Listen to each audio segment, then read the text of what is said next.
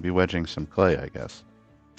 So we're going to see how this goes. But apparently, it's just for cookies, so it's not as important.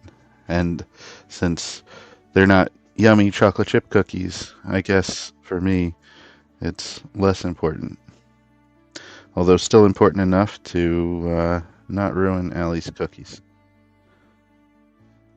I think the reason is that cookies aren't super important. I mean, what they do is important, but they're not going to be sold, so they don't need to look pretty. And if they crack, it's fine. So,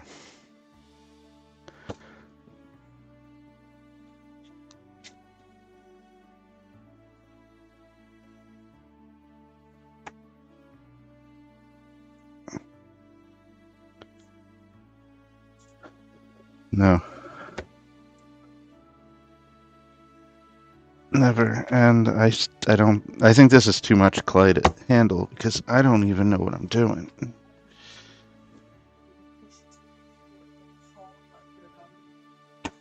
Hmm.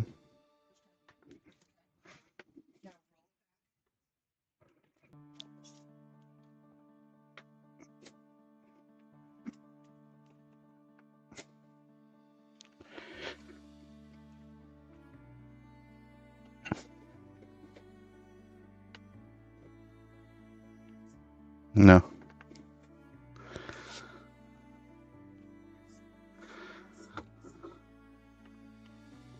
I heard maybe one.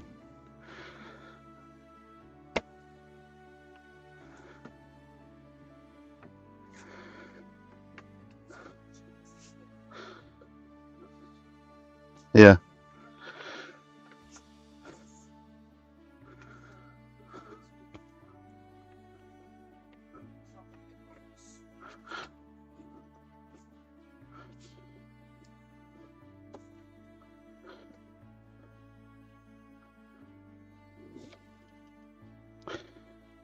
yeah, I like the slip bucket better.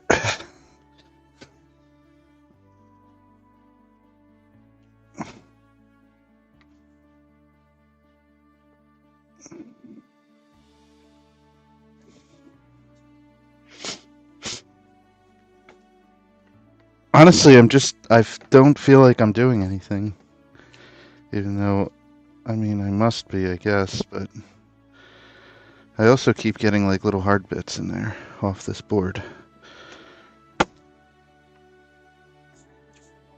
I don't know, maybe. You tell me. I'm your trainee. I don't really know what I'm doing.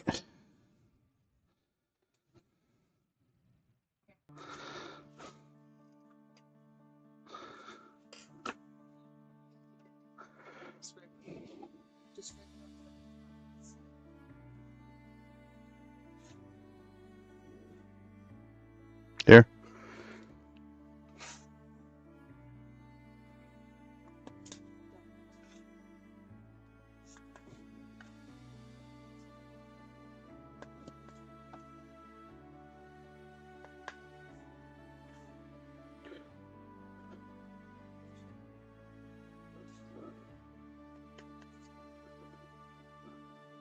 Your computer's not a mic.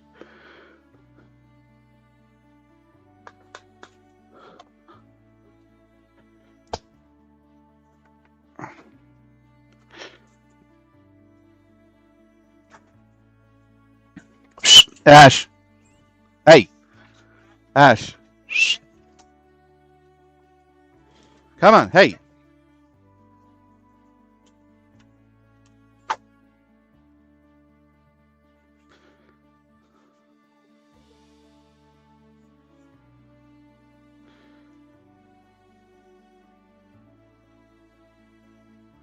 Okay.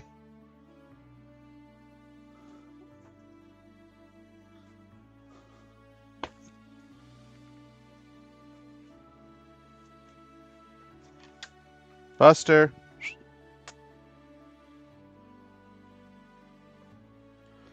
Slow and steady.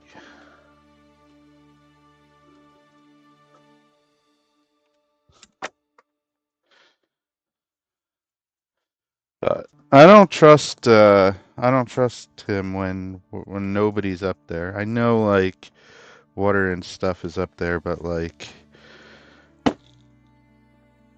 I don't trust that he's not going to go in the kitchen and start ripping stuff off the counters without somebody up there with him.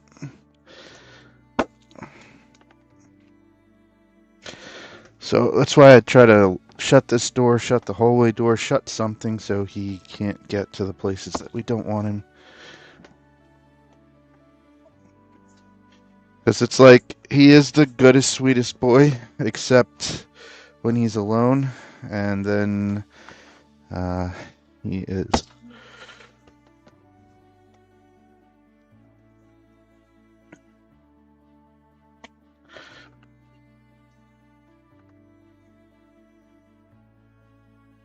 Start, yeah, pulling food off the counter. Ash, like clay's not food. Really? Okay, if you say so.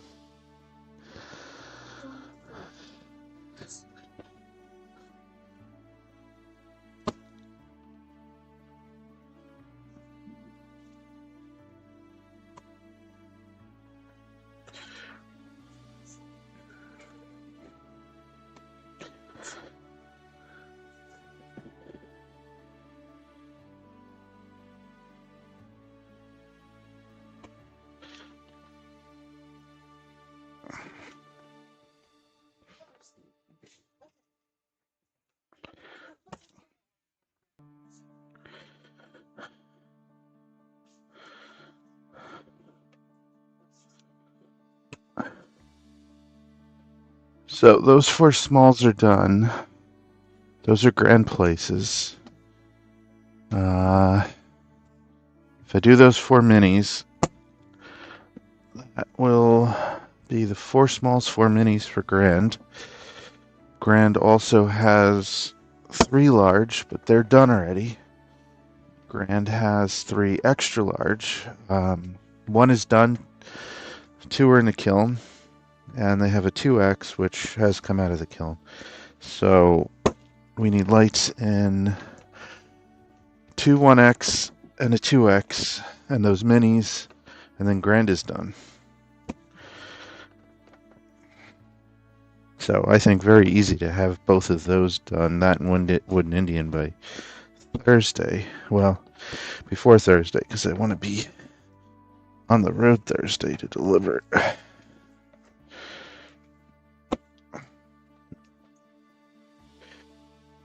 Then chocolate shop. I know we have everything. I just need to put it in front of you. As the next things to paint, yeah. I know they have a 2X. They have a couple medium larges. The medium larges are already painted, I think, so those could probably just be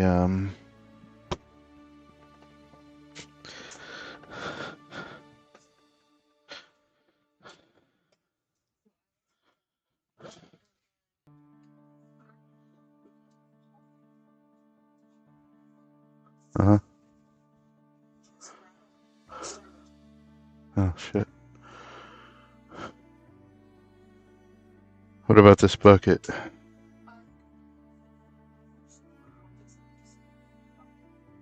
Oh, like when you don't have that much on the board.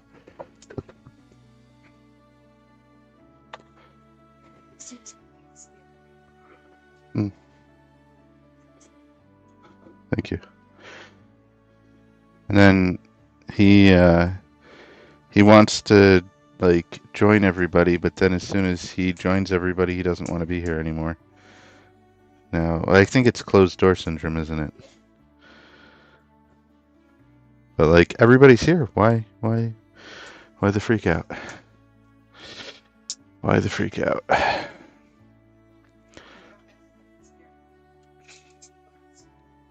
And then, am I taking just this top board? Okay, because this top board is warped, obviously. God, that's heavy. Oh my God.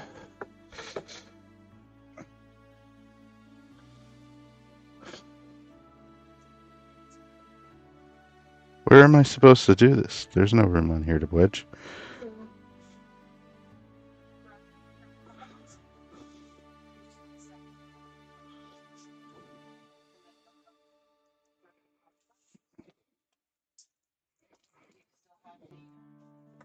Yeah, and that's how I'm doing it.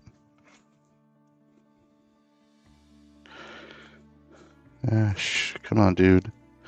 What are you doing? This is very wet. At least to me it is. It's like I would use this to slip a tree.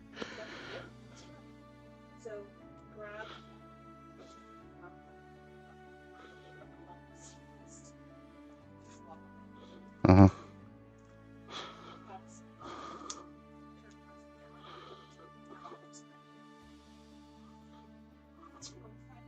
Uh-huh.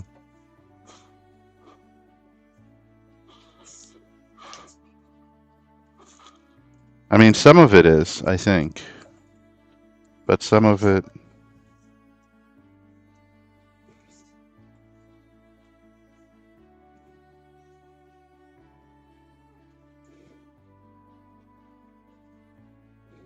like, I think maybe this, like, the end bits are definitely wetter than the last thing that I did.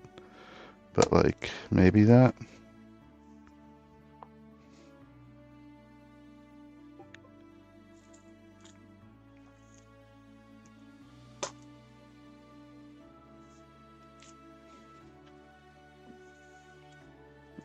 Yeah, this is very sticky.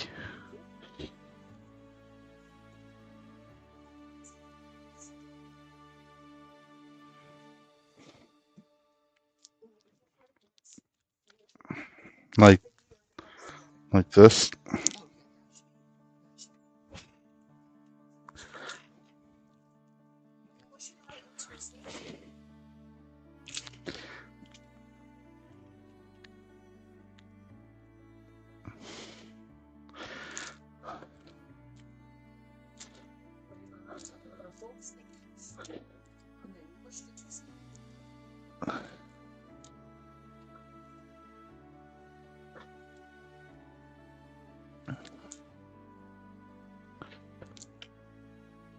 Oh, I don't like this.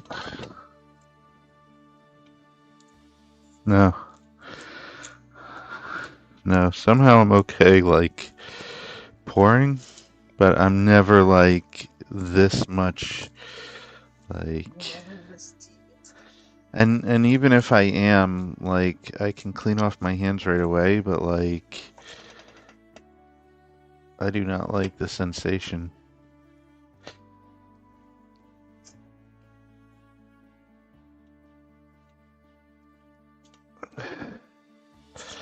No, not really. It was probably my brother's thing, not my thing. Ugh.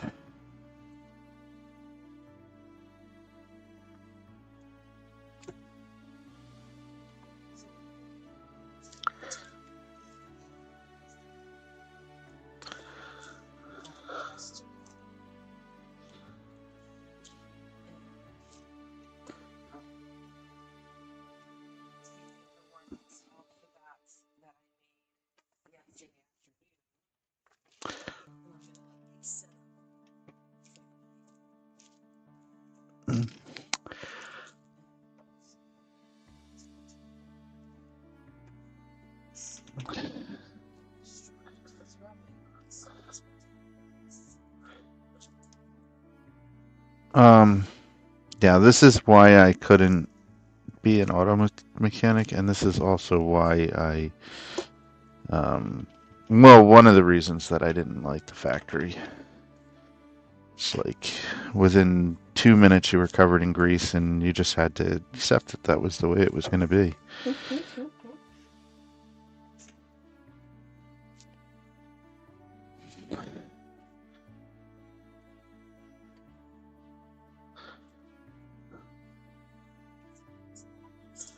Yeah. Hmm.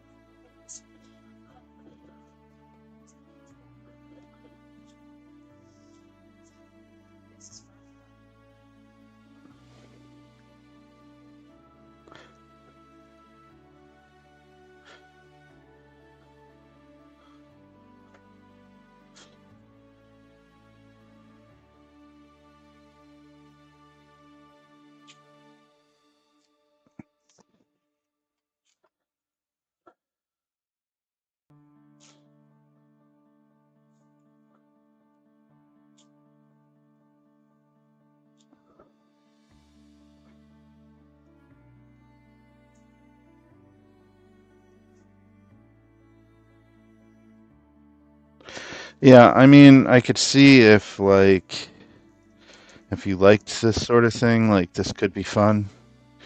Like if you like being messy and like I guess there's like that inner child or whatever that like gets to play with messy clay. Uh, Unfortunately, I don't even like getting ink on myself, so this is like completely abhorrent. I mean, I guess it. I mean, at this point, it's kind of reminding me maybe of like cooking, like where you might be covered in flour or something. I feel like flour is not as bad, but maybe I'm wrong.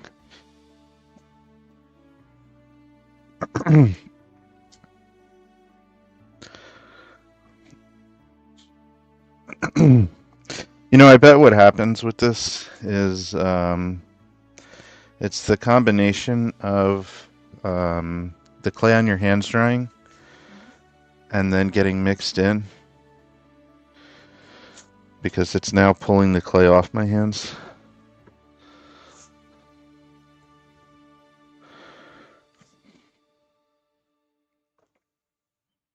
But yeah, now it's like um, I would say it's at the consistency of um, no, I don't. Well, maybe I was gonna say sticking with my food references, uh, like a Pillsbury crescent roll that you've cracked open from the fridge. Like if you took it and mushed it around in your hands, I feel like that's what like, this is what that would be like. Yeah. I mean, is it being wedged in my hand or like do I need the board?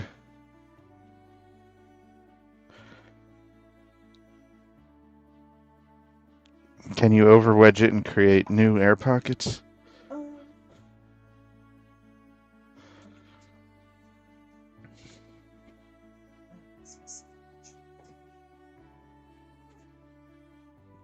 Trap more air. Because I feel like when you fold it over, aren't you creating new air?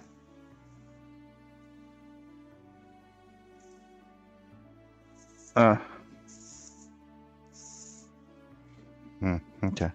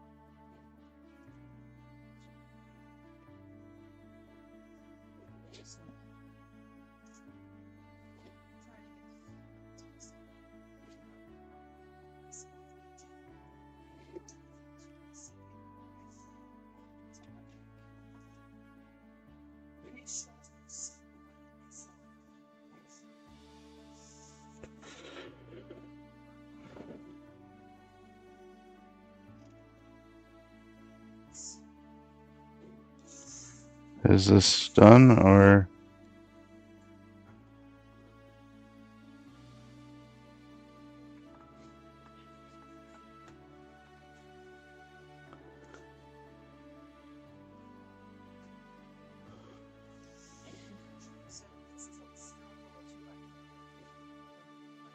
Mm-hmm.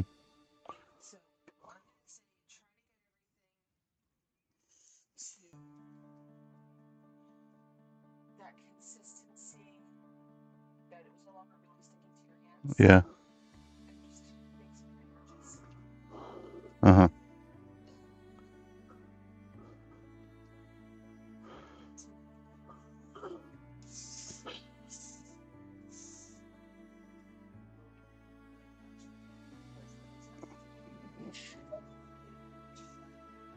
The arches.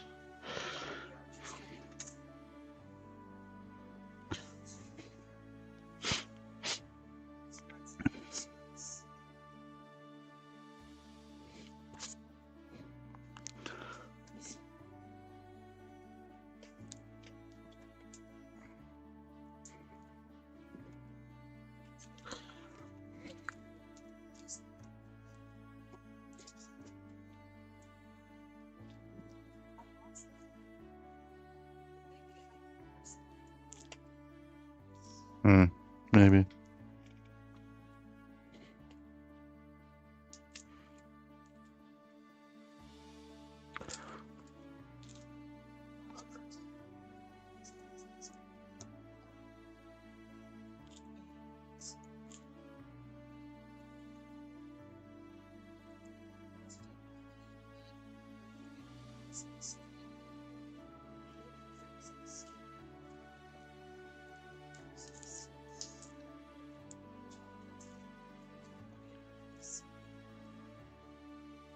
You have some, like, I don't know, cotton or something in here?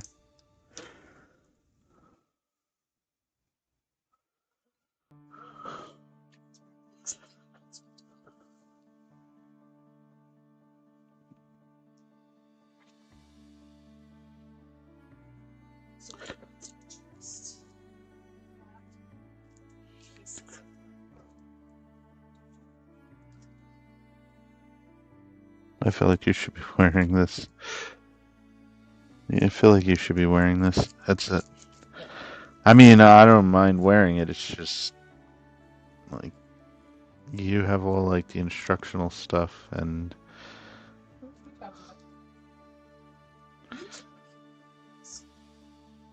they're delicious with milk. Um,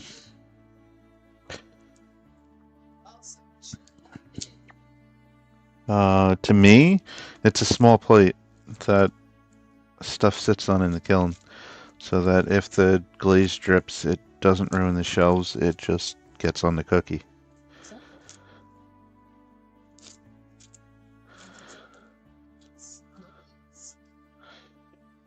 Why doesn't the glaze when it drips like make the piece stick to it to the cookie?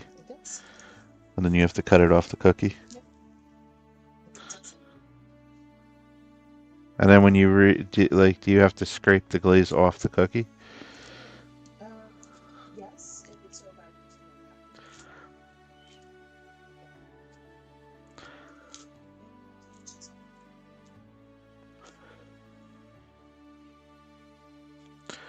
Yeah, because I'm sure that the glaze would otherwise stick to the next piece that you put. Because every time it heats up, it's like that one shelf that has a little green dot on it from a tree. And you have to make sure not to put anything there.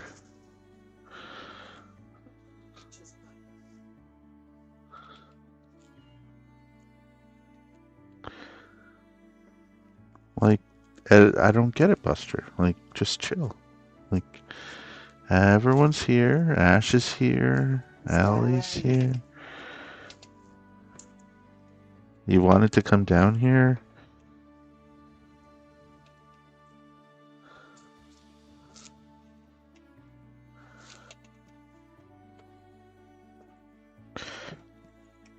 As long as he doesn't get Ash all, like, worked up. because that's what ends up happening. Ash is fine. Ash is just sitting here content. I'm here with my humans. But when Buster gets worked up, then they both like start freaking out. But otherwise, Ash will just sit here. He doesn't care.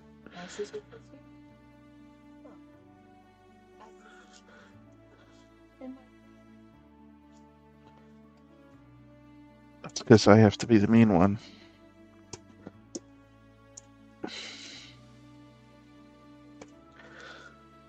I have to be the one that picks him up and throws him out. Not throws him, but like pushes him out the door when I bring in groceries, or I have to be the one that picks him up and pushes him out the kitchen door so that he doesn't try to eat Buster's food.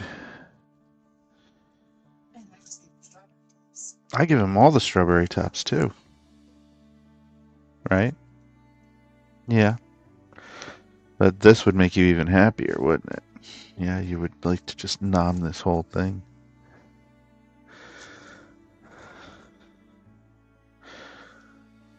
It's like, I could eat that.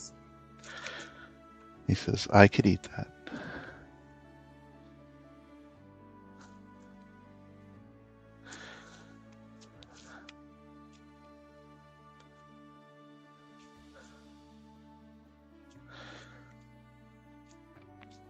Can you sell cookies?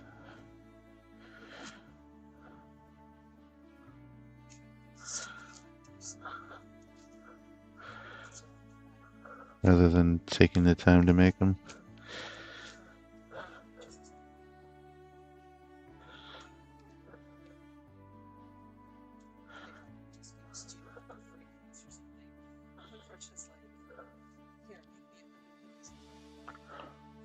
Hmm.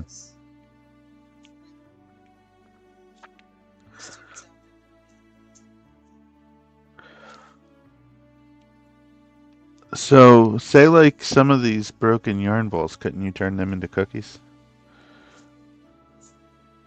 Like without going through all of this reclaim, just like trim it down to a cookie?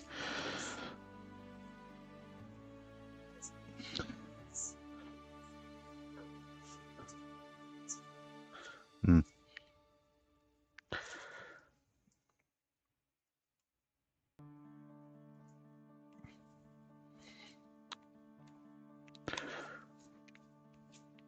And the lip is in case if it like pulls full of stuff.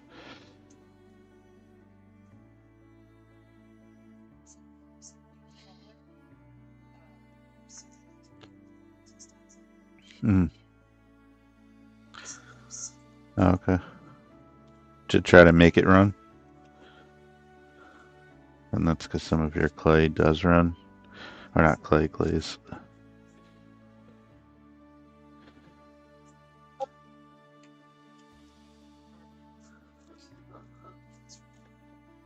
Like this is probably ready for an arch.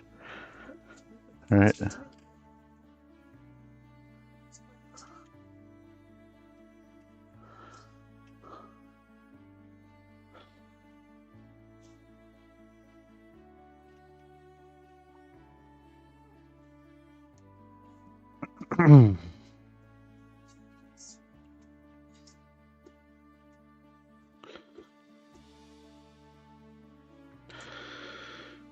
Yeah, this is tiring.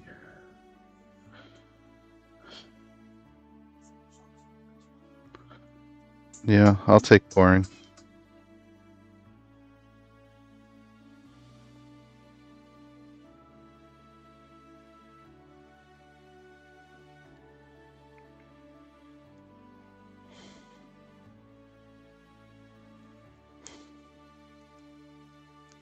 I didn't even do that much. I don't know how much more I'm going to be able to do, to be honest.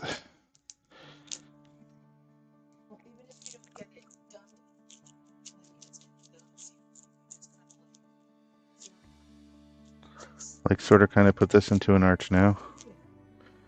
Like this. I mean, that I can do, I think. But, like, man, the little bit, like, and just to do those two and that one, I'm like back, shoulders, pecs, like I just, oh my goodness.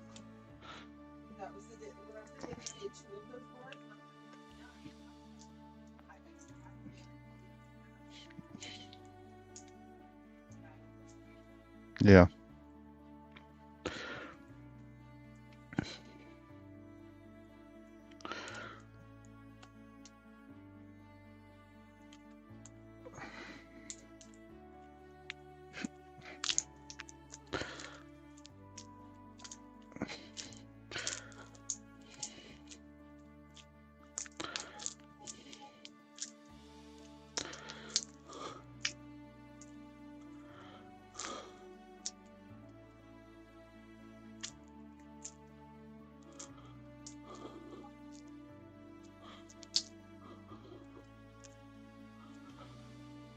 No.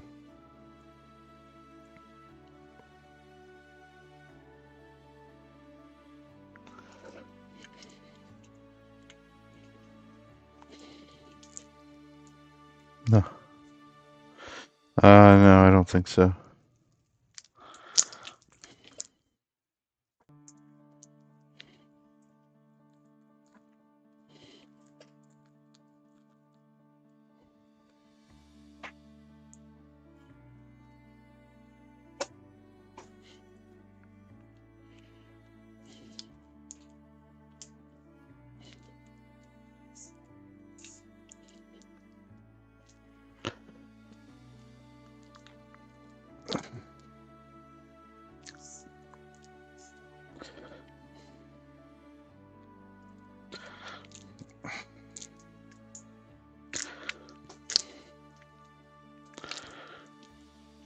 Well, I really appreciated your help last night, and I'm happy to help you today.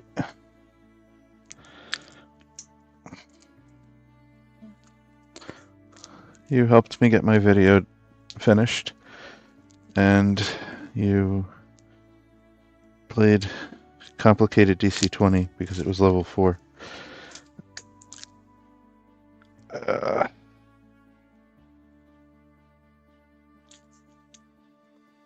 Because it was level 4. So, a lot more features, a lot more things to know and keep track of. And you have played that high, but it was in a campaign where you had time to like learn the character over time versus jumping into a one-shot at level 4.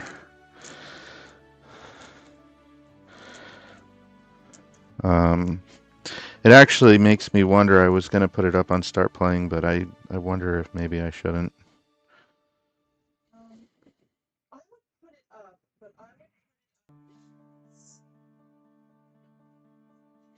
Mm. Yeah.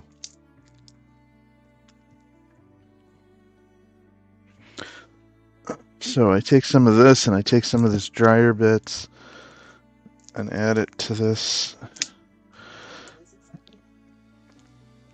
And then mush it around some, and then maybe I can get an arch out of it. Like that one.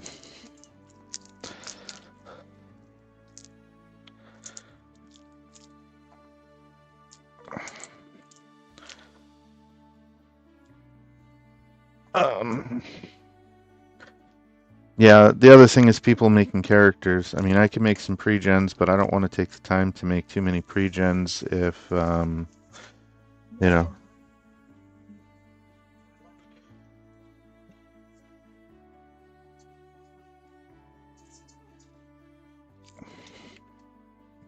Mm. Yeah. Yeah, because that's the thing with, and for a one-shot especially, like, um, I spent like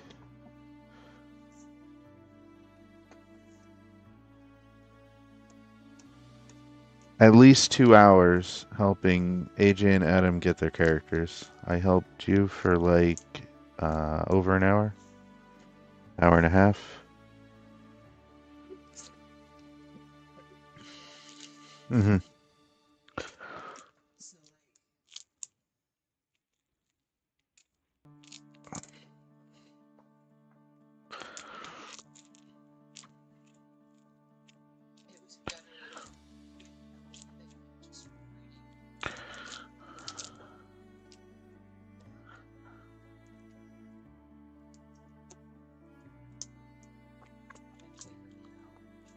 Yeah. So my thing is that like for a campaign, I don't mind helping somebody make a character. For the hunted, I don't mind helping somebody make a character because it's level one. Helping somebody make a level 4 character, there's so many choices, and it's going to take so long per player that.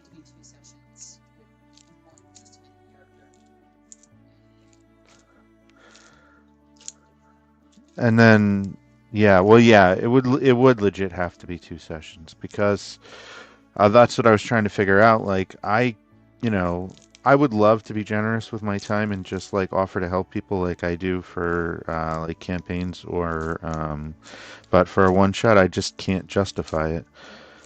Um,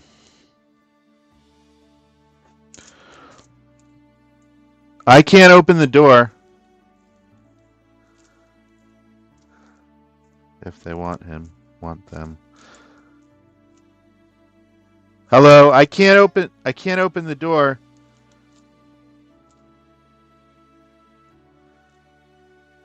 No, they're not going to hear me.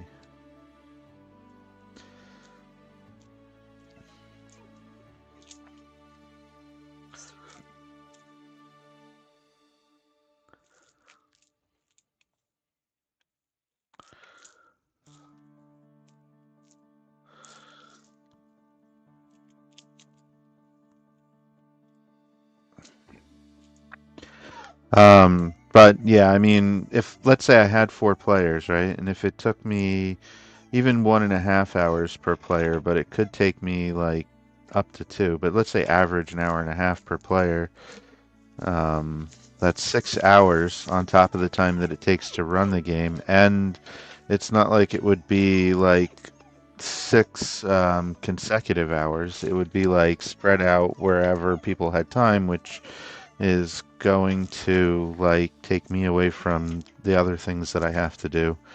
So I know that I can't offer that. What I could offer, and that's what you were suggesting, is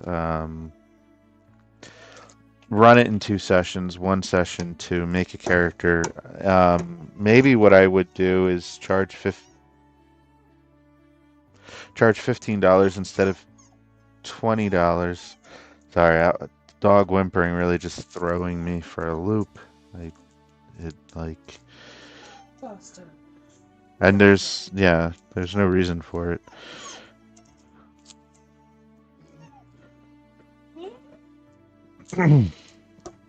So, normally I would charge $20 a session, but if I split it into two and then make it $15 a session, and that first session is only to build characters, and then if the players don't need that session, then they don't have to attend it. Then they save the $15. If they want to help with the character, then they can attend it, and then I get $30 net from running it that way, over 2 sessions. But I mean, the first session is really like kind of whatever because it's like character creation is not as intensive. I mean, I don't know. I say it's not as intensive, but it's not the same as running though. So, but I mean, it's a way that I could net $30 instead of 20, and so it might be a win-win. And then if people don't need that, then um, I think that ends up not being a one-shot. Then I think it needs to be listed as a campaign. I think.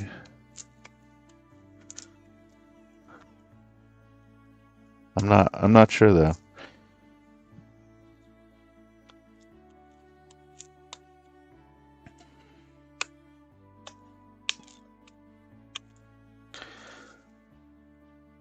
Is it worth running for 15? I mean, probably. I mean, I don't know if my one-shot prices are too much. I don't know if I don't think that my prices are too high in general. I mean, they're right in line with everybody else for the most part. It's like $20, and there's a lot of people that charge more than that. Um, and the problem with a one shot is that it's a one shot. So, you know, it's a one time, and if you need to do a lot of work to get that one shot running, I don't know, there's a point where it's not worth it. And that was my question with this is, at what point is it not worth it?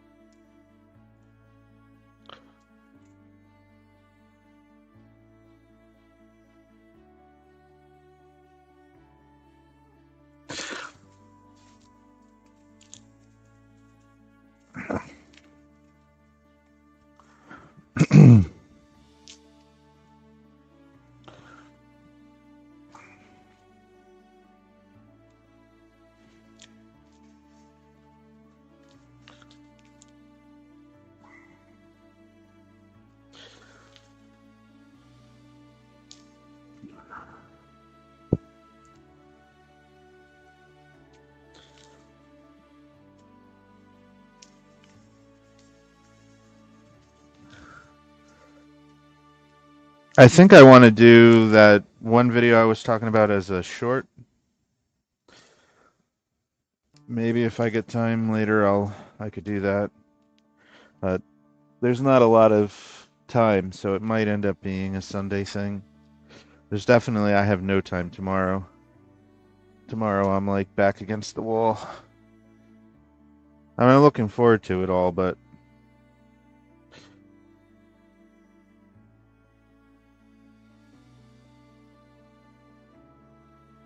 um, net 1, 2, 3, 4, 5, 6, 7, 8, 9. Somewhere between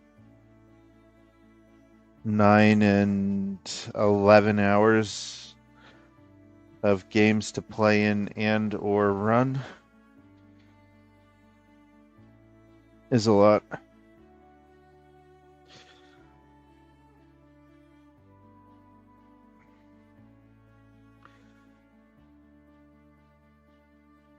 But I get to play it may be my favorite character ever tomorrow.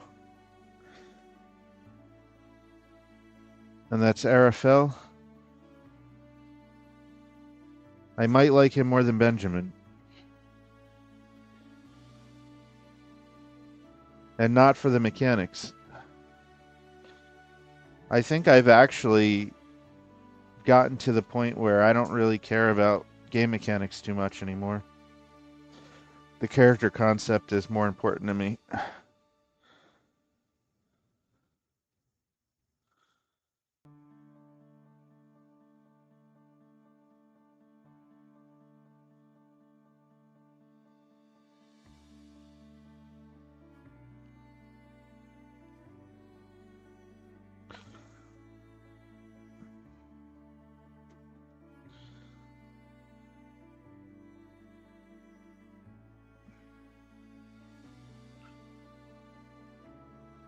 If Mom wants more trees to put lights in, I can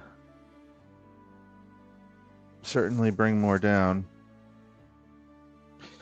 They would be the bigger ones that we need, the extra large, the 2X, because once those are done, two 1X and a 2X, then besides wiring bases and boxing, Grand Place is done.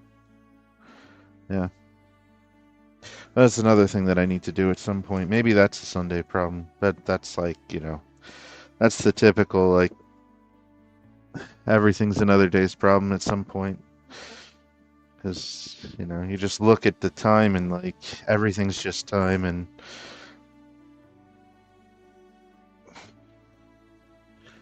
you know what'll fit and what won't.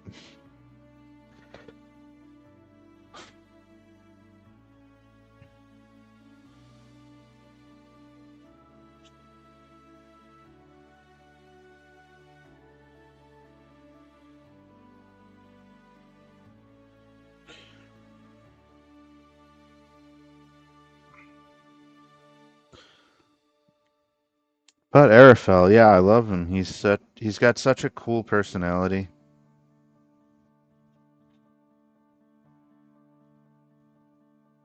Very distinct.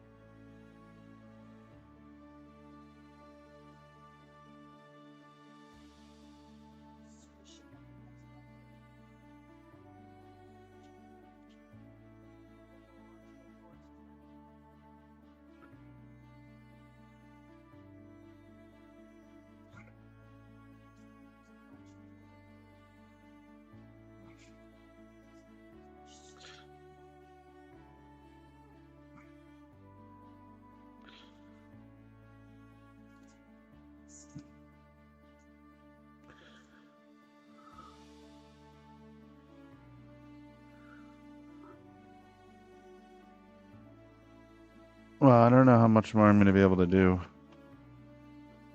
I'm getting very tired. I'm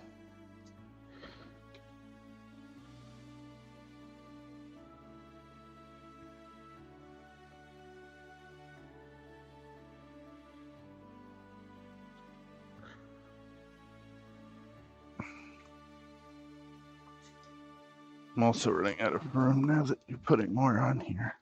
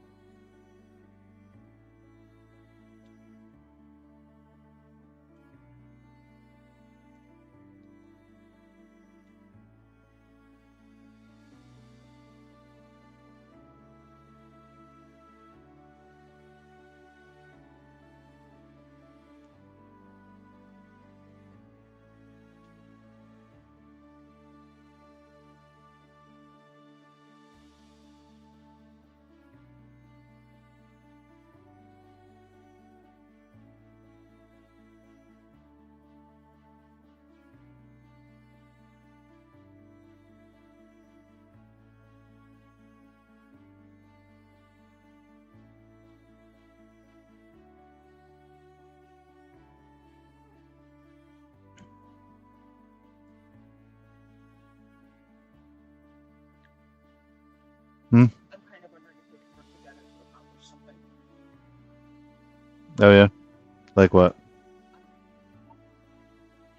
Mm-hmm. Okay.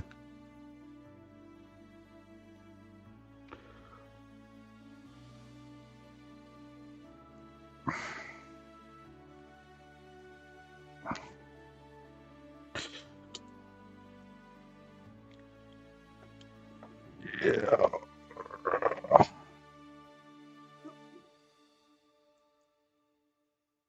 What about this?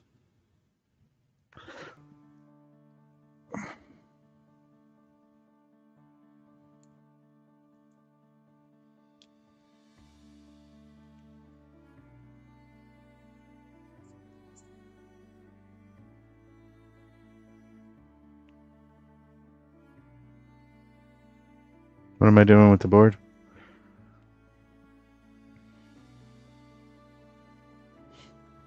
Up here?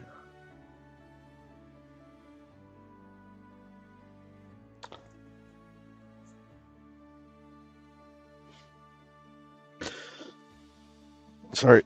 Okay. Yeah.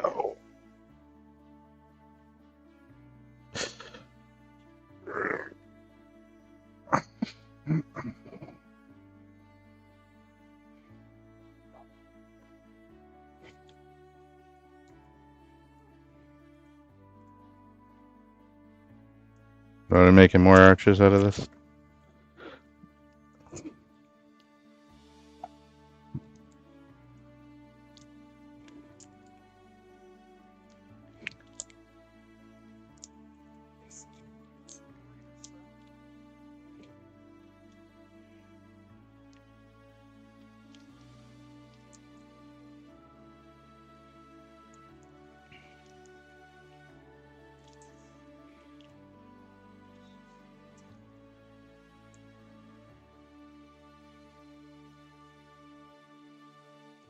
I'm determined to make arches.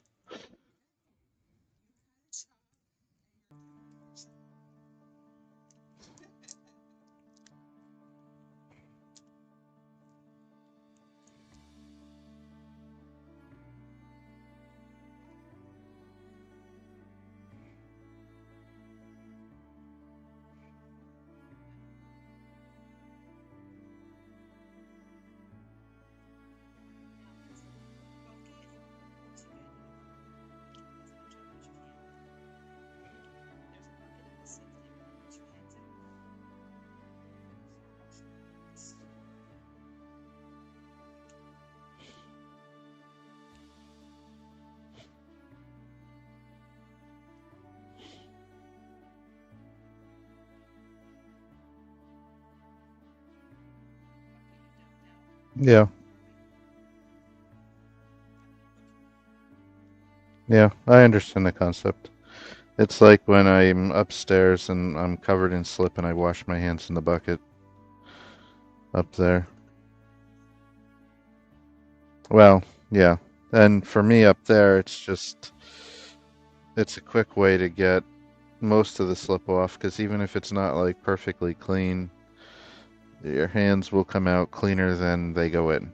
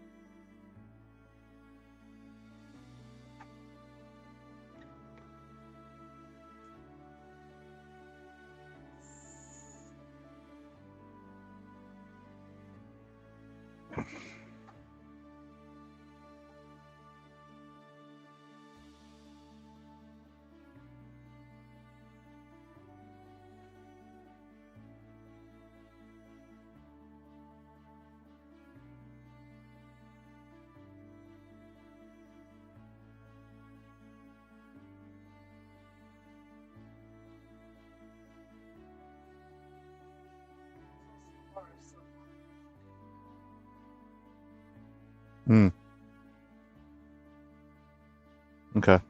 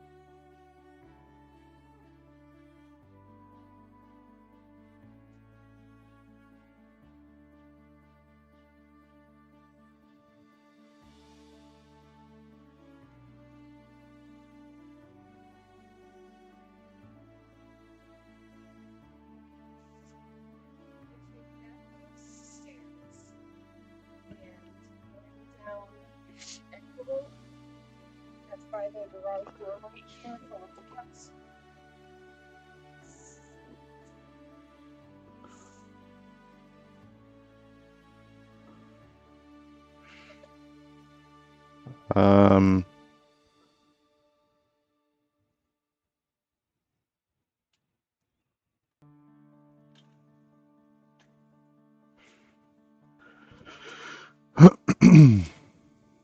I forgot about my coffee. I need these two, so I'm not going to do that with these two. I'm going to put them here.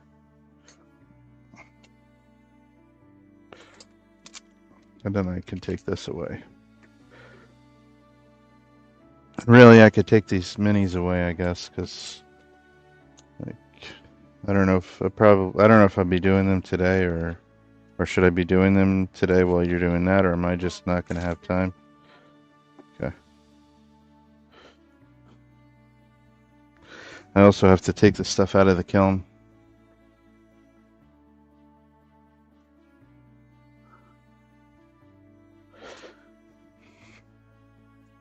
This stuff has to come back down to get boxed. That's the downside to this. But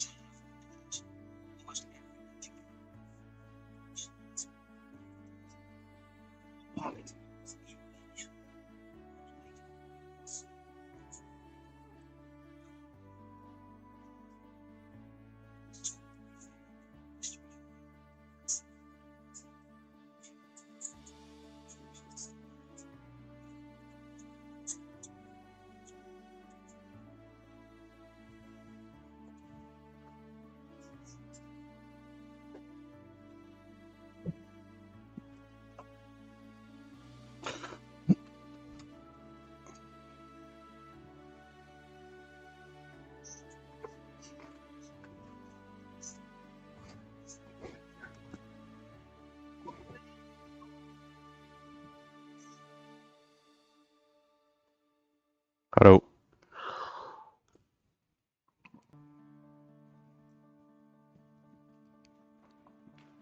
So the kiln is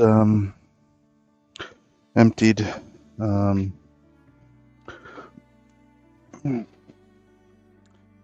so I'm reading over. I started quite the conversation last night with my question over whether you could use Magu's stance to double up the whirlwind damage on a creature, and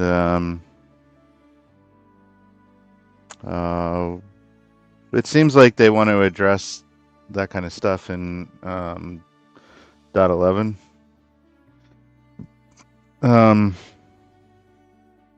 But I have a comment here from Nexus, who is on the dev team, and he says, the way I'd balance this is that none of the creatures would count as a different target. They would, as written, cause you to say, he's a different target from this target. However, if written as you can make another melee martial attack for free against a creature within range that isn't the target of the triggering attack. I've looked into this one plenty. There's a few ways I'd get out of ridiculousness. The can you hit a target of your whirlwind again being the smallest of them. It's really the multiple check penalty, dodge, free attack, and using the same check that's the issue here for me. It's not problematic yet, but it will once you can load up resources into an attack check, even if the bonus damage stuff wouldn't apply. Them being two different attacks, but using the same check is awkward and annoying, creates all sorts of optimization avenues that aren't intended healthier or useful to the game. TLDR. It's a weird outlier. That's my top 3 biggest fears for DC20 long term. I mean, this is out in the wild, so... but the next statement is, I don't know if I should just let you read it, or if I should say it. I mean, technically you need to be in the Patreon to see it, but there you go. And that's coming from a dev.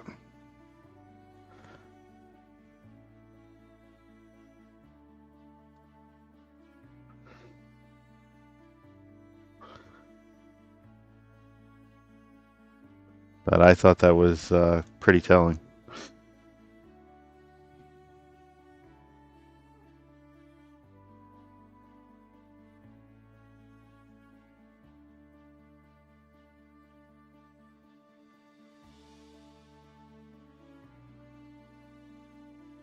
The dev is Nexus, so it's the statement underneath the purple green broken heart.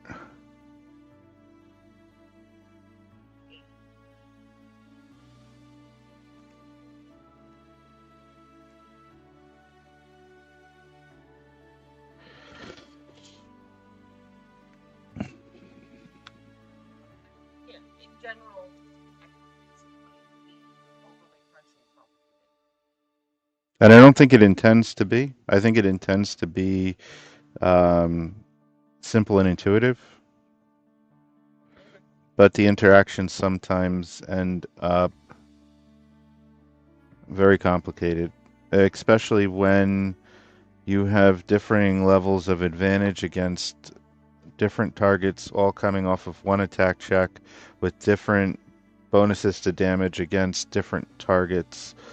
Um, and those are probably outliers unless the character's go to is I whirlwind, I whirlwind, I whirlwind, I whirlwind. And every time they do it, you have to calculate all of. See, I mean, that's sort of my plans once I figured out how England works and how Snapple works. It's just to continue rolling because, you know, One stamina to hit everybody around you, yeah. yeah, I want to be in the middle. I want to hit everything.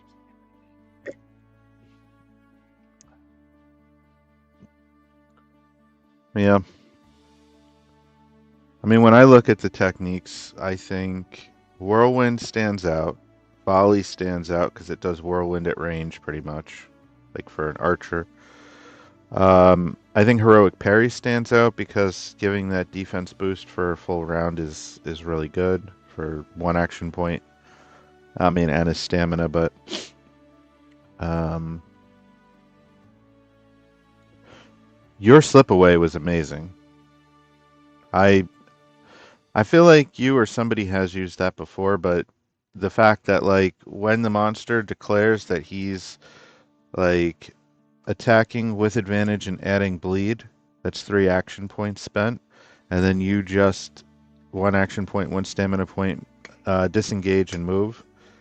Like that's incredible, because then that monster just wasted, 3 action points. Really cool though. I love actually love the flavor of that, and I have no problem with it. I mean that you know you spent resources to completely nerf the enemy. That's awesome.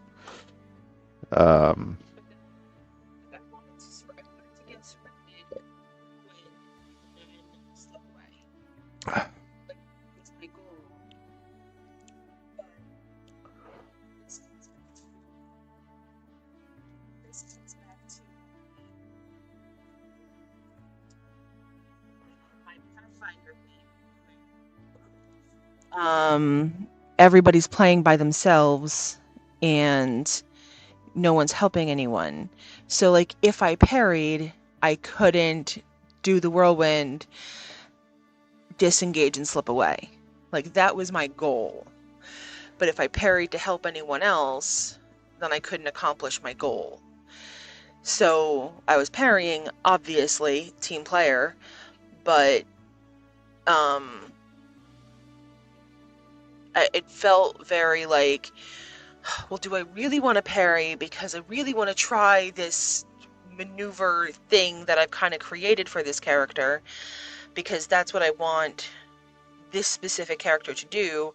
I want it to hit a bunch of stuff and then run away because I'm a goblin and yes, but parrying is so effective in DC 20 that you have to. If you don't, people get wrecked. Um, and I think that also comes back to there's only one good option,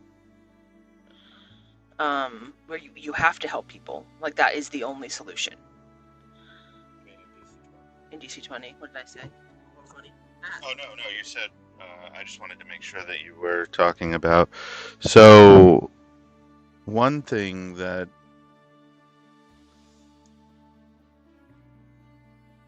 I would say from watching other Pathfinder videos and things, that the way that people typically say that you should play Pathfinder is to all help each other in combat, meaning that you try to set up flanks, you try to intimidate a creature to give it a penalty to their AC, so that it's easier for people to get that by 10 and crit, or in some cases, even just hit. To add other conditions like sickened and um, that kind of teamwork. But there isn't like the teamwork that you got last night where you had Cicero uh, cutting the enemy's attacks and people parrying to defend and that kind of thing. Yeah, it's very different. Like even in Pathfinder, you say that that's working together, but realistically, you're doing that so that you can hit them easier. Eh, Like it's not just a help others with a parry. It's a help yourself so that you can hit them easier later. Yeah. Well, and sometimes it does actually take like everybody working together to take something down in Pathfinder, but I guess it is more still like you're looking at what you can do and not uh I mean sometimes maybe if you're playing support right, maybe you are looking to help others, but maybe it's just not as intuitive, or maybe we just don't see it you know when we're playing. Not as much. The players that we play with are more some are more like you know focused on what they can do and not um,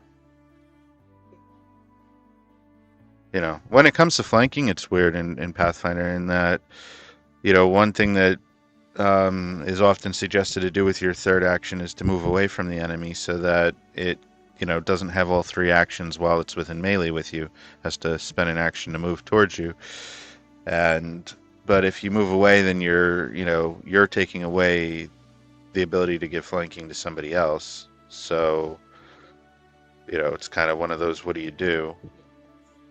Anybody else? That's you getting the fuck out of dodge so that you don't get hit. But yeah, I think That's only helping yourself. That's not helping anyone else. it's individually people like the way that I hear it for Pathfinder is, everybody working together to pile on as many conditions as possible so that you can wreck the enemy. But it's everybody individually trying to pile on as much conditions. So I don't know if it's almost an illusion of teamwork because it's like everybody's doing their own thing and then other people are reaping the benefit of it, which I mean, is that teamwork? I mean, I suppose so, but the focus, I don't know, it can be on that. I don't know. The focus really depends on the player, I suppose. It's like I can't say what a player's focus is. That's, that's in their motivations. But um, if I grapple a creature, then it's off guard. If I um, knock it, well, being prone makes you off guard. So I don't think there's a bonus in Pathfinder for being prone and grappled. But if I do something to make it off guard and somebody else intimidates it, and then somebody else sickens it, then it's at like -4 AC. If somebody can hit it with a spell that makes it clumsy, then that's another -1 AC, and then it's at like -5. So then you take, you know, an attack that might miss and make it hit, but even more importantly is, well, that's what all the Pathfinder videos say. More importantly, an attack that would just hit is now a crit. But the thing is, I don't. I think what I don't see is okay, like this discussion amongst the players. Okay, I'm gonna go grapple him. You cast that spell. You try to intimidate him. You try to sicken him, and then next round we'll beat the crap out of him. Like you don't see that, like um, game plan talked about amongst the players because it's everybody just taking their turns. Um, and I mean, you can play DC 20 that way, but I wonder it encourages the players to interact and plan with each other more. It does, and I think a lot of that has to do with you can do so much off turn, but that also slows down the game significantly because you can do so much off turn. So I have a thought on that, which is, um, so I do my best thinking in the morning. Uh, you know. Anyway, I think that DC 20 above every game requires the players to pay the attention more than any other game, more than D&D, more than Pathfinder. The players need to pay the hell attention because when I say an attack roll is 22, I need to know quick. Is it a heavy hit? Is it a brutal hit? Does it hit? And if the player's not paying attention, then I got to wait for them to be like, "Oh, you're talking to me," and then look in their sheet, try to find and figure it out. Like the players need to be paying attention and be on it. Um, Is it a brutal hit? But are you parrying for somebody? Are you aiding them? Are you helping them in some way? Um, and like that was my big thing last night was like I was on my phone, but I was listening to you, and in my head, I'm like, I only have 3 AP left. If I parry for this guy, then I'm only going to have 2 AP left, and I'm not going to be able to move and whirlwind. So, and yeah, okay, I can move 2, but like that's not enough. I need to move 5. So like, do I parry? Do I not parry? Is the other player going to do his bard thing? Is he not going to do his bard thing? Because if he does his bard thing, then I don't need to parry. Maybe I do. But like, so I did a lot of waiting last night of like, are they gonna do their bard thing? Are they not gonna do their bard thing? Am I gonna have to parry? Should I parry? Should I wait? Am I gonna do more damage than this one attack is going to do? Um, because realistically, a lot of these games are DPS. Like, can you get damage done more than damage you've taken yourself to get through the combat?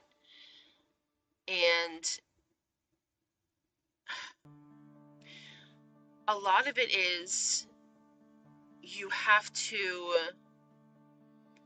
pay attention and figure out how hurt people are, and are you going to help them get through a thing, if that makes sense. So like, did I need to parry for a lot of those attacks? No, I didn't. Not at all. I think that I parried far too much last night, and I hate saying that because you always want to help out fellow characters, and it's cool that you can help out fellow characters, but if I hadn't have helped out fellow characters and they actually took a little bit of damage, then we would have gotten through fights faster with, in theory, less damage because I would have taken out more people. I kind of feel like parry is a trap. I, in theory, love the idea of adding to your defense or adding to the defense of somebody else is brilliant that you can do that. The fact that you have to call it ahead of time, and this was part of the discussion afterwards, means that like when you spend the action point to parry and somebody nat ones, like would you have parried that attack that was going into the wall? And I get because the bonus is +5 that like that's strong, so it needs to be like a gamble as to do you use it or not. But it kind of gives me credence to maybe protect is better in some regards Now in Protect, you take half the damage, they take half the damage, but I think you declare that after they get hit. Yes. Yep. And my issue with that, when I try to rationalize it, is the way that DC 20 does its math. Like, if it's 4 damage, fine, you each take two. But if it's 5 damage, then half of that is 2.5, and it rounds to three to each of you. So you've essentially taken 5 damage and made it six. And I think that feels bad.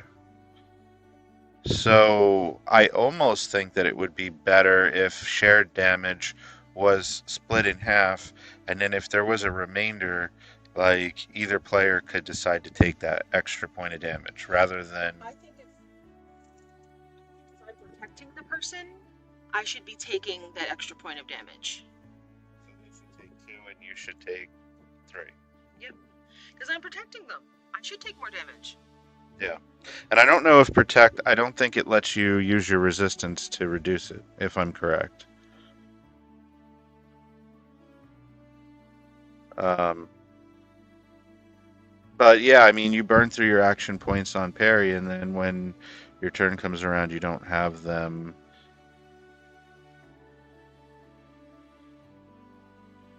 You don't have them for your turn. Um, so yeah, it's kind of a question of do you parry all the time? Do you just take those attacks? Um,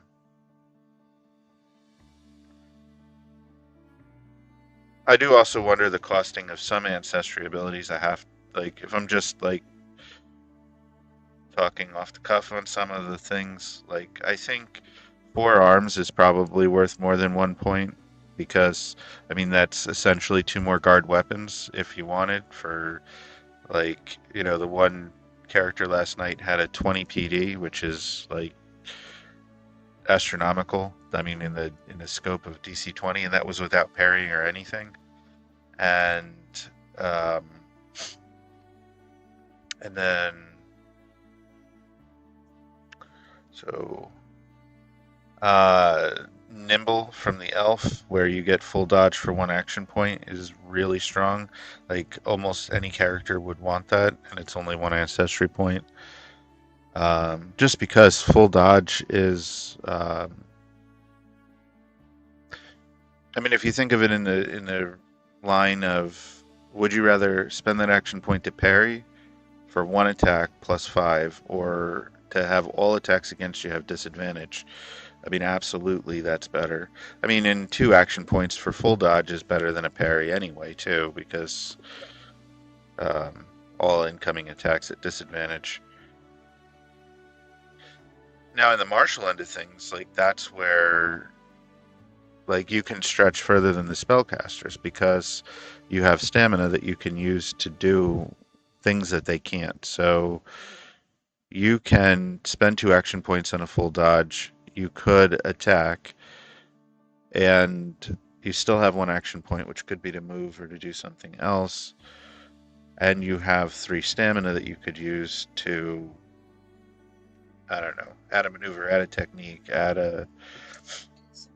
Get the stamina back. Yeah, for sure.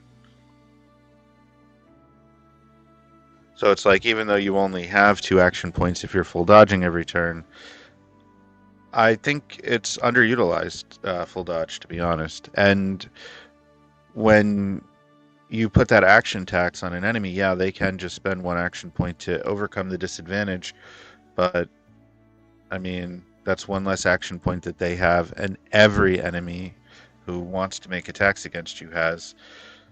Um, is really good, I think.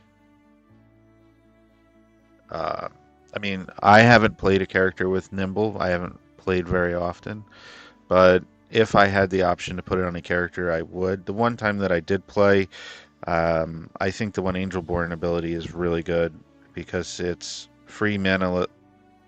Is it free? I think it costs one action point, but it's manaless healing once per combat.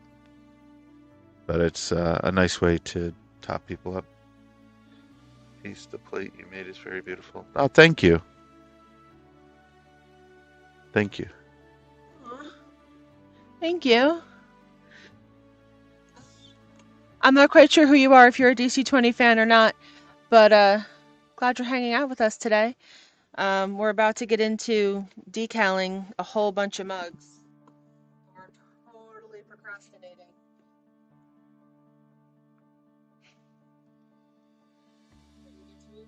Yeah, sure.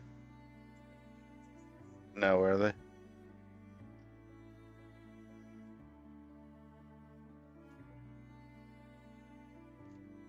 In the garage.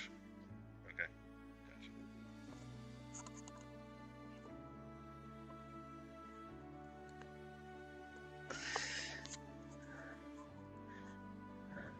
So, Zemo, how did you find us today?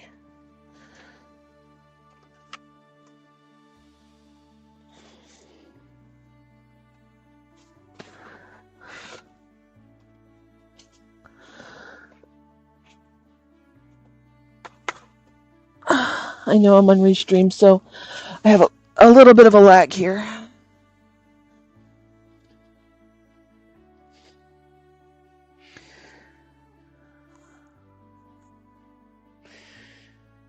All right. Paper towels are probably in the way. I should turn my mug so everyone can read it.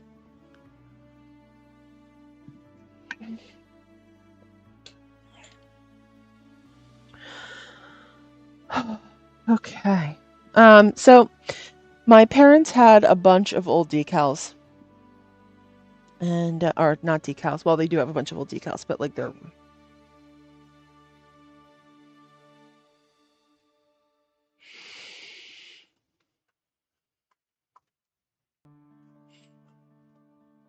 Oh, no, it's not that envelope. It's like a okay. All right. I have to go find the envelope. All right. I'll give you back the headset then. Um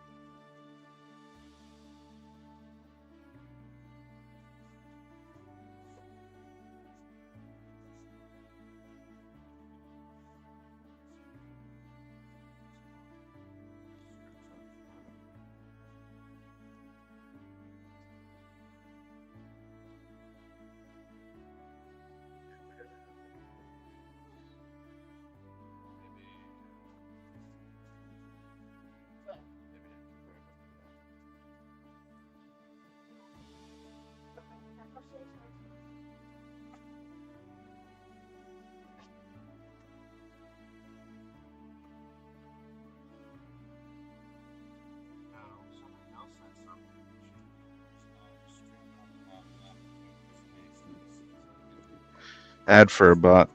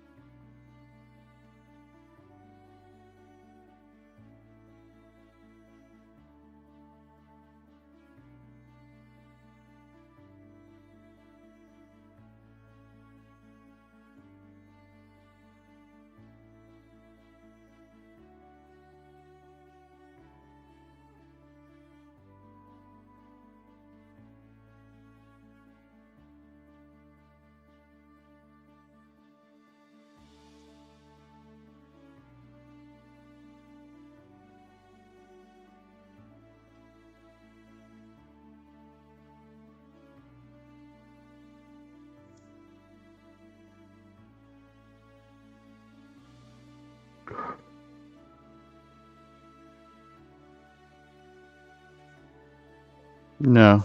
Um, sorry. We are about to decal these cups. I'm about to set them up, and Allie's gonna decal the hell out of them. And then I'm gonna take them upstairs and load them into the kiln. So that is the plan. Ready, set, go. Do the thing. Let's move the camera. I'm over in my painting area now. Oh, right. The mouse gets cranky if I...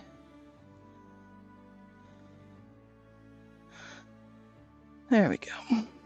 Okay. All right.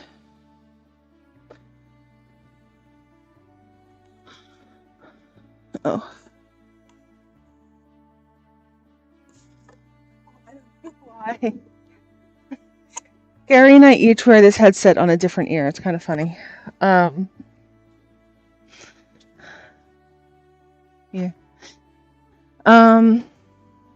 I need to get a second headset, but Prime Day is coming up. I should probably add that to my list of Prime Day stuff. All right, Mr. Kinney, you need to get started so that we can get this. He is chatting with people about DC20 online. Oh. All right. Well, do you want me to jump into... All right, I'll jump into Discord and he can come join us if he so desires. And no, the mouse being finicky has nothing to do with the clay that's all over it. Oh. It's just too far away from the computer.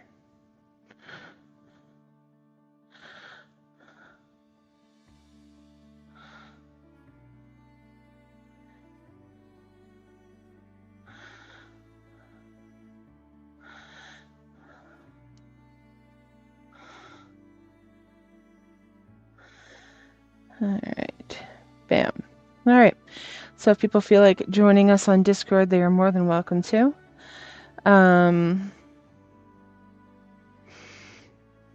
Okay.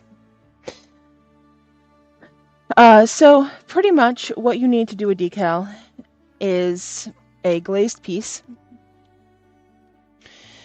And my parents bought a ton of bulk mugs years ago. Years and years and years and years ago. While they were still in business. And they never finished them. They never got them going.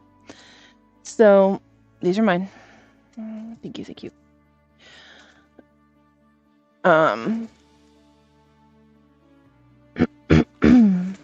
So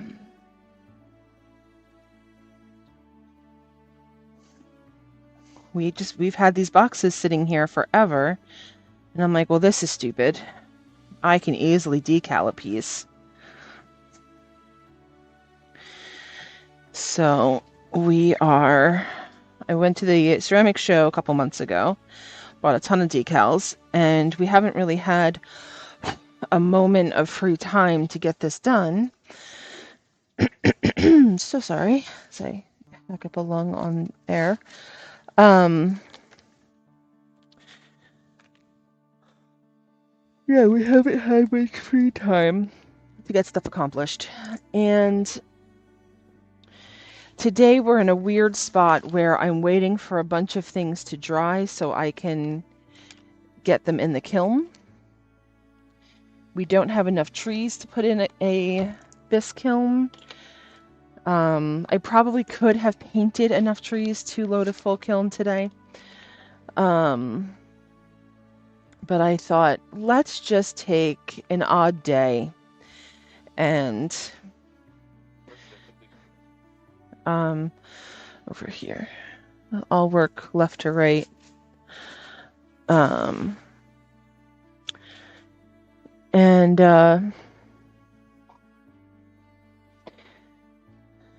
Let's just spend a day and if we work together, I can get the rest of the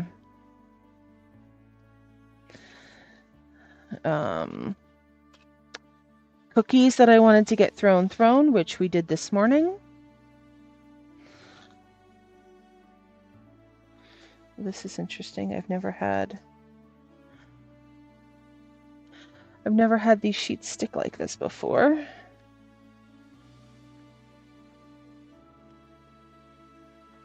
I also haven't bought decals in forever and a year, so maybe they're supposed to.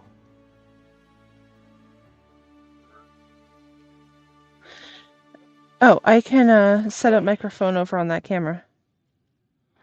I would say that I am grateful to be able to have this kind of a day with you because just choices and things that have allowed me the opportunity to like just decide that we're going to spend a day working together on a project. We can just work together. Mm-hmm. Yeah, owning your own business is awesome.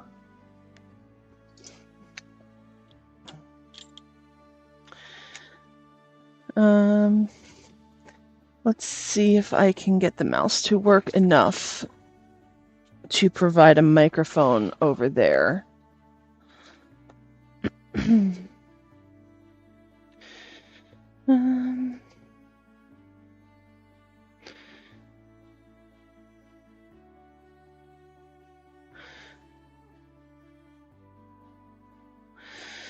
Okay.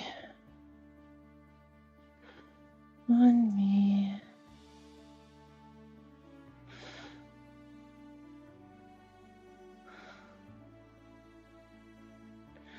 Audio input.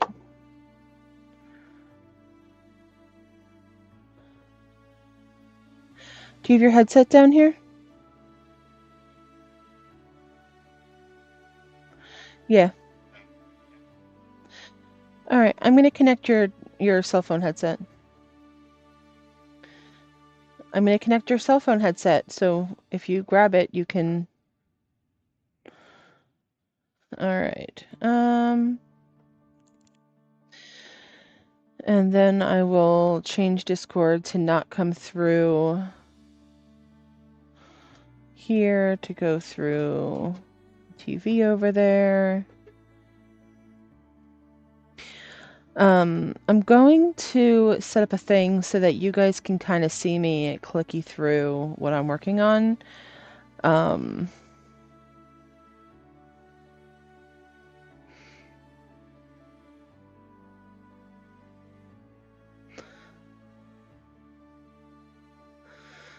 I'm not quite sure where that's going to come through.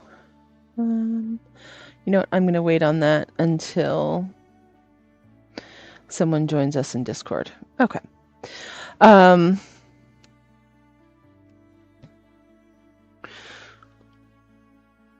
let your decal sit in the water this long. Gosh darn it, Allie. Be better than that.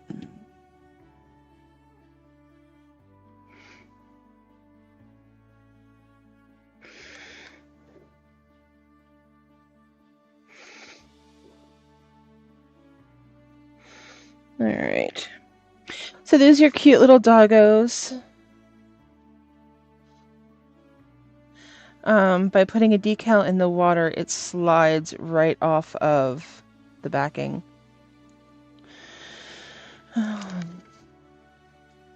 Choose a place for your backings to go.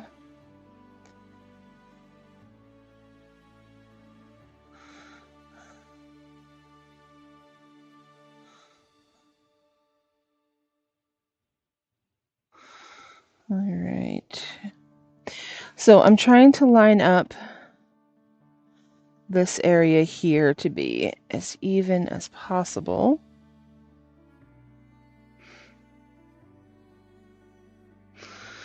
Very confused by this wax paper. Never had that stick to a decal before, so we're hoping that this comes out okay. Now we're going to take a paper towel, and we're going to start from the center of the decal, and we're just going to push it down and out.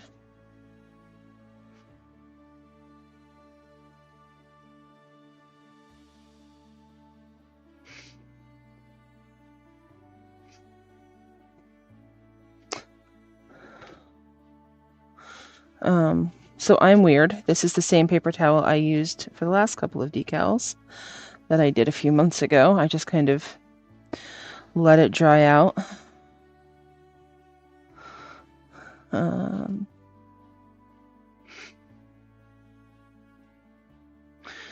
Because, you know, whatever.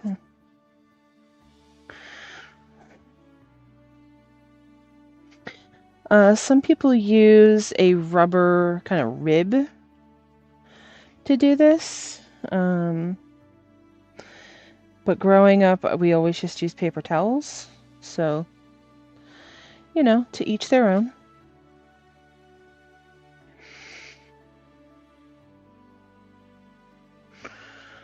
Okay. And then we have a cute little mug with cute little doggos on it.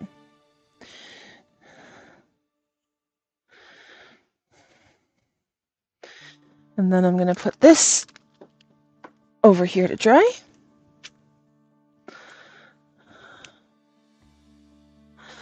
And we'll keep going. Let's see, what do we got?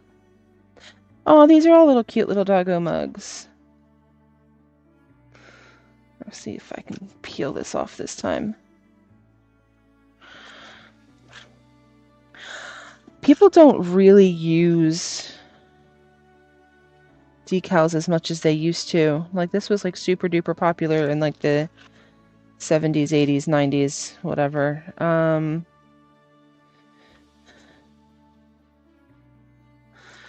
So I have a feeling that a lot of these decals are old. But that's okay. In my experience, decals don't go bad. So that's fine.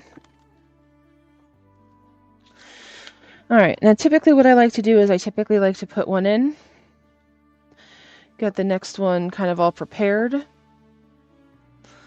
and then when I take this one out, I'll put the next one in.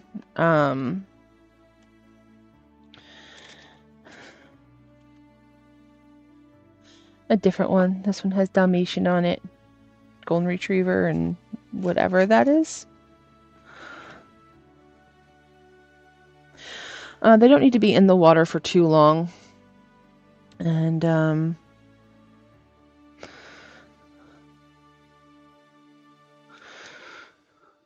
just until they kind of start to move. I do have to say, though, the older the decal is, the longer it has to sit to kind of absorb that water. This is not my mug to drink out of. My coffee over there. Darn it. Alright, when Gary comes back down, I'll ask him to grab my coffee. 'Cause he's amazing. Alright, that's just starting to move now. Cool. Alright, so I'm going to take this one out. I'm going to put this one in. So I use just a little skillet. The minimum temperature. Ha! He got me a snack too. Told you he's amazing. The minimum temperature that it says on here is 200 degrees, but I just put it less than that, and it's still just warm enough that I can stick my finger in there and it doesn't burn me. It's fine.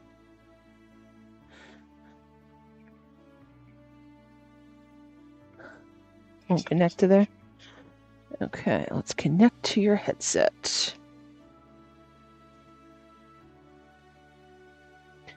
Gary headset, device.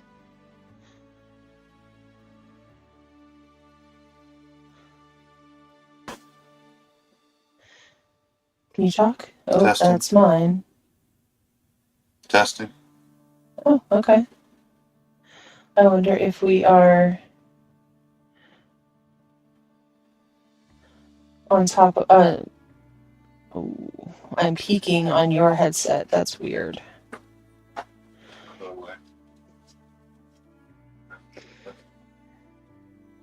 Do it again?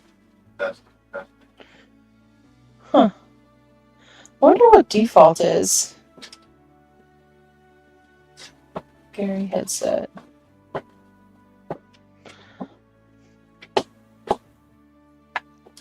Does it say your headset's connected to something? Where am I? I can't check on it, so. I mean, if I turn it off and turn it back on, it will tell me if it connects.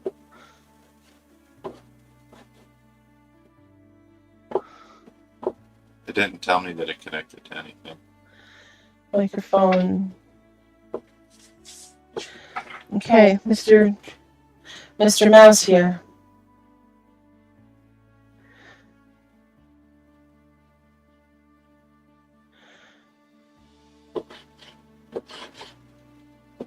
You want me to turn my headset off, turn it back on, and see if it says it connects?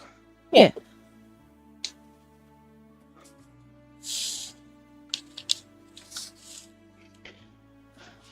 Okay, my headset's off, so it's Testing. still talking. Oh yeah, it's still talking. I wonder what that is. I wonder what the default is. It's not my Bluetooth, though.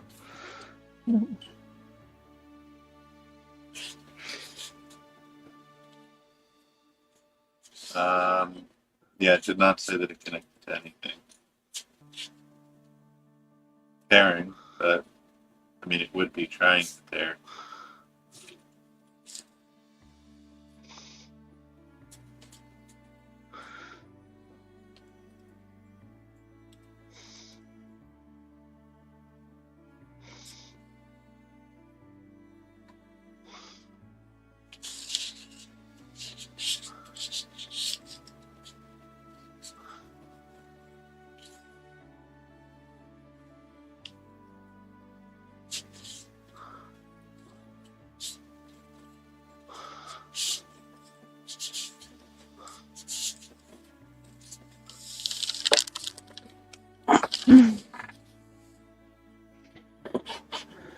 Oh, come on.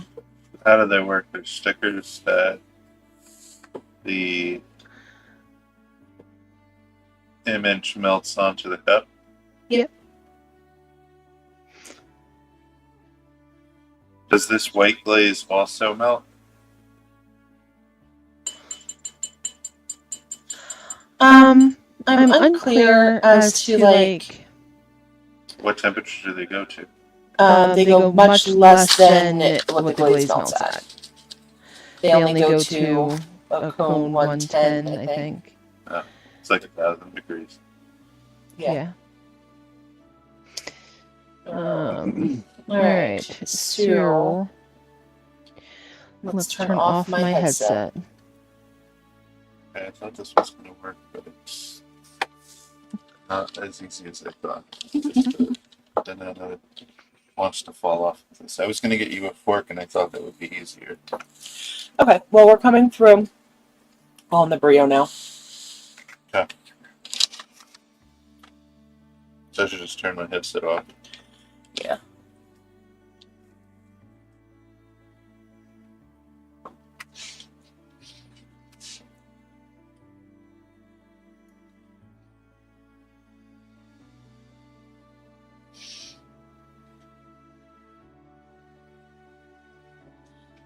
All right. Testing, cool.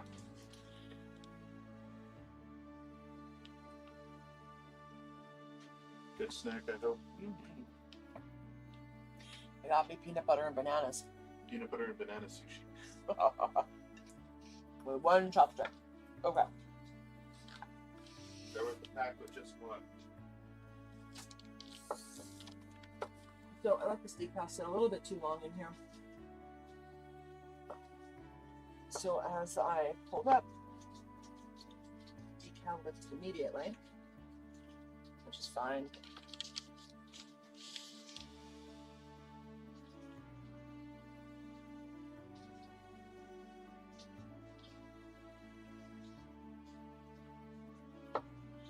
All right, so I want to make sure, as best of my ability, that these are roughly even on either side of this handle.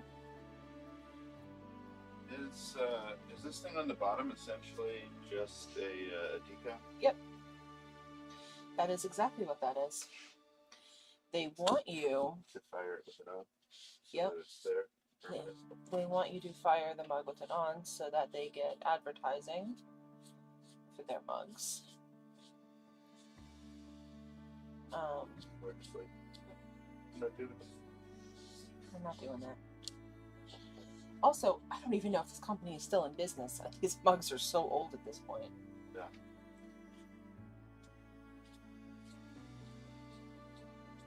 You know what it reminds me of? A temporary tattoo. Yes. Because essentially, that's what it is.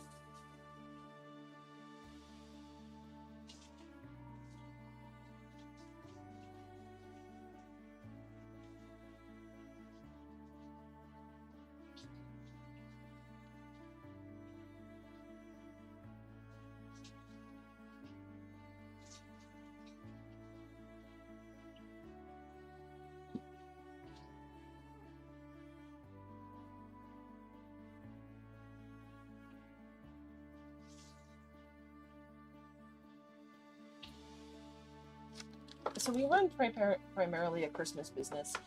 We are getting into other things now, obviously, with the throwing and whatnot.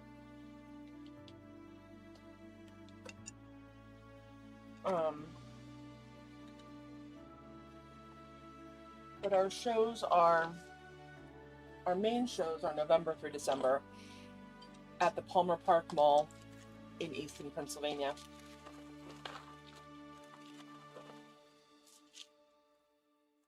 So you're going to see a lot of Christmas mugs being made right now.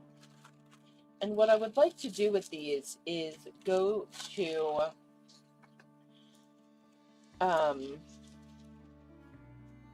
the coffee place across from us in the mall and buy a bag of their coffee, put it in one of these mugs, and put some cellophane around it and make a little basket to sell at the stand. Pre-made, sort of wrapped things for, like, you know, people that you need something for but like don't really know what to get them, like coworkers that really like coffee. And then, you know, if they like dogs, you can get a dog one, or if they just, you know, just want a Christmas one, that.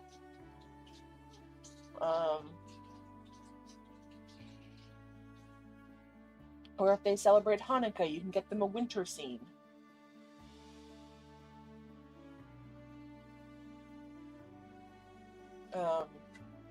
I'm unclear as if I actually got some Hanukkah ones or not.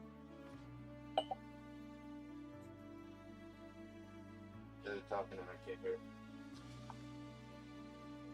Somebody talking and you're just talking. Uh-huh. I thought somebody asked a question.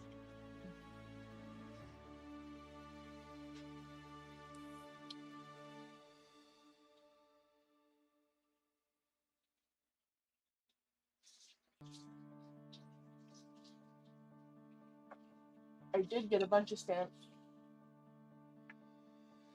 for my pottery of dreidels. Don't break the cup before you even. Well, I guess if you're gonna break them before you do count them, but let's not break them. Yeah, they scratch off the same way that a temporary tattoo did. Yeah, that's fair.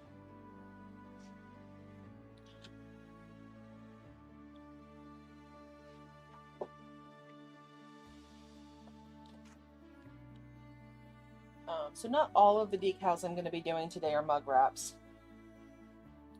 but I figured I would start with them because the other decals can go on other things, whereas the mug wraps are very much for mugs. I mean, you can put them on other things, but they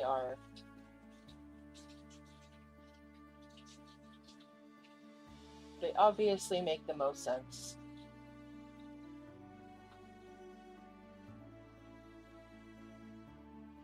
as mugs. So if they're not properly fired on, then you get like this, where in a dishwasher and stuff it will come off. Yep. Even if you hand wash it, it'll come off. Yep. So you can get like the crappy decals where, like, you know, you spend an hour and you wait and somebody fires it in an oven and it has your photo on it. And then, like, they're not dishwasher safe. Like, those ones you have to, like, hand wash and stuff like that. Otherwise, the decals will slowly come off of them. They'll fade. And I've kind of looked into doing it, but man, I don't want to sell a mug that is going to start to fade.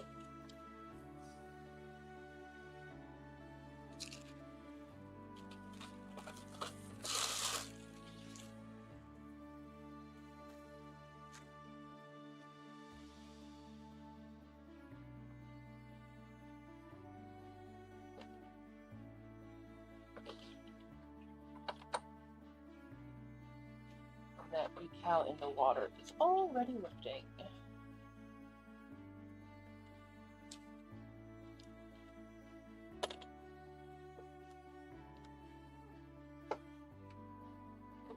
So when Gary and I got married,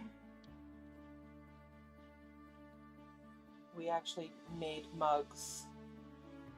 I had Gary come into the store that we were, well, it wasn't really a store. We were selling at the Sussex County Farm and Horse Show in Sussex, New Jersey. And I'm like, okay, which mug do you like? Because we had like 3 different sizes. And then we had a wall of pomanders that were just little hearts that had most of our decals on them at the time. And I was like, which of these do you like for the mugs? So he got to choose the size of mug that we had for favors. And he got to choose the decal for the mug that we had for favors.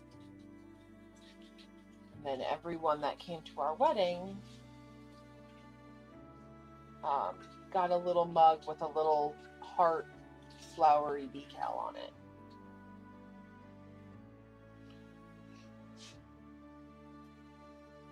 So I sat at the house for, I don't know, probably 2 or 3 nights. And I made all the mugs.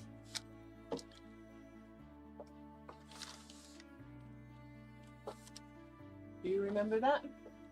Yeah, I felt like I helped you some, but you did most of the work.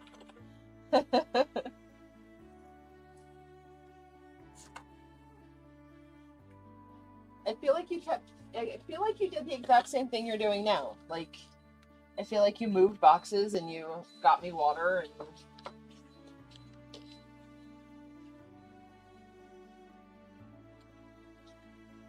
Heyo.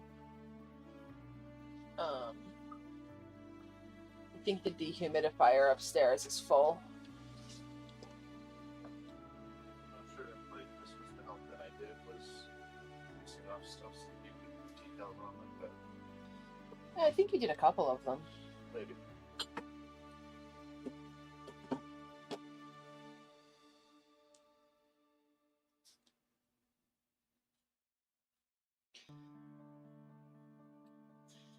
Sorry for anybody watching. I know our sound quality has gone down drastically, but with 2 of us working, unfortunately we're using a camera microphone.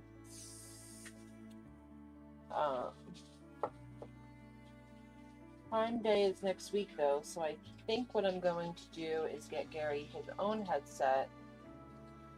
I'm going to get us a wireless camera so that we get some better camera angles and I'm going to be giving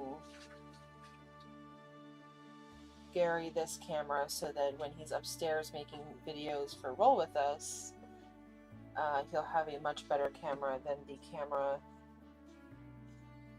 laptop. Yeah, on the laptop. And I don't need this really nice camera down here because it's currently plugged into an extender, and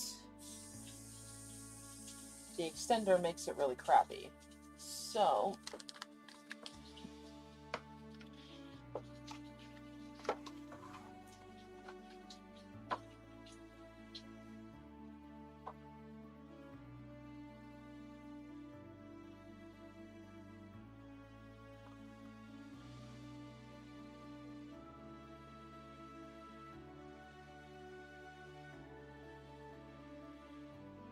once you peel that off, you really have to read the decals. So wasn't sure if I was going to use all 4 of these, but now I am.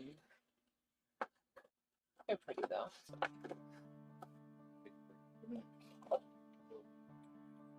Waterlogged. And between the clay earlier, the water. Gary was. Ooh, that one rolled up nicely for me. That's the first one that rolled up on me. Gary was learning how to wedge clay earlier. Oh, but Adam's in there. I can hear you on YouTube, but not on Discord. Okay.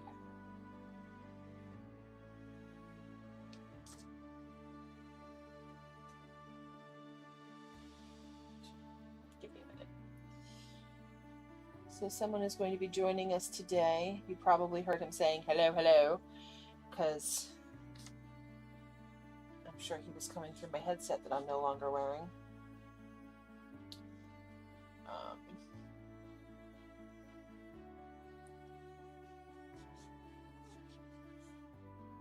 Well, this has been an interestingly crappy stream. This is a day in the studio. This is how our studio life goes down.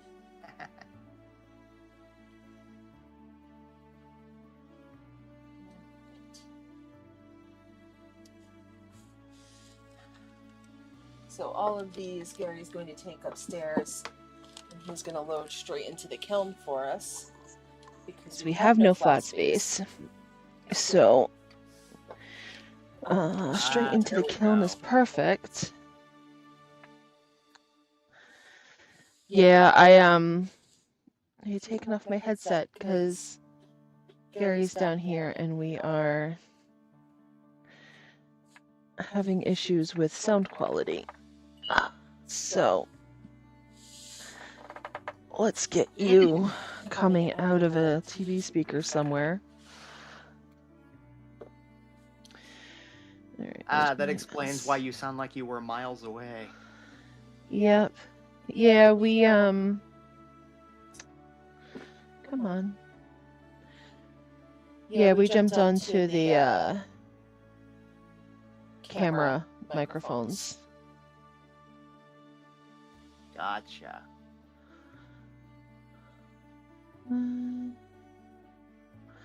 Alright, let's try that TV. Can you say something? Oh, there we go. Yep, we can hear you.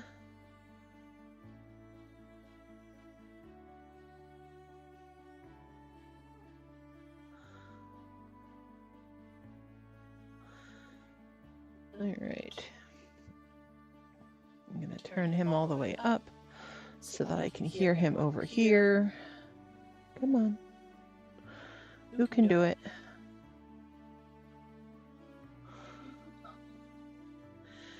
There we go. No, you're good. And then, well, let's see. Let's go back to OBS.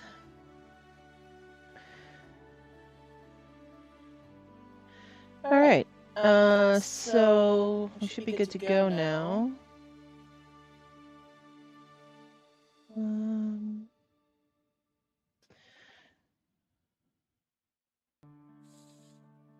Okay. All right. Cool, cool.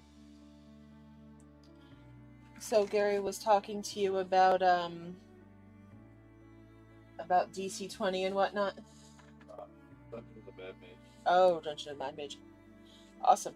What about Dungeon of the Mad Mage? In the sense that basically my Ellen is a similar style, and that she can per se, but she can easily. Oh, nice. I like playing supportive characters. Mm-hmm. I think she can potentially hit her, but at the same time, she can cast certain spells, but they rely on saves more so than AC. Okay. He said he's Bless you. even more intrigued to see where Dungeon of the Mad Mage goes at this rate. And I said, chill, open world sandbox where your characters are the focus without an agenda on my part. I can run the world around you without pushing you through a pre-scripted plot line. Right. Yeah. I have zero agenda for Tuesday. Yeah. You could spend 3 months in Skullport if you want. Doesn't matter to me.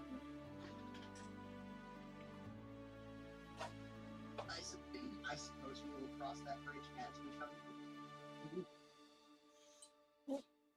And it's nice because it's gonna sort of be like Saturday, where you guys decide where you go and what you do. We get to make decisions as our characters see fit,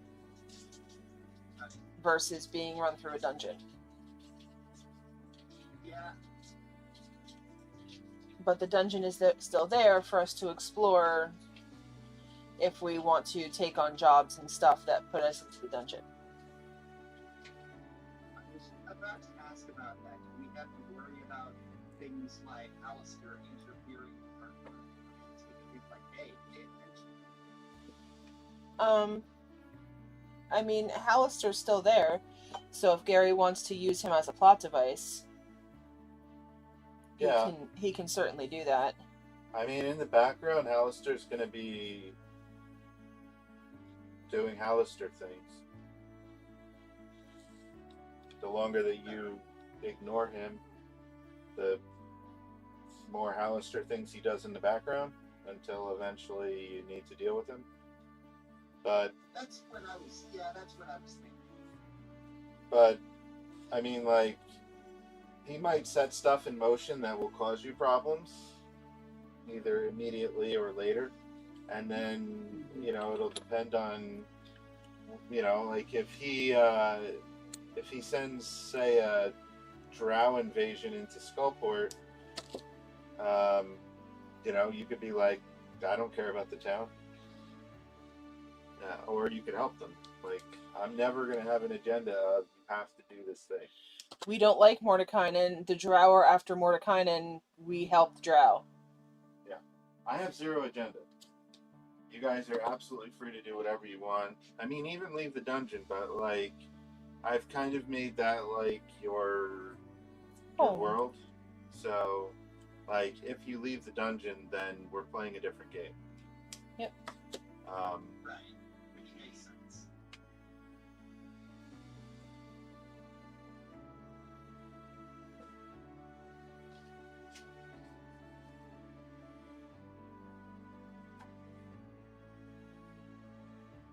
That does bring up an interesting question. When it comes to vicious mockery, how creative do you want me to be with those things? Yes. That's up to you. I always say if you're going to be creative with it, at least make it make sense. As in something the character would say, or as in makes sense within the lore of the game? Something that the character would say to the character that you're casting vicious mockery on. So, I had, Allie got me a book of like random tables, and one of the books had a D100 random table of insults, and I was playing an auto-gnome bard, and spirits would talk through him sometimes because he was a spirits bard. But when he cast Vicious Mockery, I would roll on the D100 table to see what insult came out. But my character, because he was an auto-gnome, he talked like this. So his insults with Vicious Mockery would come out like, "Thou art a pitiful," I don't know, something. You know? Yeah. And I just enjoyed talking in that voice. But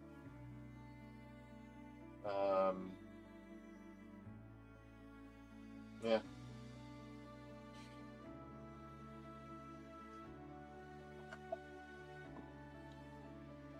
The reason I was bringing it up is because the character I based my bard off of would probably be making insults that wouldn't make any sense within the lore of the system. So I'm like, yeah, I'm probably gonna have to reflavor those. So he should give an example. So Yeah. So give us an example.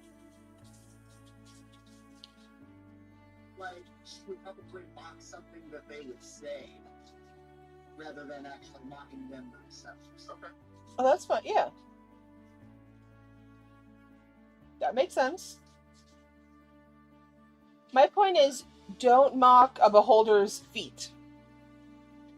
Unless you're right. Unless you're pointing out the fact that he doesn't have any feet. Like, make it make sense. Right. I mean, like, I heard one that was basically, when God said, "Let there be light," you had to move out of the way for 3 minutes before it made him invisible. Mm-hmm. I was like, Yep. I mean, I get calling you fat, but that's a little overkill.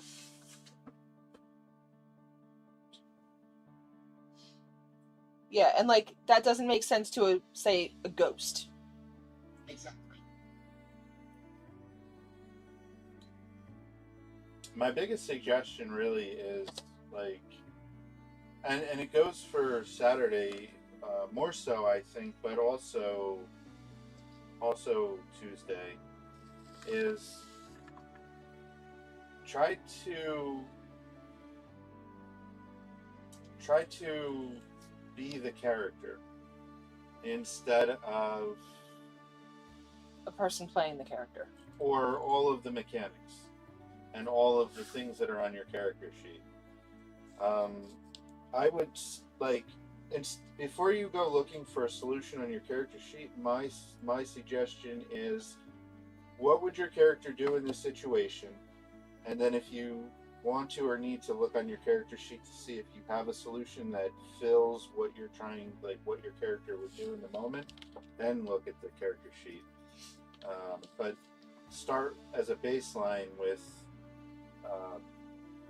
what would my character do now, or what would I do if I were in the. I mean, it depends on how close the character's personality is to you.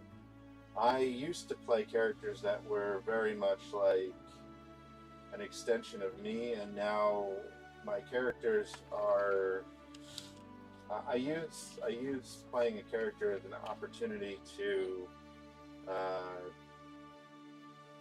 play something that I'm not, to experience something that I don't normally, because it's out of my wheelhouse. Yeah, I mean, that makes sense. Kind of like how in Saturday's game, the way that I'm playing her is not how I would in my game. Whereas my previous character, Jay Cruz, yeah, I would say.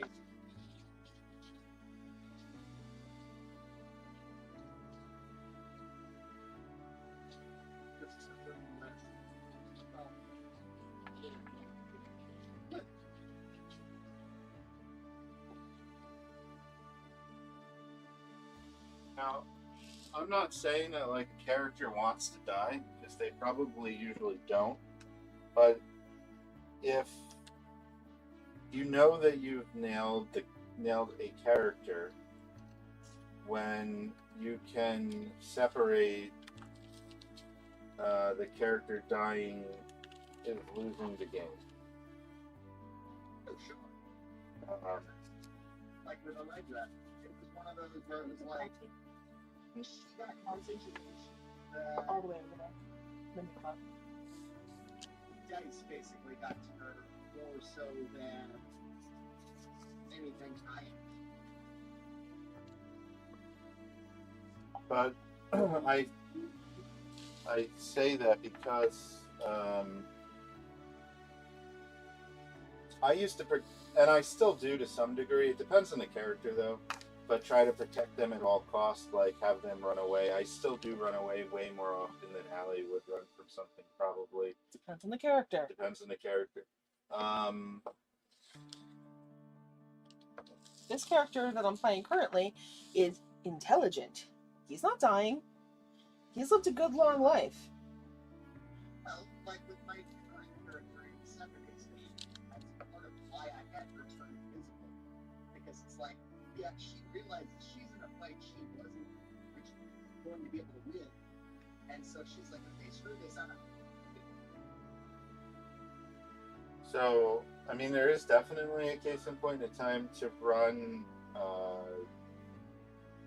self-preservation. Some people might die, might not make it out. But even those situations, they do kind of... So, like in Sunday's game, I had one character who is currently dead, but he... it was one of the first fights, second fight, I don't know. The level 1 rogue, you know, not the frontline combatant for sure, and needed to try to get some distance so that, you know, they could actually fight. And I think that the other characters took that as like sign of weakness. Can't trust this character. He's not going to stand there and like help us. And it wasn't my intention, but you know. So and then in the, you know, my current character has legit run from a fight, like way past all the characters, way back to the beginning. But one character next to him literally had just gotten killed. Another character was down, and another one was about to be down. And if I stayed, I was definitely dead. So I had him do everything that he could to run at that point. But it depends on the character. Like he's, you know, if it was like a fighter, a paladin, I probably have them, you know, fight to the death, stand off. Maybe even a cleric.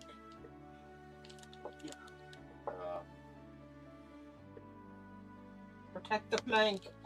But Retreat.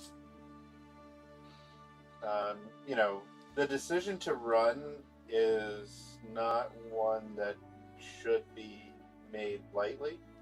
Right. Because it screws over the entire rest of the party. Yep. When one person decides to run.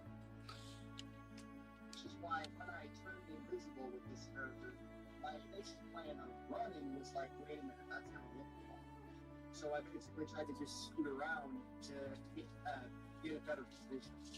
I had planned on having her be like a sneak attack strategy. And I say sneak attack in air quotes because she's not a sneak attack. But my point was to have her back into reality with a nice stab at the back. Right. Right. And like, and you were invisible. Starlet was protecting the thing, the mushroom.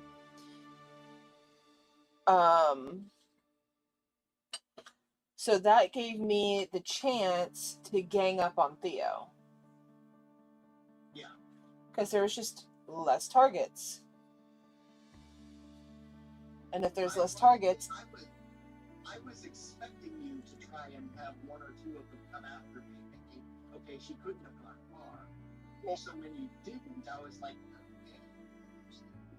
okay. And if they really wanted to, they could see your footprints as to where you went. You're in the sand. Right. Yeah, But- that's fine. Nope. They had an easy target. And I have an important distinction that I need to point out is even in that moment, like D&D tabletop role playing is not the DM versus so it's not like chess where Allie just tactically didn't want to attack you. Like I'm sure she had story moment or other reasons. So it wasn't. Their goal was to bring back a person or a thing for food. They could either take the additional seconds to try to hunt for you for a now invisible creature, or they could gang up on someone that's by themselves and they have the easy prey. And if you wanted to save your friend, you would come to them. And if you didn't want to save your friend, well, they have easy prey right there in front of them. So I would say that like sometimes, I mean, we're human, right? And we don't see every option sometimes. So a DM can make a tactical error. A player can make a tactical error. Yeah. But not everything, when you get over as a player, and I say get over in quotations, it doesn't mean that like you pulled a fast one on the DM necessarily. It just means that in the story, like you pulled a fast one, you got over. Mm-hmm. So, but Which it's is good. It's important to recognize the difference, though, that you're not playing against the DM, and the DM's not really supposed to be playing against you per Right. se. Yeah. True, because by that line of thought, the DM is basically literally mitigating each kind of question. Right. Yep. And that's not my goal. My goal is to run the NPCs how they would act, in my opinion. You can decide to do something that would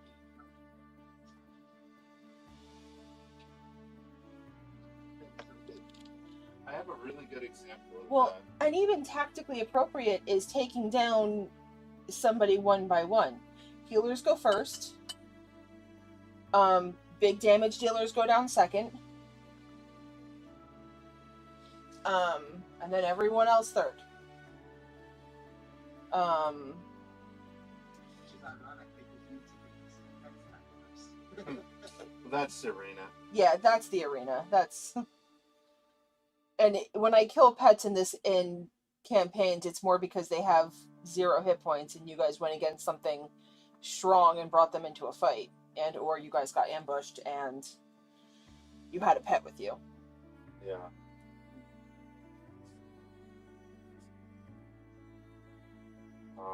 So, like, for example, if I brought in a familiar, it wouldn't be gunning for it right off the bat just because it's familiar. Correct. Only if it did something that warranted it dying. Right. Honestly, well, I had one thought, and then I have a second thought. To get the first one just out to the open because it was relevant, recent is, I ran a combat recently in DC-20 last Saturday where they were fighting a troll, and the troll's pig that it had raised, and the motivation in the module was the player that kills the boar earns the ire of the troll, and it will do everything in its power to destroy the person that kills the boar.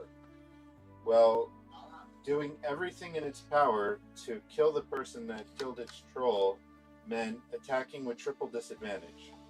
But it didn't care. I mean, it used all of its actions to overcome the disadvantage and make a straight roll. But, like, that was its entire turn, and the reason is one player taunted it where it had disadvantage unless it attacked the person that taunted it. That person had full dodge, and the person that had taunted it used a monk ability, commander ability to impose another disadvantage. So it was at triple disadvantage attacking this person, but it didn't care. It was reckless. It wanted this person to pay for killing its pet. So that's the thing where, like, was it the most opportune thing? Maybe not, but that's what the monster's going to do in that moment. Well, Monday night. There's things mattering in the world. Months ago. Yeah, go ahead. Months ago. I might forget my other. Oh, I'm sorry. No, go ahead. One of the group took out a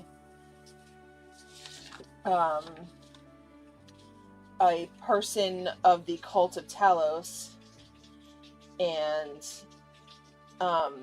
the one player now has the lightning sword from the group of Talos, and so they were now fighting cultists of the group of Talos.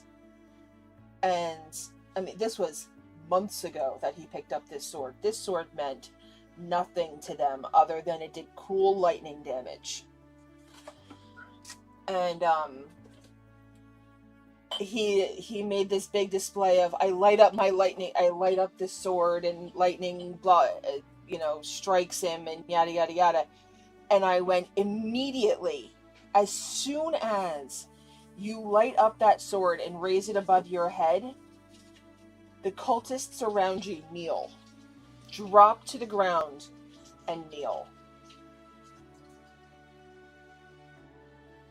And everyone had to, like, take a moment and go, fuck, why? Like, I wasn't telling them why.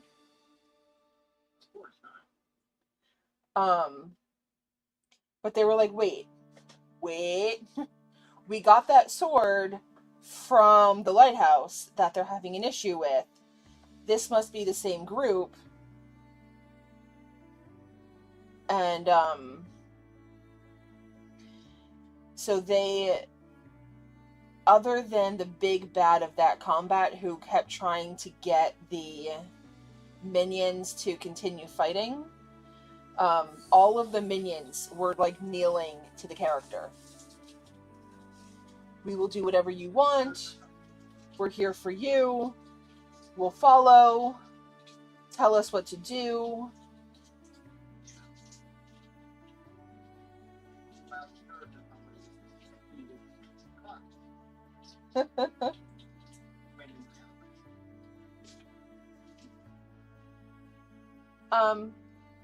Yeah, they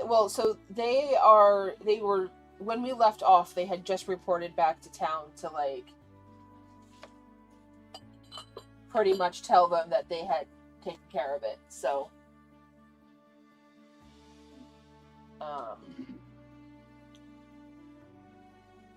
My other thought was that I'm sorry that your first real, like, deep dive into D&D was the arena.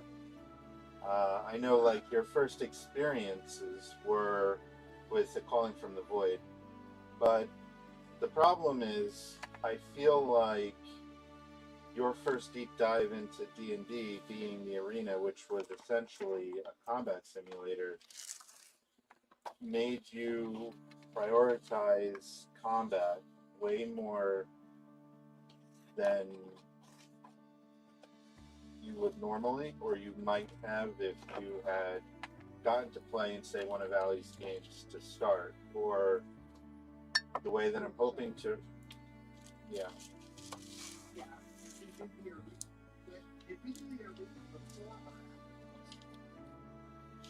Before.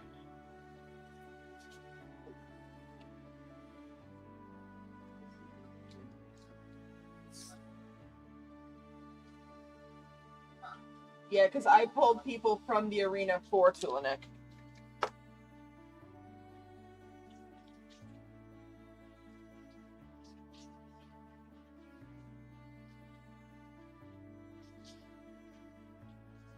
Can I get you to take some of these mugs away from me?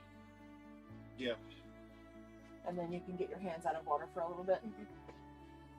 But literally, the arena was not D&D. It wasn't. It was it was hey, I'm gonna run something that's gonna take an hour, maybe two. Whoever's free, come join. And literally combat simulation, which is not it's not what the game is supposed to be. I mean, you can have fun with it. I'm not saying that the arena isn't fun, wasn't fun, but um, But that's where you get to test out your builds and kind of play around with things like that, see how things would work for, because you play in a game, you get a character for quite possibly years. Yeah. And I will say the one thing the arena did that, looking back, I regret getting used to was the insane quick process of leveling up. yeah. So those ones over there, all of these, Yeah. can all go in the kiln. So, how do they go in? Well, that's the question. I would say put them on a stilt. Yeah. Just put them on a tiny stilt. I don't think it's needed, but I would say put them on a tiny stilt.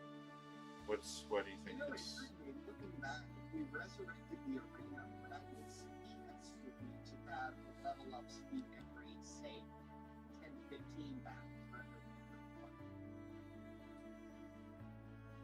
than The point of the arena, though, was, and I don't know if this is where Ali was going, but you need to, in that situation, you need to feel like you get something every fight.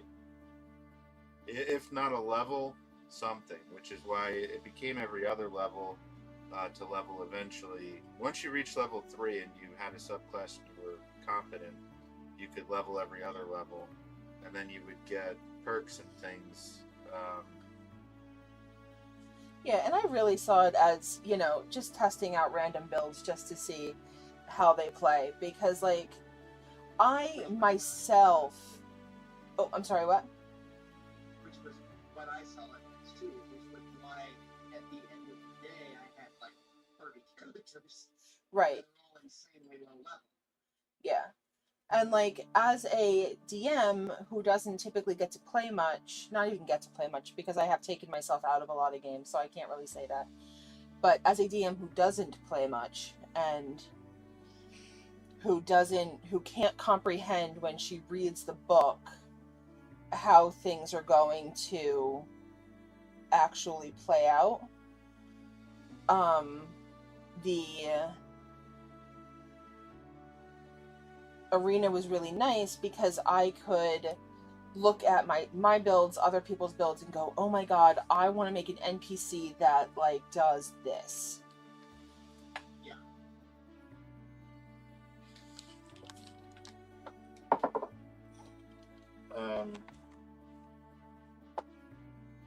But like some of the bad habits that you get from like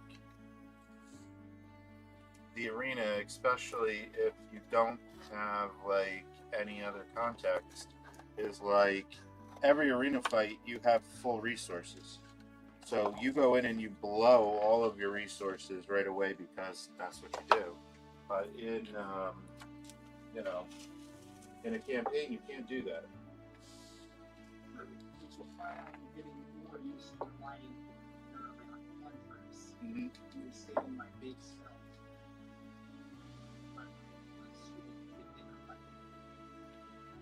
But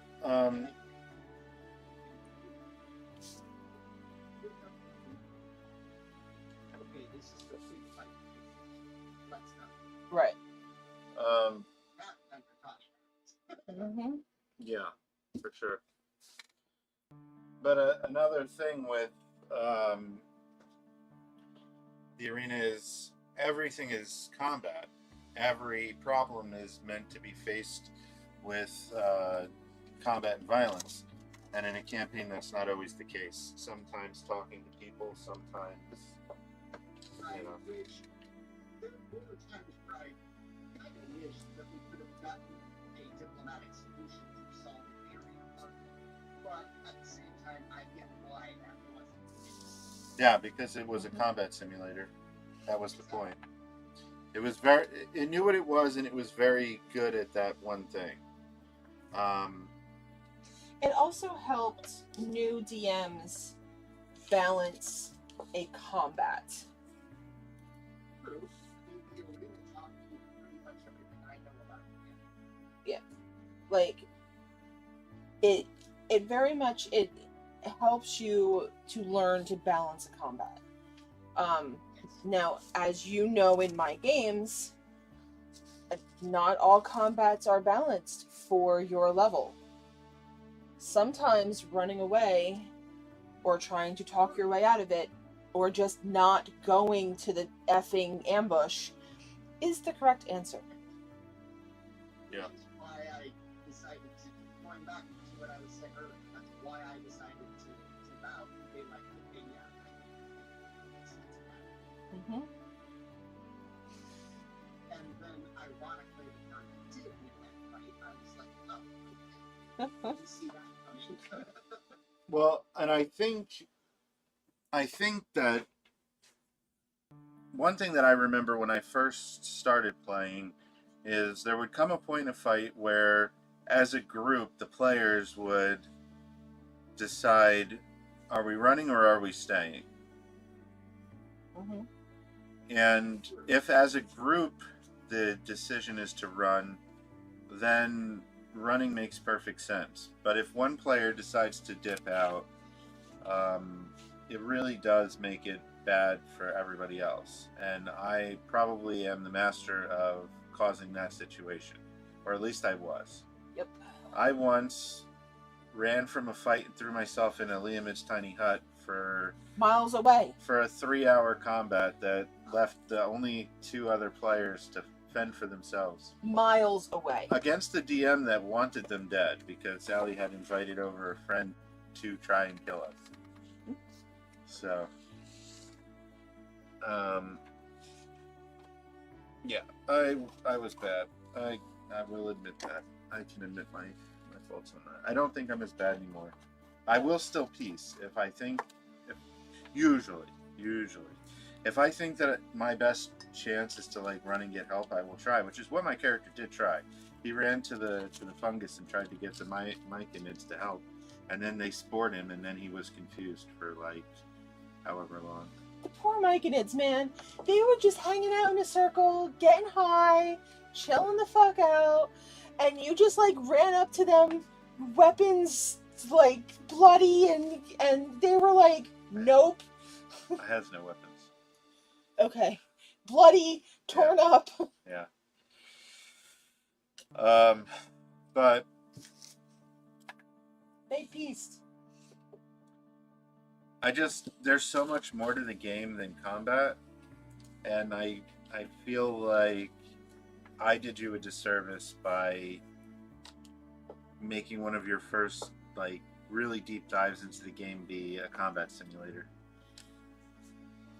So I feel bad about that because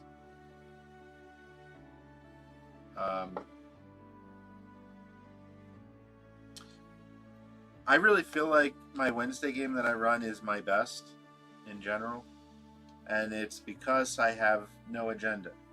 In fact, I was like seeding some possible plot points, and one player was like, "Oh, it looks like the DM wants us to go in that direction," and I was like, "Above table, I have no agenda. I don't care what you do. You could do whatever you want. I'm just seeding out some plot points. You can interact with it or not interact with it, or whatever you want." Which I understand both sides of that equation, but that's primarily because I have to force myself not to think of D&D like Yeah, it's a living story. Mm-hmm. Like there is a story, but it's being written as you play. Yeah, it is a book. It's just, there's no endpoint. You're on page 127 of a 20,000 page book, and your characters are, writing the book as they go. It's a journal. Like a book. I'm thinking in the sense of the story Oh. has been pre-written. Here's what you're supposed to do. Yeah. Yeah, it's a journal. That Exactly. Yeah. And there are some adventures that are like that. I mean, Dungeon of the Yeah. Mad Mage became very much like that, where it was just like me push you through the dungeon as quick as you can to get to Hallister. I've thrown that out the window now. Now I'm trying to capture that feel of Wednesday that I was telling you about, where you have this robust town to explore, to live in, to interact with, to get jobs and things that you can go out and do, but you don't have to. And the other thing that I do on Wednesdays, and I want to incorporate into Tuesday, and Allie is very good about this too, although maybe less mechanically than I am, because I typically want a mechanic for everything, even if it's something that I'm homebrewing. I want a mechanic of this is how it works. I don't know if you actually do that, or if you're just like, okay, you know, you spent enough time doing this thing that now you get it. But like, I talk them through their watches. Like, I slow them down and hour by hour go through the night. And the one player wanted his character to talk to the one NPC during their watch together, and he's a hunter. So I had him make a wisdom check every hour to see if he was learning hunting, and then I marked on his character in the GM section how many successes he got learning about hunting. Yep. When he reaches 5 successes, he's gonna get the non-weapon proficiency for hunting. Now, forget the term non-weapon proficiency because it's a different system, so it's going to be meaningless to you, but essentially, he's going to be able to do hunting because he's spent time talking to this NPC. I want to be able to do that kind of thing on Tuesday, to where if you want to do something, if you want to learn something, forget leveling up to learn it. You can. Obviously, the game has mechanics to improve as you level, but think about this more in the, like, making it Skyrim, where you get better by doing things. So, you know, if you want to learn a spell, sure. I'm, especially for Allie as a wizard, go talk to Mordenkainen, go talk to Bigby, go talk to Tasha, you know, train with them, learn a spell, maybe even create your own spell with them. You know, I want you to be able to do the full thing, but I don't want to just usher you, and I think that's what was driving me crazy. I don't want to just usher you through a dungeon. I want to be surprised by the things that you want to do, that you come up with, that you know. And I was picking up on that, which for me says I'm usually not good at reading. But I could tell that you were getting to the point where it was just becoming a let's get this over situation. Yep. Yep. Where in my case it was more along the lines of I was getting to the point where I'm like, okay, we're getting closer to this, and this. Let's see how it goes. And the next thing I know, we're on floor 13. I'm like, whoa, this got all of a sudden real quick. Yeah, and like we were on floor 13 of a 26 floor dungeon. So we were only halfway down. Right. Which, I mean, like, my point is, we were only halfway down, which by logic we should have been at level 10 if we were already at level 12. With the Death Tyrant, that was 15.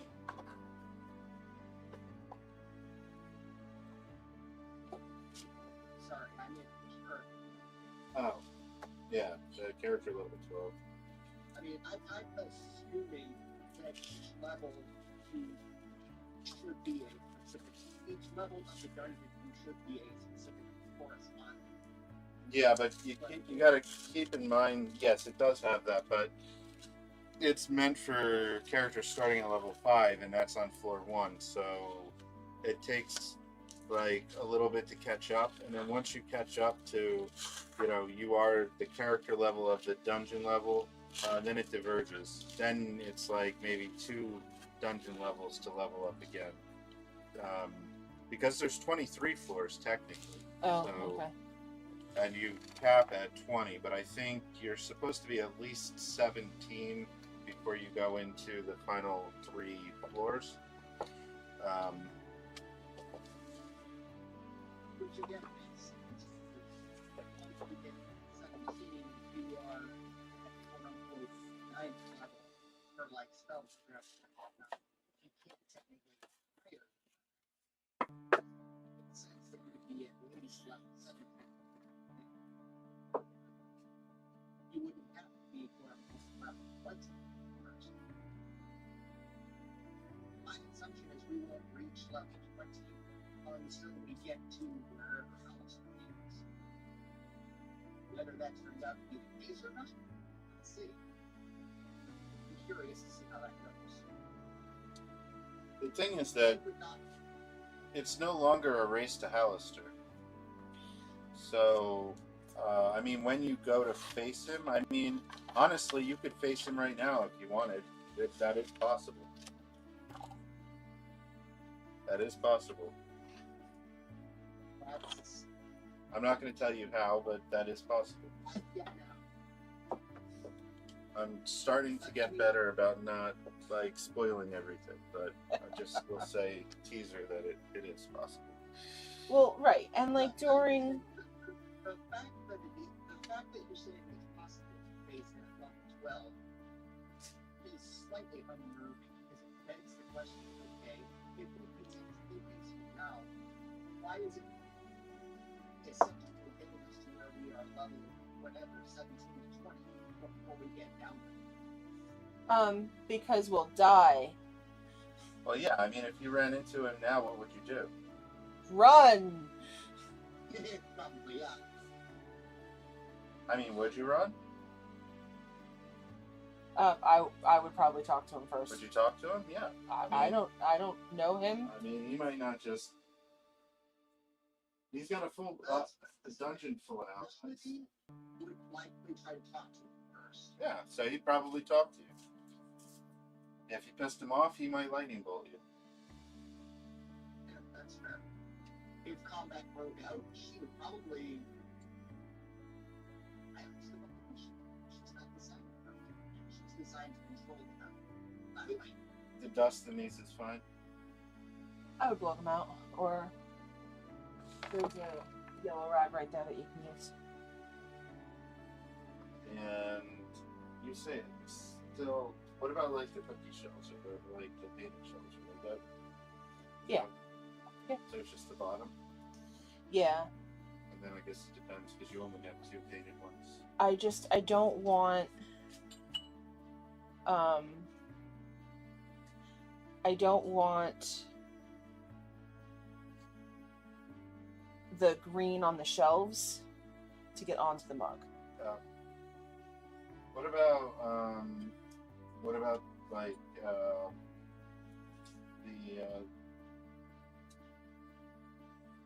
glaze on the stilts? It's not going to get hot enough to. That's a good point. I guess it's not going to get hot enough either way to melt the glaze. Gary, you're so smart. I don't want to put stilts on this. That's fair. I hate stilting glazed things, first of all, because they slide around. And stilting stuff is the worst part about living in kiln. It's fair. I wasn't sure if the dust would just burn off or if it would cause issues. It should just burn off, but... Well, no, because it's clay, so it won't burn off. No.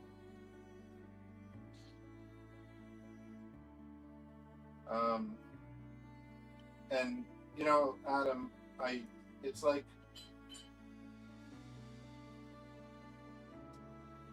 I kind of wish that I could have gotten you into my Wednesday game, because I think it being a different system that you don't know, and if you didn't like immediately dive in and try to like learn everything about it, which even if you did, you can't really optimize in the old edition. And then, you know, it gives the like I think the players, they have the opportunity to really just like live in the world, explore the world, and it really isn't about what the characters can do. It's about what they do. I think that's actually probably the wisest phrase that I've thought of in a long time. It's not about what your characters can do, but what they do. Yep.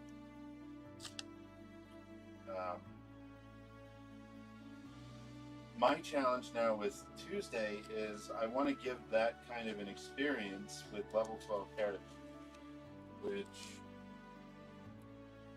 you know, if you look at the tiers of play, levels 1 to 4 is like we help a town, or I mean, I don't even know if it's help a town. It's kind of like you're just figuring stuff out. Or do you help a town at that point? I think maybe you help a village. You do like small stuff. And then like levels 5 to 9, you're doing like bigger stuff.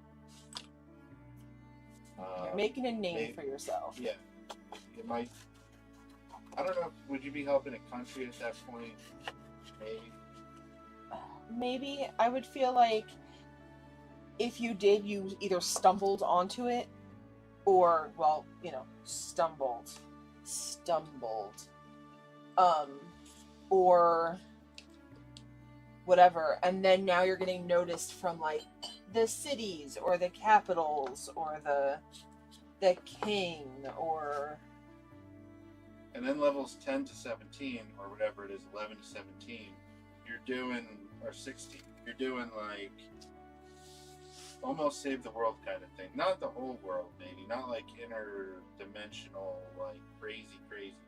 Like that's for the highest level, 17, 20. And I played at level 17 in a one-shot at a convention.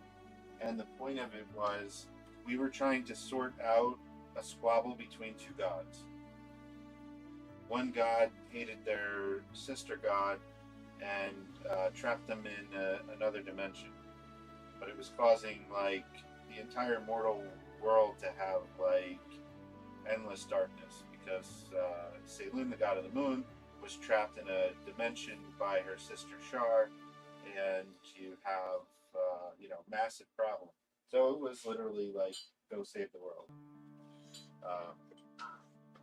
And like, I know Adam hates this term, and I'm going to use it anyway. But as a DM, you are God. You are God of gods in this world. And you should be the truest of neutral of gods.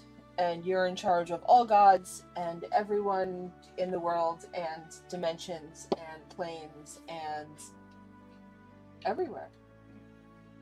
But as DM, you play as God.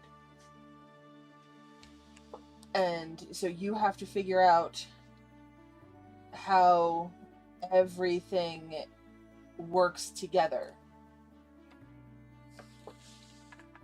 when you're running. Yeah, sure. And like, I don't just have to figure out what's going on in the realm that you guys are in. I also have to figure out what's happening on other planes of existence, because some people aren't from this plane of existence. So, It's true. They left there. Did they cause issues when they left? Are people hunting for them? So, did they... well, for this specific campaign, So I get, I think this might be the breakthrough for Adam then. Instead of God, you're the author. Not of, like, you have no agency over the players. You shouldn't. No. Because that's the only thing that they control in the world. Yep. So, but everything else in the world, all of the other people, all of the other countries, everything else, you are the author of. So, if you think about it like from that standpoint, it is. I don't know what your point was. If it was like a lot of responsibility or just like a lot of like variables to think of and keep track of. Well, you were talking about how you were dealing with helping God solve a problem. Yeah. The DM is the person above all the gods. Yeah. Yeah. Because they control what the gods do. Yeah. And the squabbles that they get into. Yeah. Like shoving Saloon into the moon. But the thing is that, you know, that 17th level play was trying to help two gods settle a difference. How do you replicate that kind of cosmic adventure in a dungeon? Right. Like that's the challenge part of it. And then the other challenge part of it is, I think, you know, players often focus on, ooh, I'm going to get this cool ability, I'm going to get this cool ability, but the game needs to keep pace with the cool abilities that you get. So you have these cool abilities, but the game's gotten harder so that, like, unless those new abilities actually matter and like then help you to overcome the new challenges, then it's like, and I think that's probably one of my biggest problems in yours with Pathfinder is that your growth keeps even pace with the challenge and you never feel like you really improve. Right. I mean, you will if you fight something way below your But level. you're not allowed to But- in Pathfinder. But so you The main problem with Pathfinder is that the lack of knowledge I need to know how to progress my character. When it comes to level up, for example, I don't know what you're thinking. And that's fair. With 5e, I'm like, okay, I know at this level they have access to this. yeah. They can acquire this, and I can plan ahead. Yeah. Where with Pathfinder, I'm like, man, I don't know. And my issue with Pathfinder is that if you're, at least with society play, if you're not making the optimal choices, then you fall behind very, very quickly. Because I make choices based on what I think my character would like and what they want and things like that.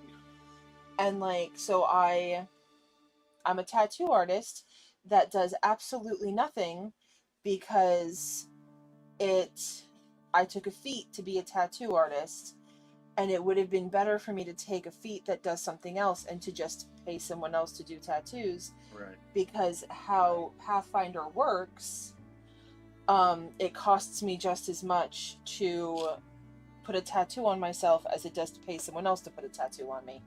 And it's faster.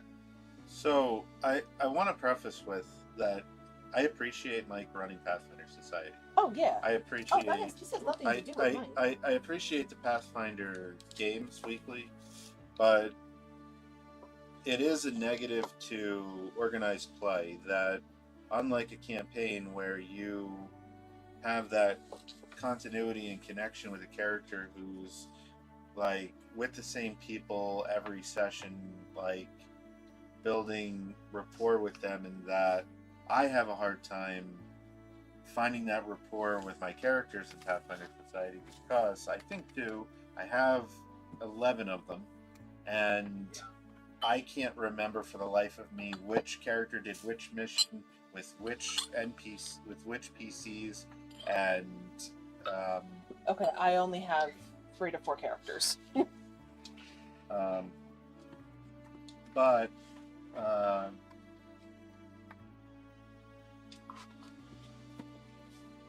but you don't have like this is the biggest thing I think is you don't have the, like, when you're playing in a campaign you have that, like, you keep building on stuff and like where the things that you do during a session matter for the future. In Pathfinder Society, it's a self-contained, but this would be the same for Adventures League, though. It's a self-contained adventure, a one-shot, if you would, where anything that you do within that session, anything that you find, any treasure, any weapons, any people that you talk to, none of that matters once you walk away from the table. Right. Most of the time, I found that there are certain campaigns where, and Mike has even pointed this out to me on several occasions, where you play a character and then when it doesn't necessarily fall back to that game, but it references, hey, if you've done this, you get access to this, Yeah. or if you played this session, you know. Right. And I ran into that issue just the other night, in fact, where I was playing a session with one of my characters, and then realized, oops, I technically should have bought this character, but that character wasn't high enough level to play in that campaign. Mm-hmm. So that's Pathfinder Society, where you'll get like a bonus if you played a previous session with that character. Right. Yeah, you have additional knowledge. You have, you get bonuses to lore checks. Yeah. I will say, going back to your comment about how in Pathfinder you don't optimize through, I think at the same time, I'm learning that lesson with one of my characters because, and Mike even pointed this out to me, because I'm going for what the character rather than what makes sense from an optimization standpoint. Right. As a result, I've got a character who I have a medicist who is at level 6 or 5 or 6, and she has access to 3 different gates.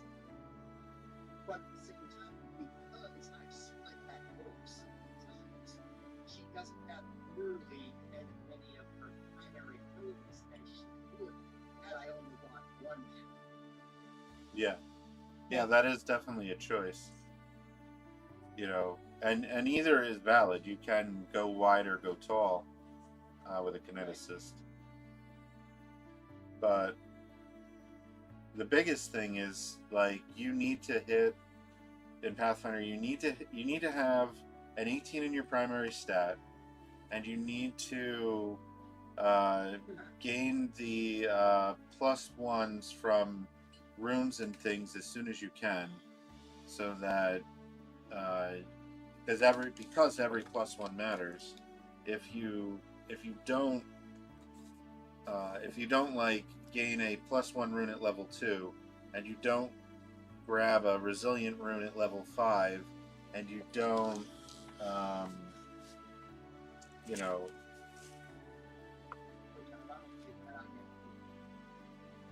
yeah, then you know the math in Pathfinder is so purposeful and specific that if you don't follow the math, it you know, you're easier to hit, you're less accurate. Yeah, like even just when it comes down to like armor, like if I need armor for T and I don't want her to wear armor. Yeah. But if I don't have armor, like, oh, well, it's also like Starlet. Yeah. Starlet actually mechanically has medium armor, I think. But I've like worked out with Allie that like mechanically he has it, but I don't want him to like as a character be wearing it.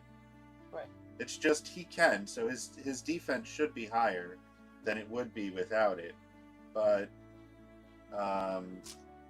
and I told her though, because I think one concern that you had is that like mechanically I would benefit from the fact that like I could sleep in armor or something. Mm-hmm.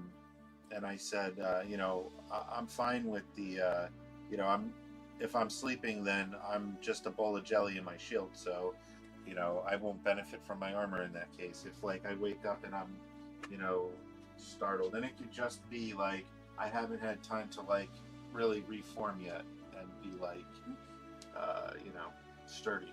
Right. So yeah, that's why, and I think we both agree that as long as you're not trying to mechanically get over, like reflavoring something is fine.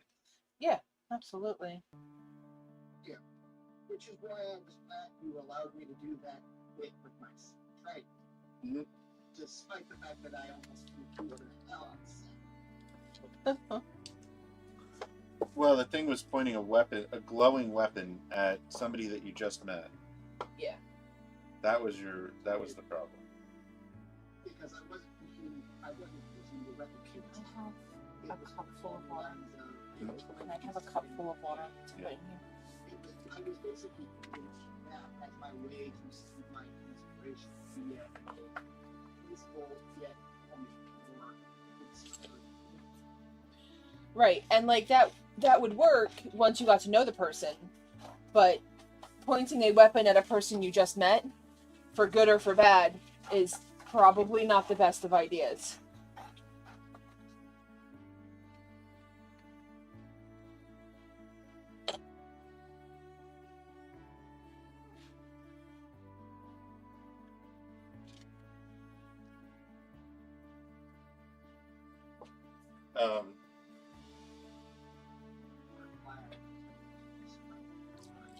No, I get, but in character, you know, separating player knowledge from character knowledge, like we all understood as players that you were giving him inspiration, but character-wise, you just met someone and now they are pointing a glowing weapon at you. Yeah, usually that you would expect like a blast to come from that weapon. Yeah. Right, and when it didn't, that's when I would have realized, okay, this can be more things than just blast. Yes, but you know, 6 seconds a turn. You're not waiting 6 seconds to see if something blasts you when it looks dangerous. Yeah, hence his initial reaction of, don't point that at me. Yeah. This is the irony of my situation because I did not understand. Yeah. And that's why I and unfortunately there was just too many people talking at the time, but you know, it was one of those things where I was like, okay, guys, we just need like a second to understand what's happening here. Yeah.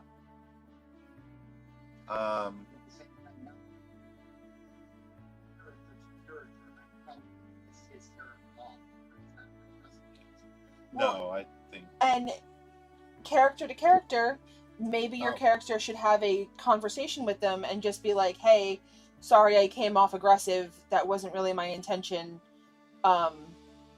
You know, I have this really cool ability. Here, let me show you. Yeah. And do it character to character, not player to player. Yeah.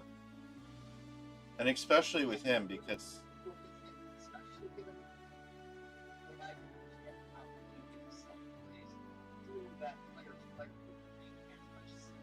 It wouldn't make any sense at all. he is very much the character.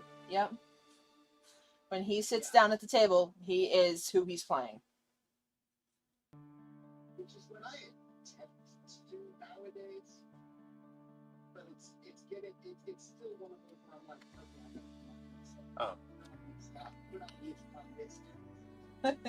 I don't want to make you self-conscious of this end, but you don't need to be worried about metagaming so much.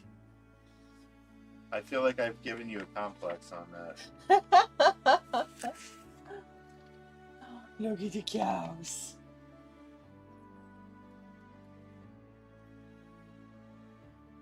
You know if you're metagaming or not. Like, you don't need to like apologize for it or like, just you should try not to.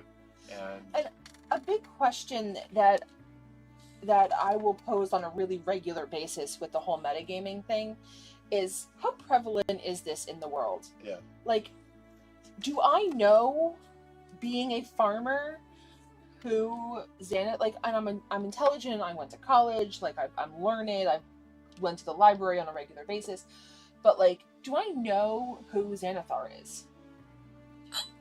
Like, is there a reason for me to even know, for me to know who Xanathar is? this was a good idea. This is how we used to do it back in the day when I used to work with Mom in the Blair's townhouse. We always had one of these things going. Yeah. Well, and I actually bought this for the wax to dip all the yarn bowls in, but I'm like, crap, I'm gonna have to get another one for the decals, because once I use it for wax, it's for wax. Yeah. And so when you were like, I'm not quite sure what's going in the kiln tonight, and when you were like, I'm just gonna help you today, I'm like, oh my god, I have like the perfect win-win situation here. Yeah. I can use this for decals, and then I can put the wax in it, and I can start the yarn bowls, but the decals will be done. Nice. Love it. Win-win. Because I really didn't want to have to buy another one of these to work on decals. So, I had one more thought on the Pathfinder end and organized play anyway, and it's that I was saying how there's not the continuity between sessions, and yes, there is, like, okay, for the characters who were on this adventure and we're also playing this one, you have this bonus, but like when you walk away from the table, like the NPCs that you talk to don't matter. The items that you find, you don't get to keep. That's all abstracted in your treasure, or like things that you can purchase. Things that you purchase, you do keep if you actually spend your gold on it. But anything that you acquire for free, you don't get to keep. So it really is like, it's not to say that you can't role play with NPCs and things and you can't like experience the world. You can, but it's not the same as a campaign where you build a relationship with an NPC. Malika is one of my favorites in Pathfinder Society. I think she's the fire monk, but like, and my characters have interacted with her, but there's no continuity between like the first time, and I can't expect an organized play GM to remember like the interaction that I had with them a year ago, because that person's running a lot of like self-contained things,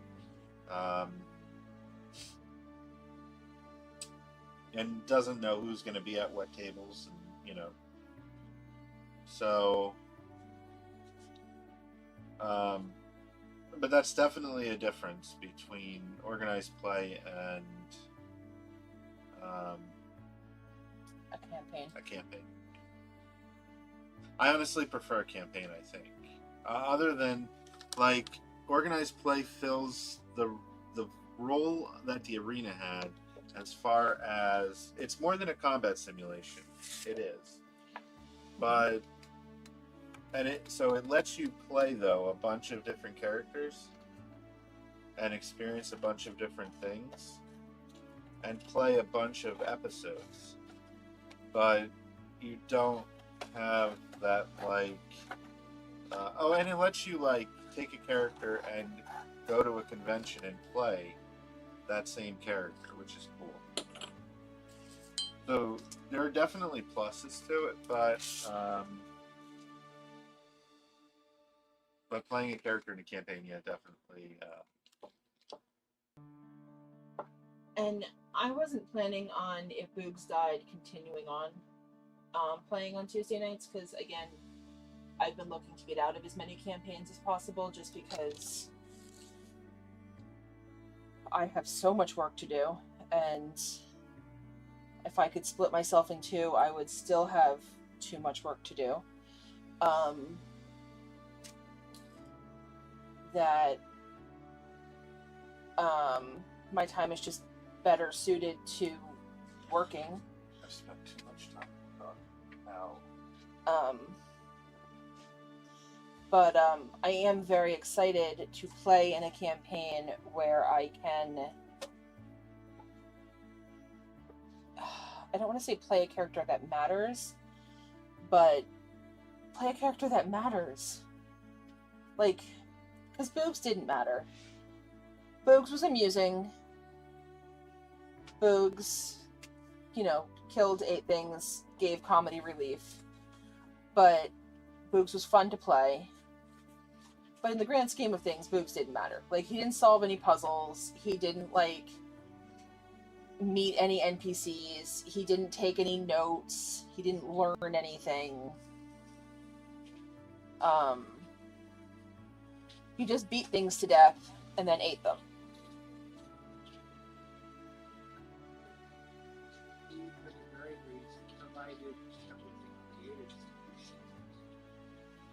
That's true. I slide underneath the door, or I go and I steal all the poisonous stuff. As far as the character who quote unquote served the purpose, she used some innocence.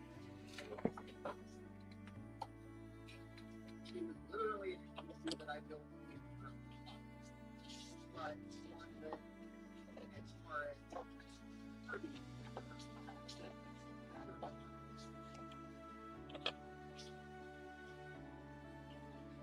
And who was that? Who was that? I'm sorry. Oh, okay. But she did. See, but she did matter. She taught you about some kind of red dragon thing that I can't think of off the top of my head that I had given you guys as a plot point through her. She went off to college and she was learning stuff, and she was going to be bringing back Strixhaven information. And so she did matter to the world.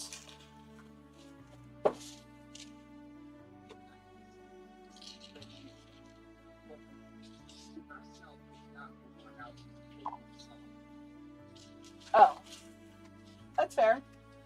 But if you had yeah, and if you had sent to Krista, then she would have given you random information.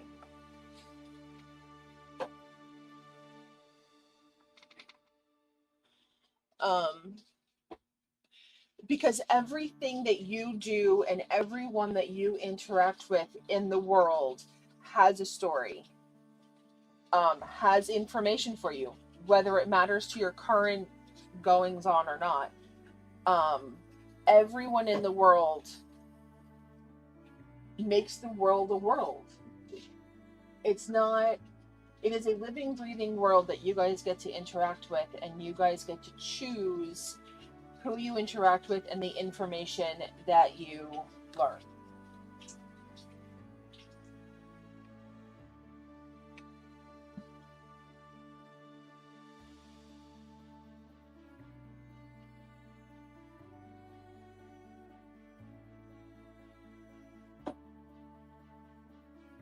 I'm out of mugs. Gary's cleaning more mugs for me.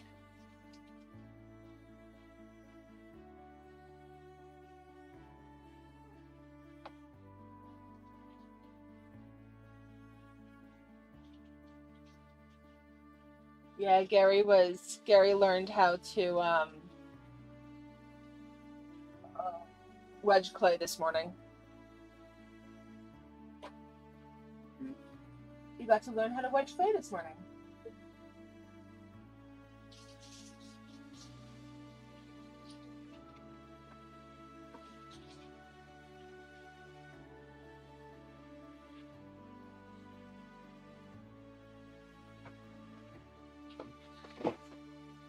Um,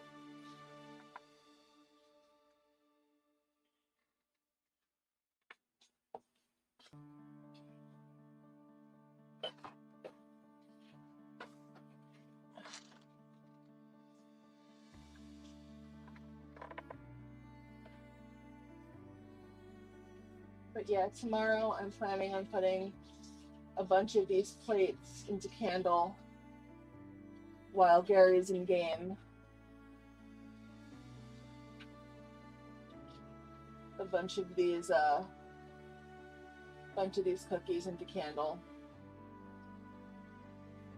I'm gonna wipe them all down tonight and get them upstairs so that they can sit in the heat of the kiln room with the dehumidifiers running. And then I'll candle them tomorrow. I'll probably candle after my game, and then again before I go to dinner. And then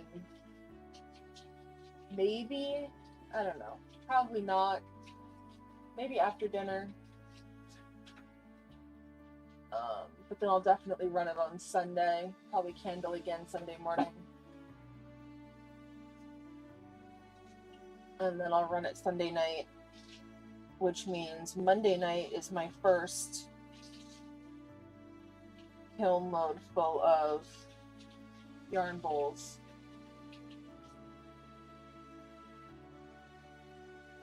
So if I can do Monday, Tuesday, Wednesday, Thursday as yarn bowls, then all the yarn bowls will be finished by Thursday. And then we can start doing trees again. I don't know. We'll see what happens. Maybe we need a second kiln. We totally don't need a second kiln.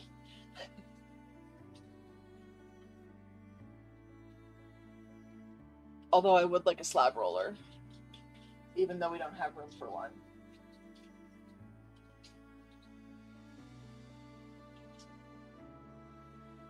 Although I might be able to put a slab roller in the basement.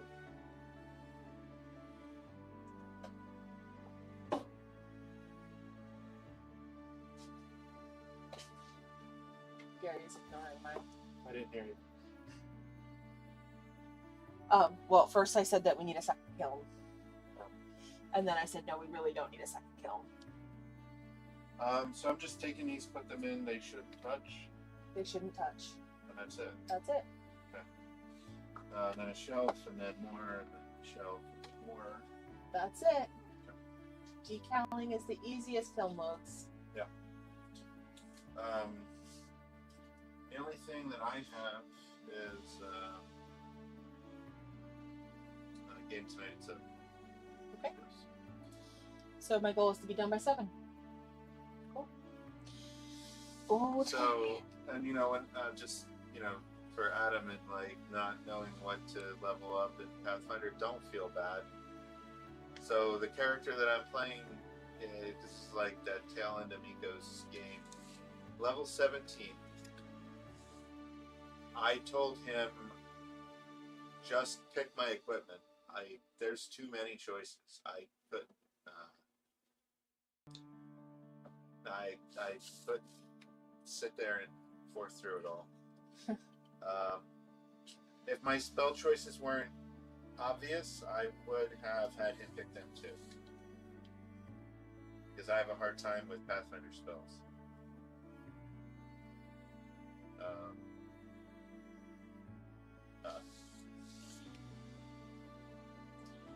Yeah, and I mean, I only play Pathfinder if Mike needs a 4th, and that has nothing to do with Mike or Pathfinder. I have work to do.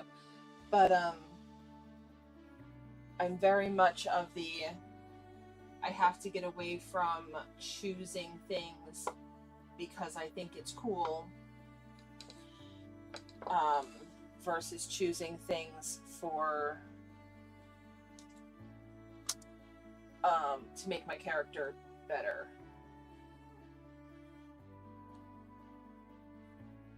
And I know it, and I don't want to. And sometimes I fight about it because I'm like, nope, don't care.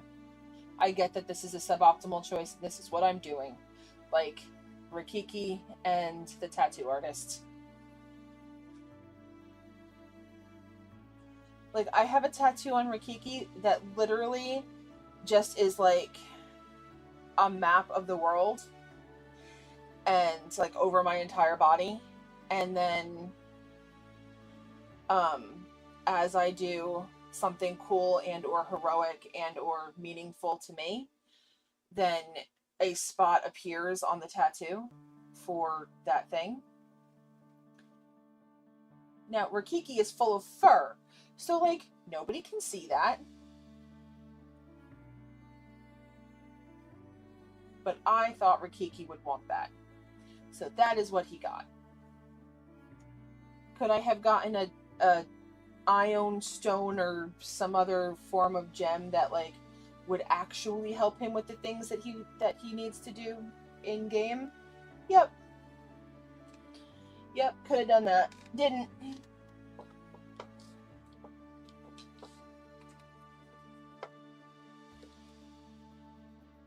Did we lose Adam?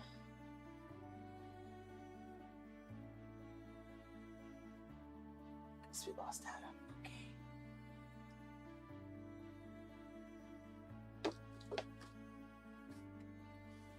Alright.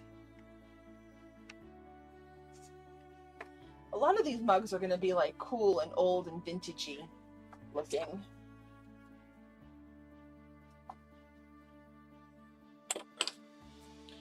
I definitely have way too many decals versus mugs.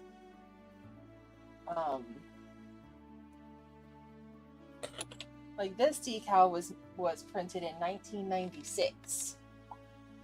This is probably older than the person that's going to be purchasing it. But it's old and 90s.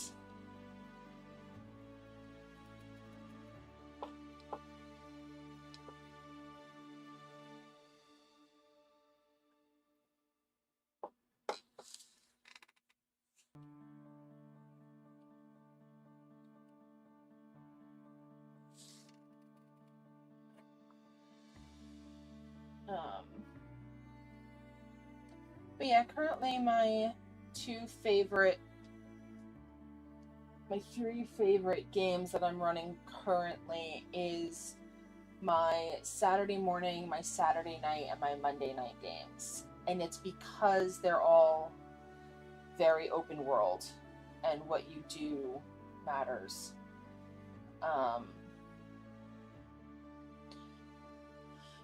I let my Sunday night game unfortunately get away from me, and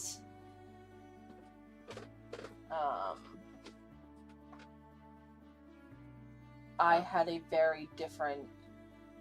Yeah, that one brings you a lot of anguish. It does. Feel terrible.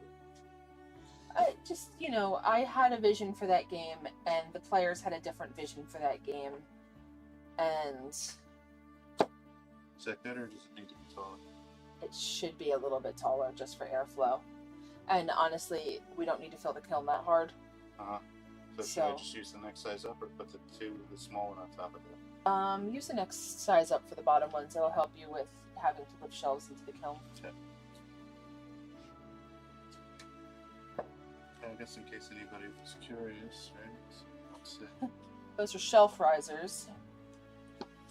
And so what I was doing was comparing the height of it to where the shelf will be, and will that be tall enough?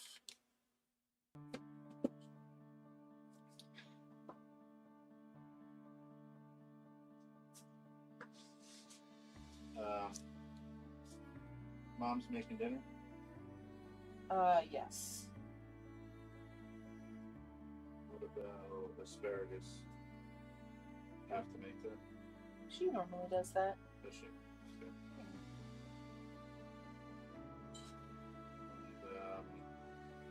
Okay. Yeah, the only thing that I was going to make for tonight was the salad.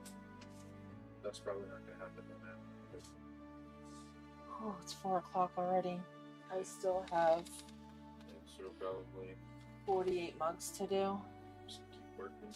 And I mean, I might just throw myself on some exercise. So something else. I think we lost Adam at some point.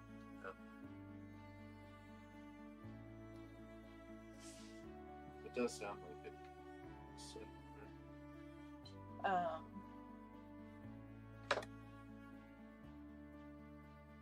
I should probably check to see if he's still in Discord, but yeah. Just Lego. Let's see. Yeah. Enough of this cleared away that there's for I have to bring this up. And yeah, honestly, it's not gonna fill. I still have room on the first side. Yeah. The first shelf. So I have 80 something mugs to go in tonight.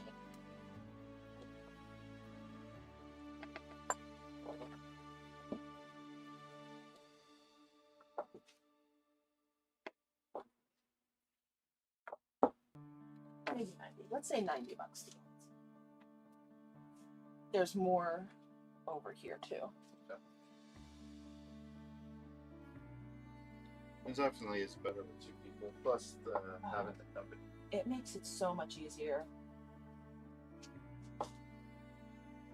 Plus the company. Yeah.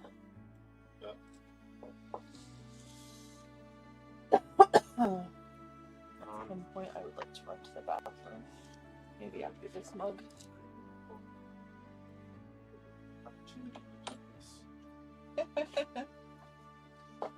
You're stuck with me now. Still have that said one not funny.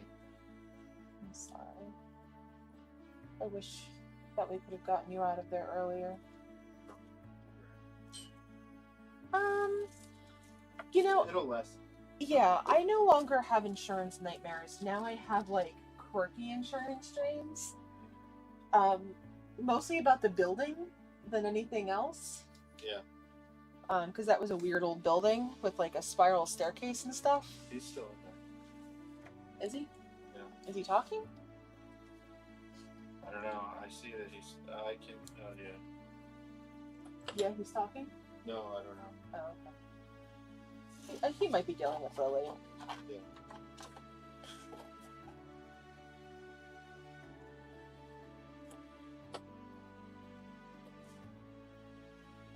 So I definitely have, I think, too many decals.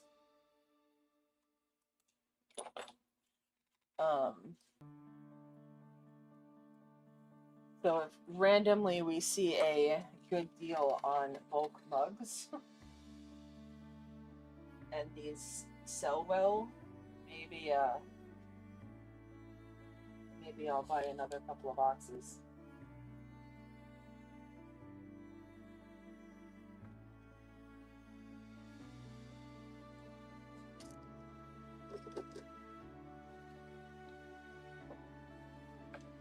So they say that decals should roll up when you put them in, and then when they're ready to go on, they'll unfurl. But because so many of these decals are so old, it's not really what happens.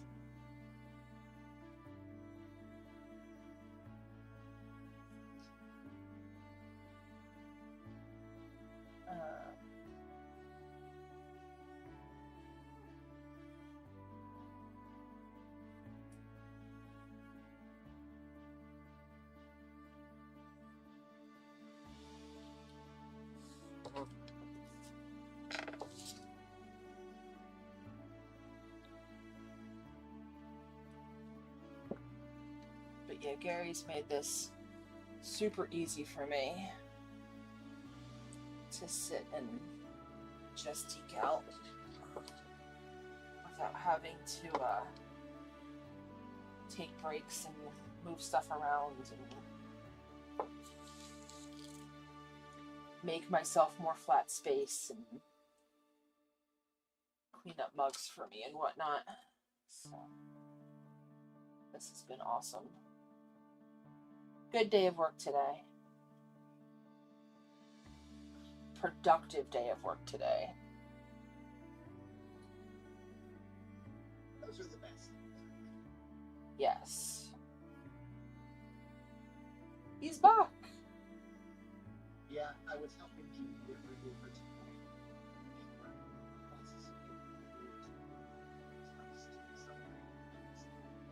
tonight. Nice. That's awesome. I forgot it was July 4th.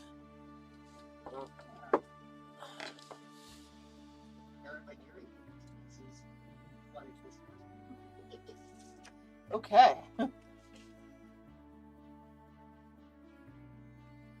Aw, this one's cute.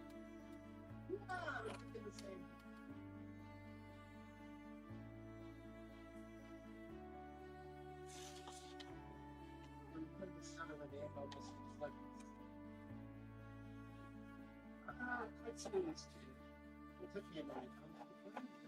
He looks so serious, and then I realized, oh, I get it. He's so real.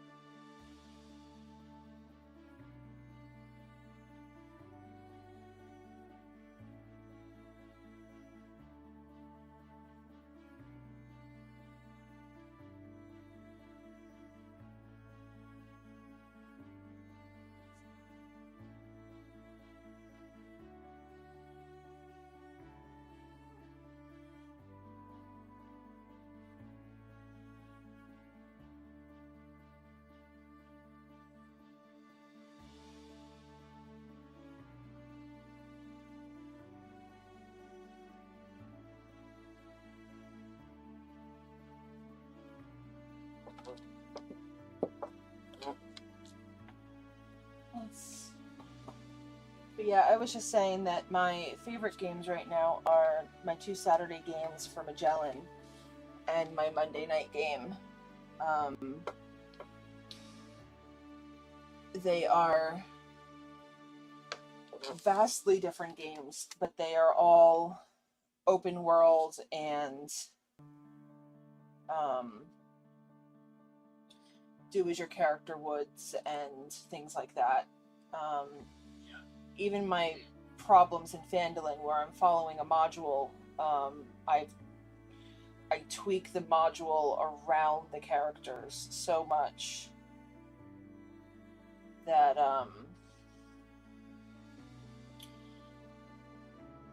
their choices and their decisions really matter. I have a player who is playing a thief rogue who has run from Waterdeep, and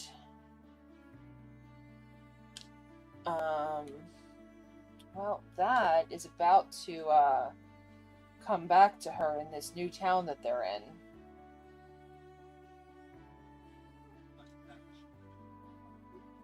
Yup. Because, you know, she's on the wanted list there.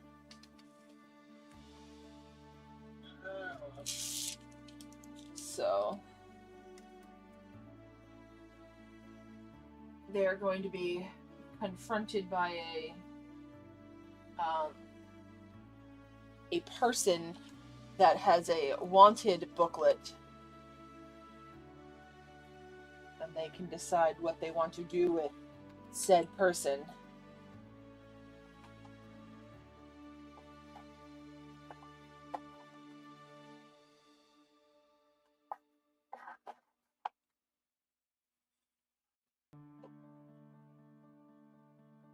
Gary is watching Meeps.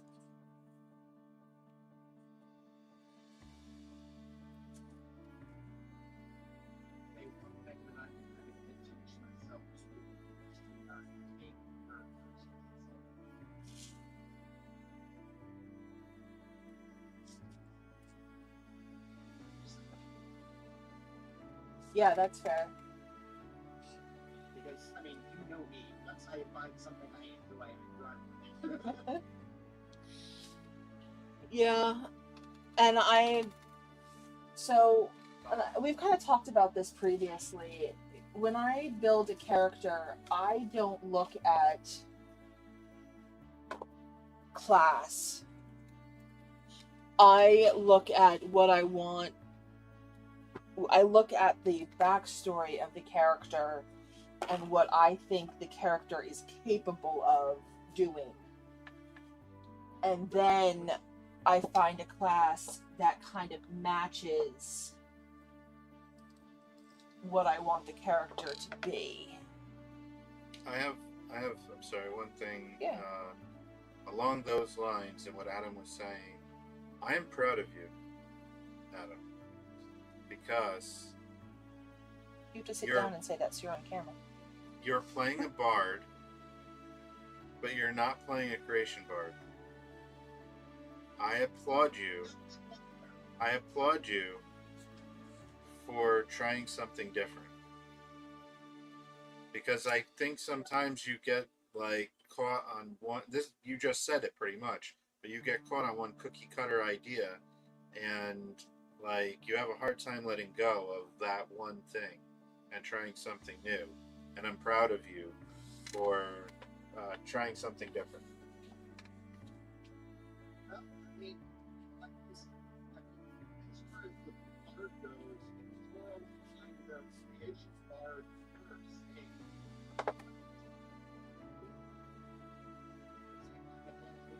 Where it's like, I saw an option in the 2024 version about my favorite Sun's Ghosts. Now, will my next bard that I play get the same subclass as the Blood Bard? Probably not, because there are other subclasses I'd like to try. Yep. And Try that them all. and that's it.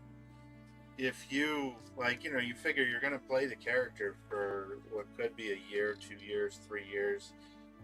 Like, if you always come back to playing the same character every single time, you never get to branch out and experience other things.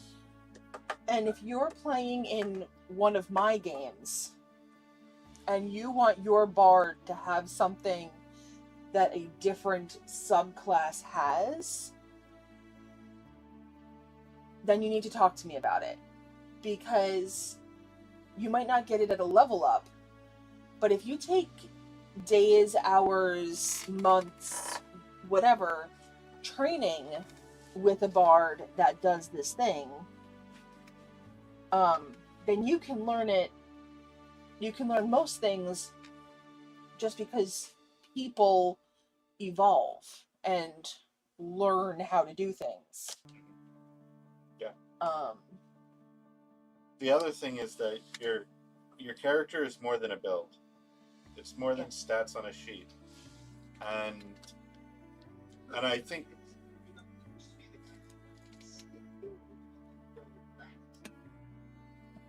and that's the thing when where I think the arena caused you a disservice, because that was all about builds and numbers on a sheet and finding solutions on a sheet, and you never really had that opportunity to be like, I don't really understand like mechanically how to play the game, but I want my character to do this. And the DM can say, cool, make this roll. Okay, it happens, it doesn't happen. And that is, that's what I find is really fun about having a new person at a table, Mhm. is they don't talk mechanics. They just say, I want my character to swing from the chandelier and hit the guy on the other side of the room. Cool. Give me an acrobatics check. Let's do it. Roll that d20. Which I will say for the record, I'm not necessarily excited to hit someone on the other side of the room, which but that would be very definitely. Yeah, well, try and swing from the chandelier. Yep.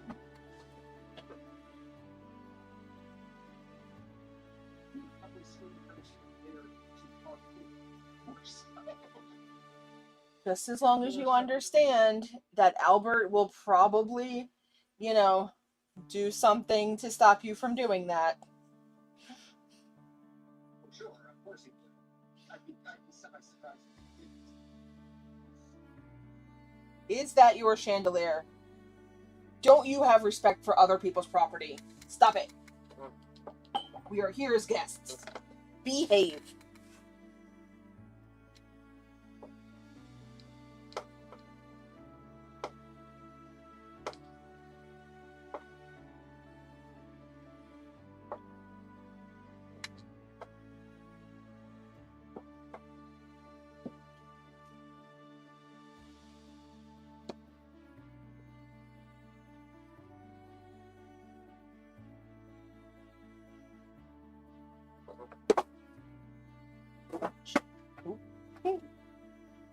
That hit the floor.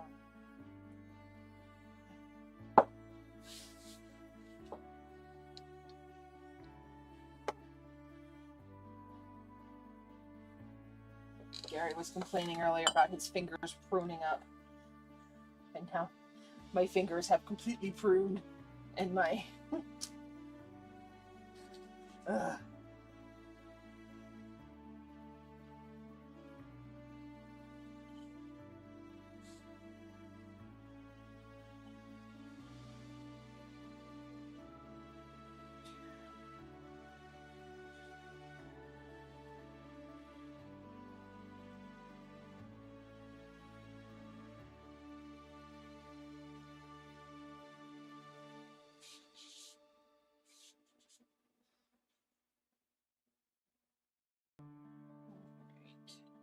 My black hunting dog.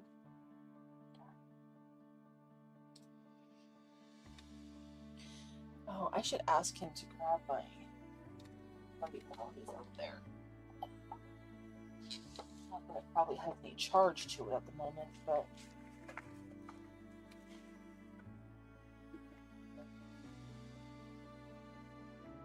Yeah. Uh-huh.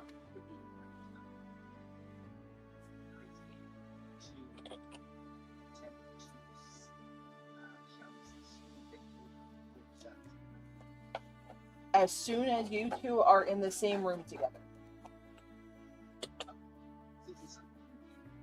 Nope. The second you guys are in the same room together, that's when you have an in-character conversation about it.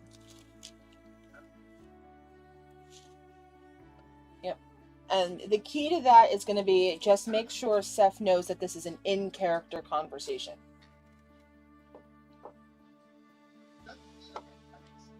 Yeah.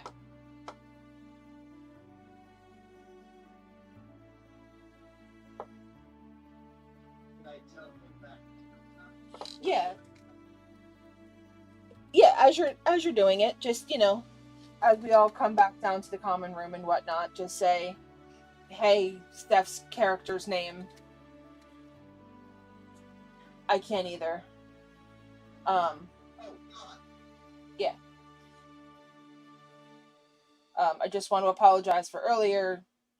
Like, I get that probably came off as aggressive. Here's the deal.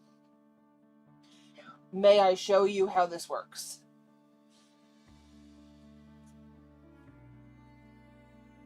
Yeah, because at the time it was more along the lines of this thing was being flavored into my marketing movies. Yeah, and that's awesome. Yeah, and that's awesome. And even the drama of it all happening is not a bad thing. You know, It gives your characters something to laugh about a month later.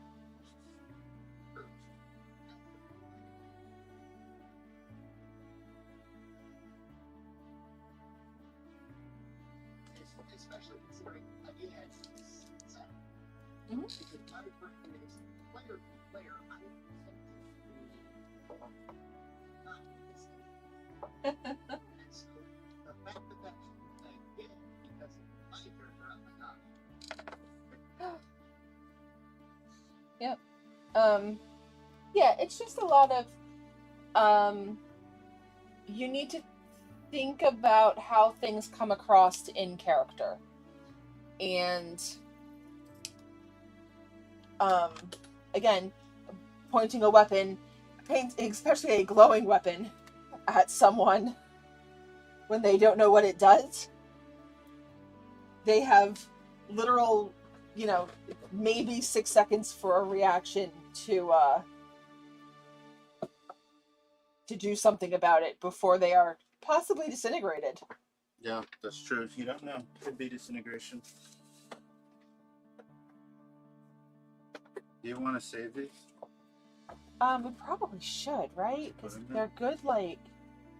they're good packing for when we're taking them to shows and whatnot. Yeah.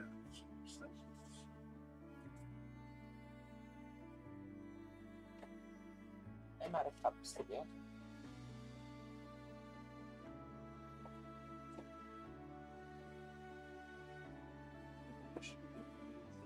Fix.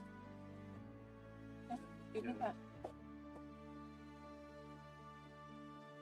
But that is the downside to doing this. It's like that.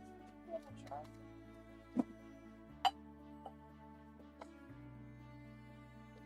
Teddy bears have a beach day. Bottom layer. Or a lake day.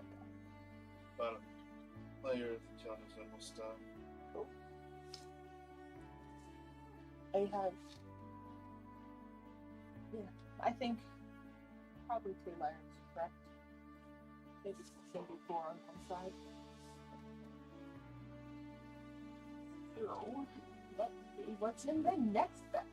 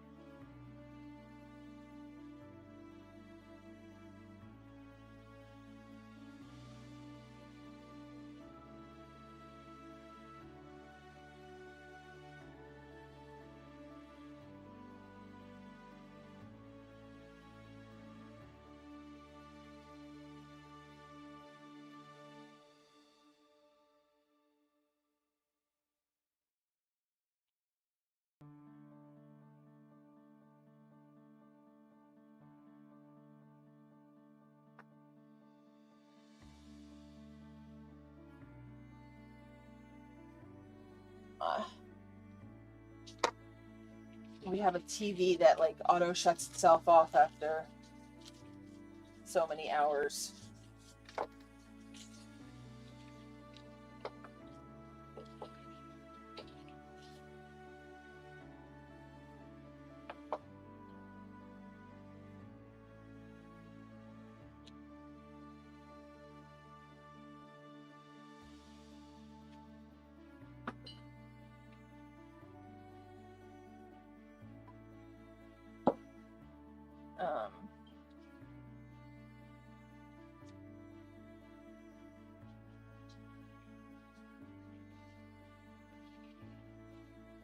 So this decal is a little bit too long for this mug. So I am just cutting off end of these. So now I have 3 little shells that I don't know what I'm going to do with, but I have them. Let's just wrap that around here.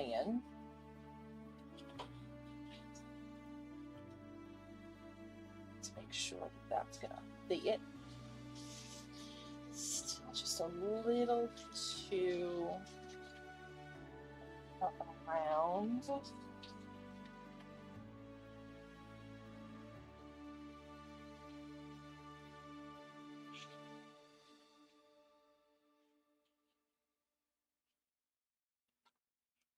Okay. Do that.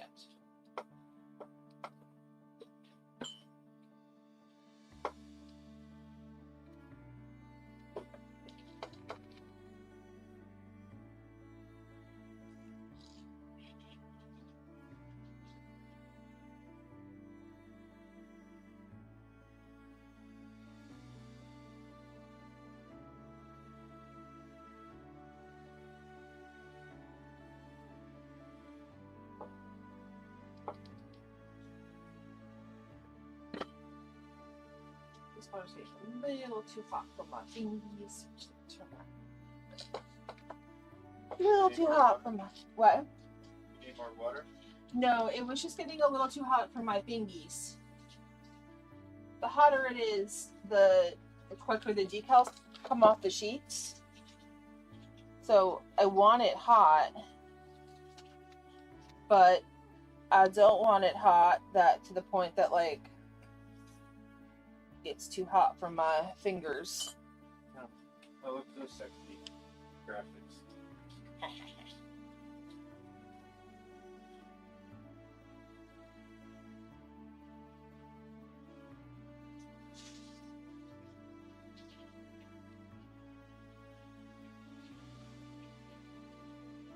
I don't really know what I'm going to do with these mugs yet, but it made me happy that I could make them. Dutch water is much better.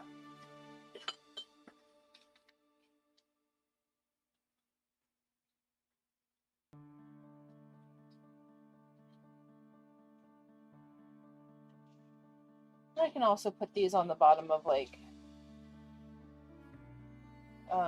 my throne pieces and whatnot. Like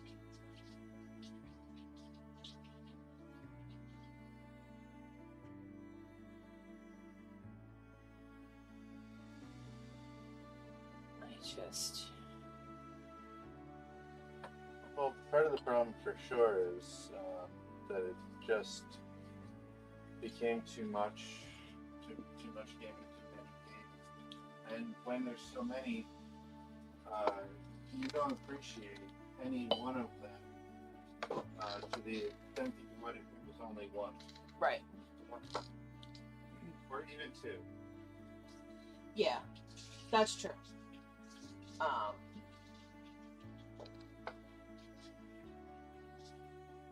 You don't appreciate the characters that you're playing.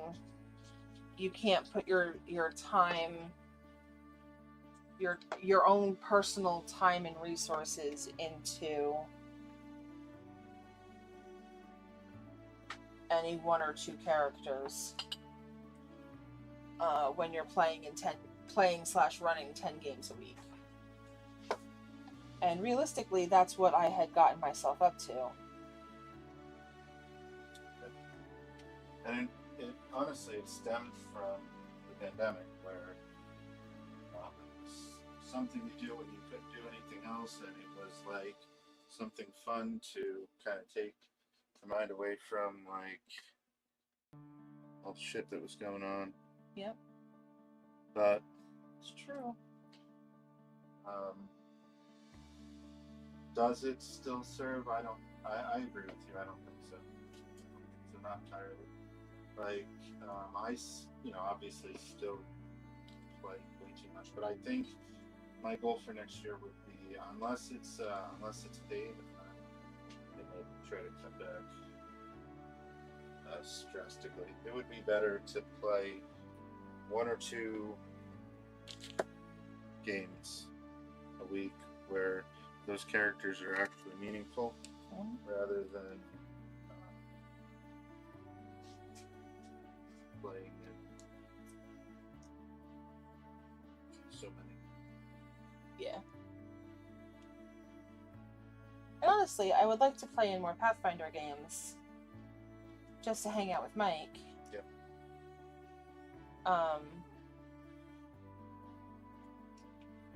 But I have so much work to do that, like, if I'm sitting up there playing a game, all I can think about is if I was downstairs, I could be blah blah blah. Yeah.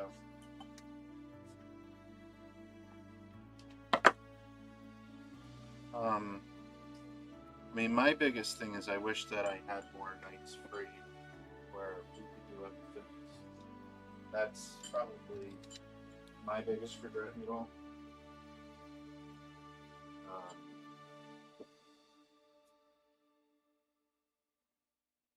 But I think, I don't know, I think I made the right decisions, like running back into Miko's, finished out that campaign. I will enjoy it. Yeah. And Miko's game was so much fun. It was fun. I get to experience the end of it. That'll be over this year, and then I just don't need to refill that spot because it's gone.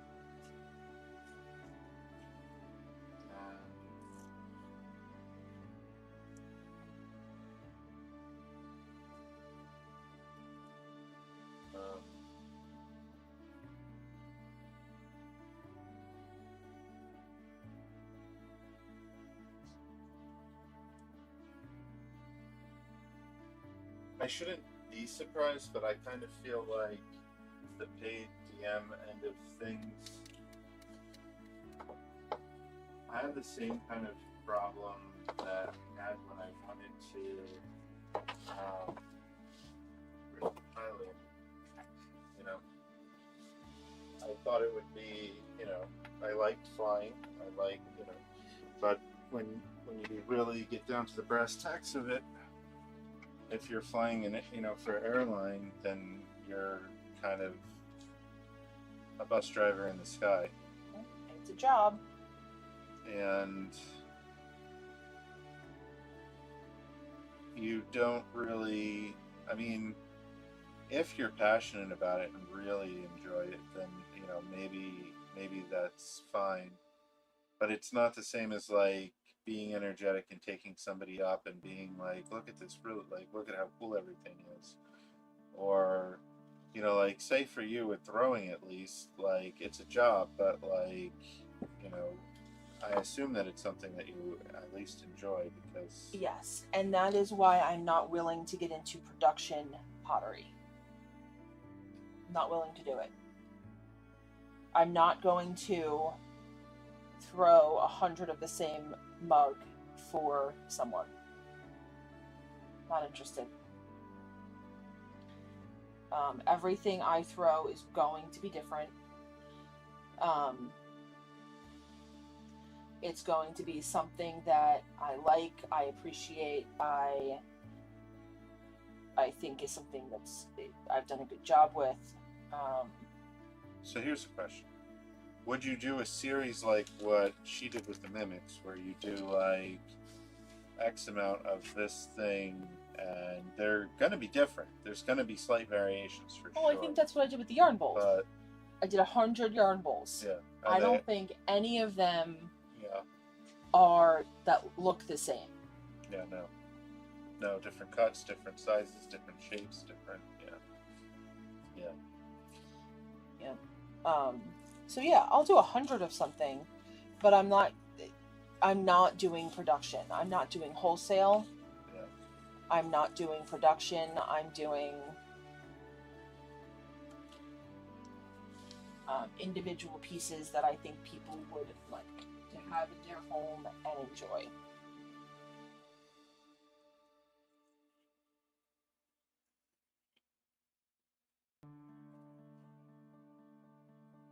Yeah, very cool.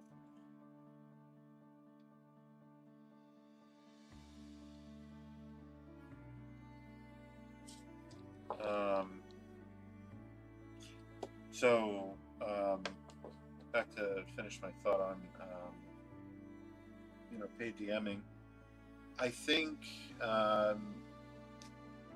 it is a job, and it's not just a job in the sense of like being professional and showing up and conducting the games in a professional manner, but it's a job in the sense that like you have to chase the trends, and honestly, like YouTube is the same, but like you have to chase the trends. So like right now, I can't fill a DC-20 game. I want to run DC-20, but I can't fill them. And when I look, other people can't seem to fill them either. Like I joined a game and I don't know if it's going to fire because it might not get the third player that it needs to fire. So I think you have to chase the trends. Meaning, like right now, the hot thing is Drakenheim. Is Drakenheim or Daggerheart? Daggerheart. Yeah, I'm sure if I knew how to play Daggerheart, knew how to run it, and I had Daggerheart up there, I would have tables. Because that's the hot thing that people want to play right now. Yeah. But even D&D, I can't get a single player for the one D&D game. It is. You're not running the right module. I'm not, I guess. I mean, though it is something that is only offered by one other person on there. Yeah, but there's a reason for that. I think I thought that the reason is that people don't even know that it's an option, which is abomination bolts. That's what I have on there. Yeah, but like, what's the newest thing? Vecna, right? Vecna's the hot thing right now. What were you saying, Zanny?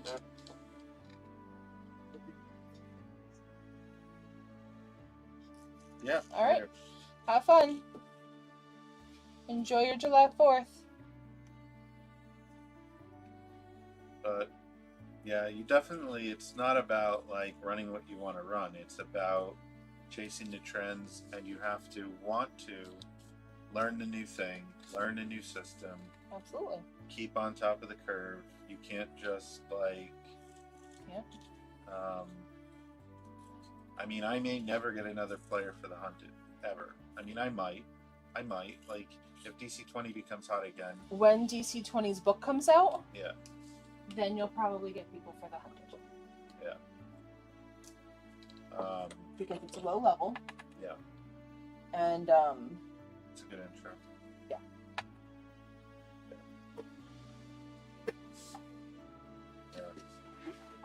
Oh, I can actually move a box now.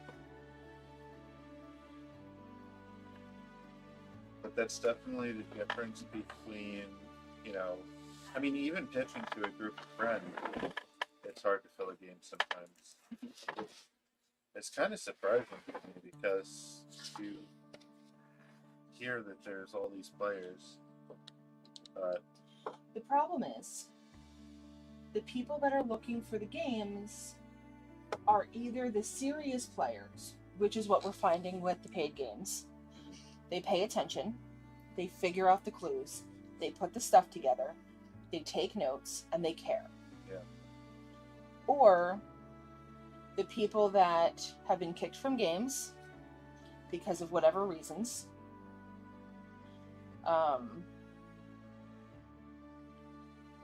The players that don't pay attention, that want to just hang out during session. You have a couple different types of players there, and you have to decide who you want at your table. And I think that's a really good session 0 thing, is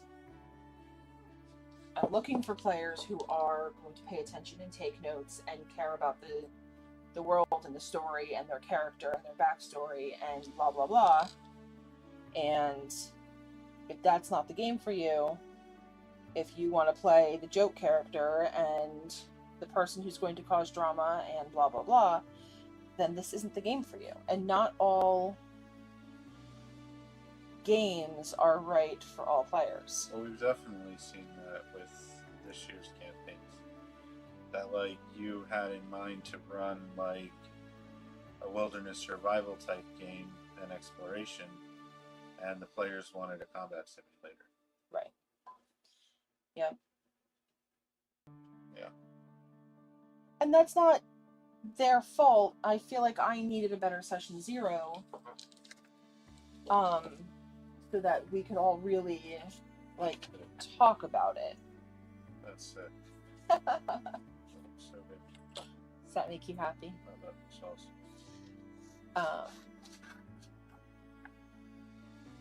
We definitely could give one of these to Steve.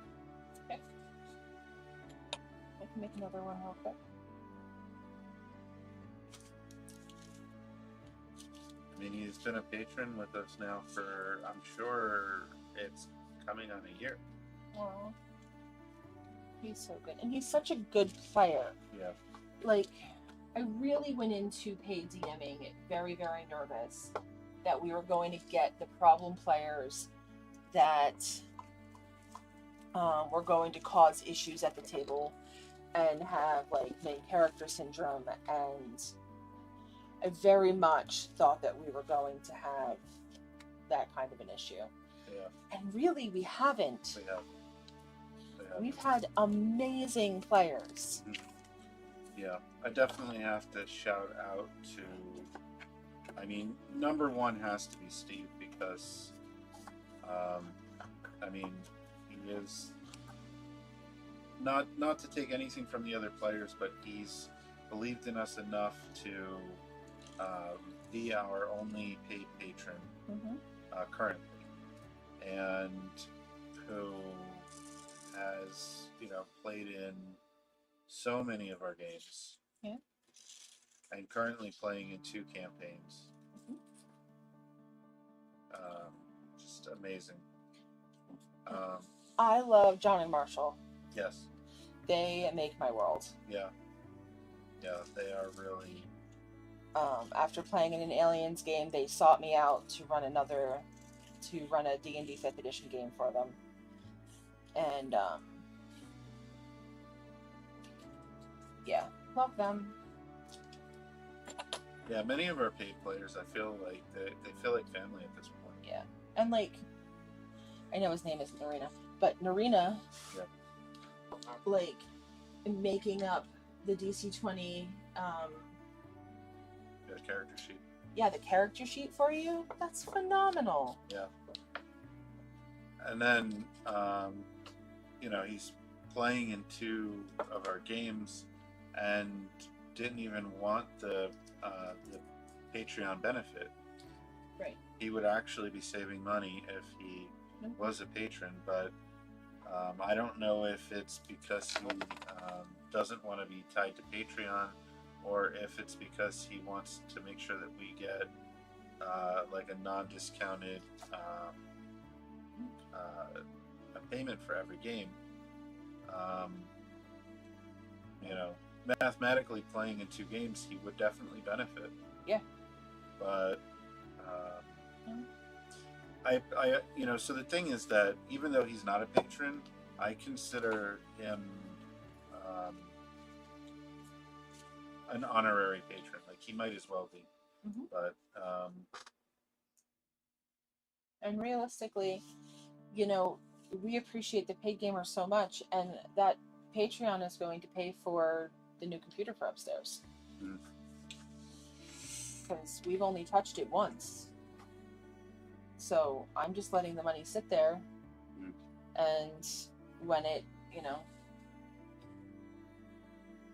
I'm thinking I'll order it in October. No. How long did the other one take to get here? I don't know. Probably in November, so that it's here for January. I mean, I have to do a better job with that too. When I get to actually putting full like production videos together, which I feel like this last one was the start towards that. Instead of just like recording in CapCut and throwing it right up, or recording in OBS and just throwing it right up. But I think with actually like recording and then editing in CapCut and I have 24 more cups there. oh, from your wash. Yeah. I think that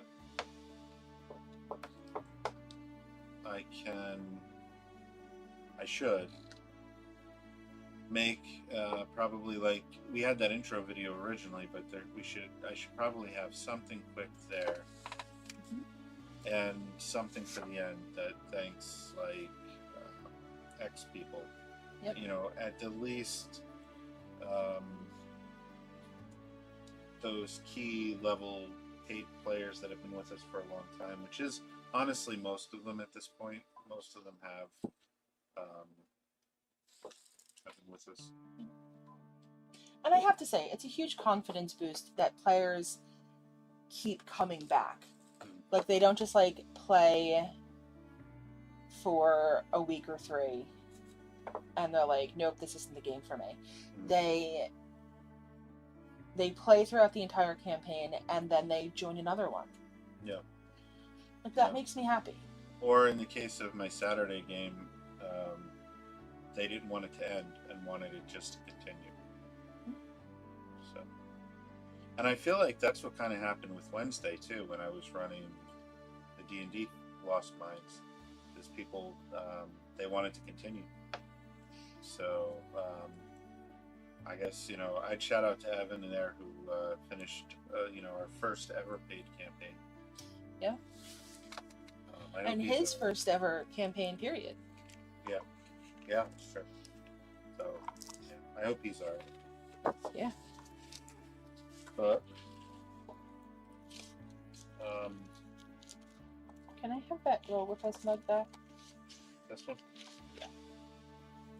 But that said, I think, I don't know, maybe Abomination Dwelt, even though I want to run it, it's just not going to happen, and maybe I should put Lost Minds there instead and see if that takes. In all honesty, it's going to be the ones that are going to hit right now are Vecna, and I think Strahd's still popular. Yeah. I feel like that's like forever popular. Because like vampires and horror and that. Another thought that I would have is to put like Return to Keep on the Borderlands, put Advanced Dungeons and Dragons on there, because I think that's a niche market.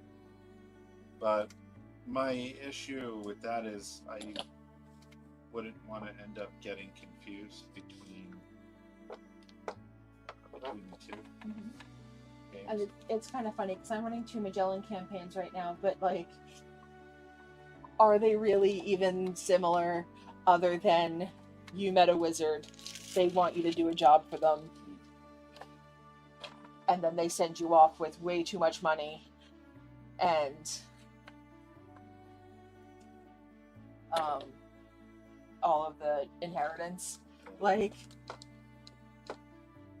other than that, like, they aren't close to being similar.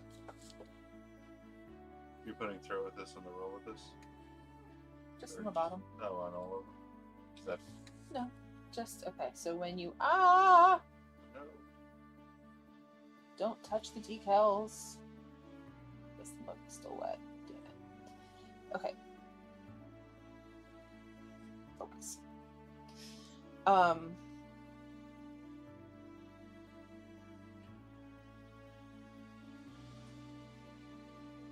okay, so people are right-handed. Yeah. That's upside down, right? Yeah. Okay.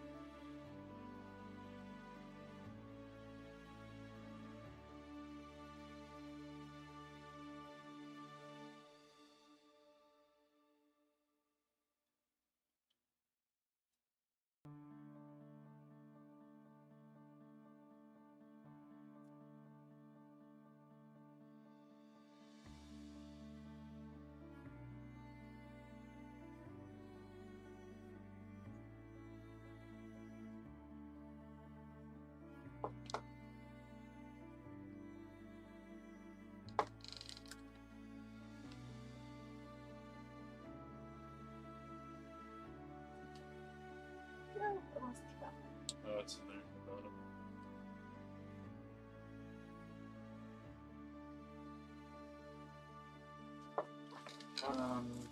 Wonder if there's like a separate index to this.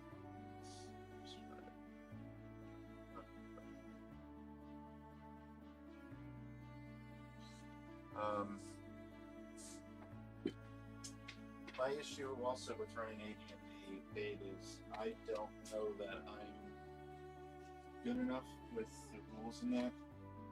Like the monsters, like sometimes I have to like try to figure out how to run them. Mhm.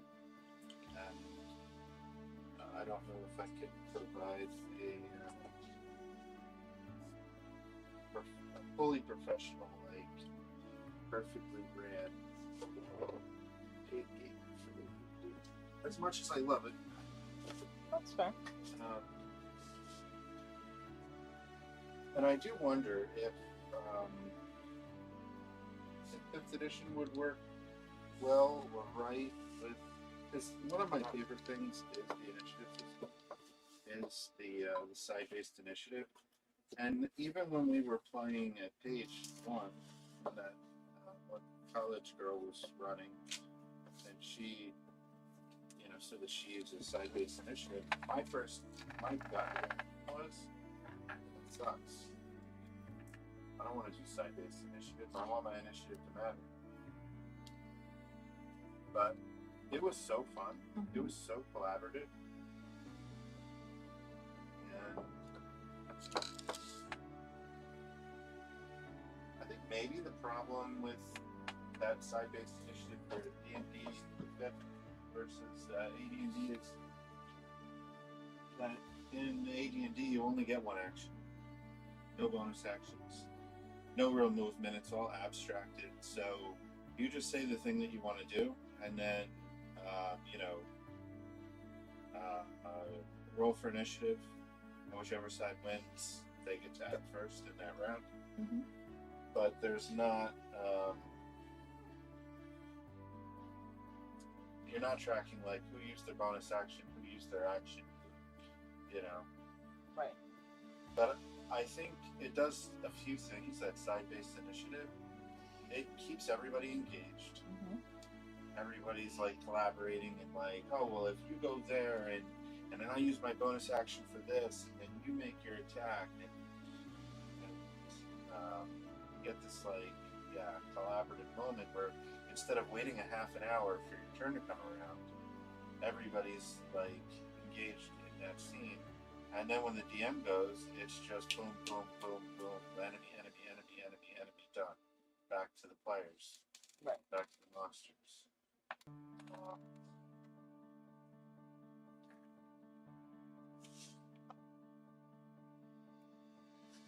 Yeah, I feel it. I feel it when a game, when the combat rolls to like, and as a player, I know it sucks. It sucks to be in that situation because you do check out. What are you gonna do? Might as well have like a book, a video, or something. Mm-hmm. And that's when you get the situation where it's like, yo, Bard, 23 versus your PD. Is it a hit, heavy hit, a brutal hit? Mm-hmm. What is it? Right. And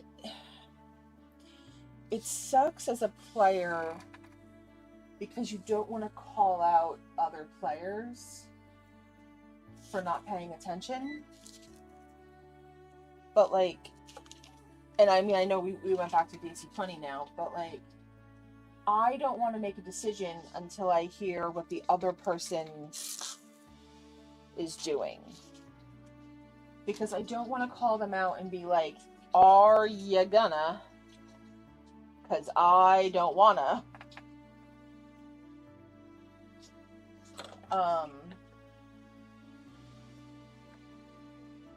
That's one thing that with players sometimes, and I see it in DC 22, because now that the players get to set their initiative, is you ask and like nobody wants to step forward and be like, you know, I'll go first, or everybody wants to go first. Right. Players have a very hard time, like when they're presented with an open choice. Yeah.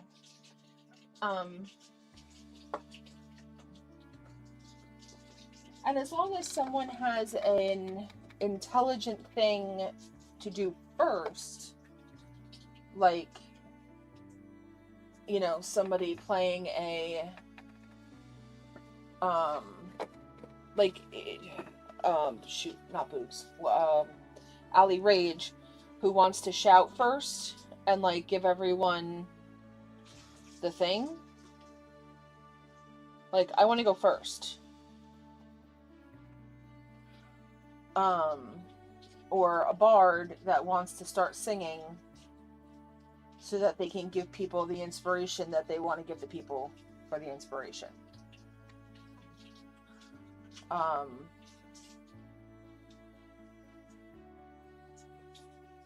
Or like Aaron, who wanted to run up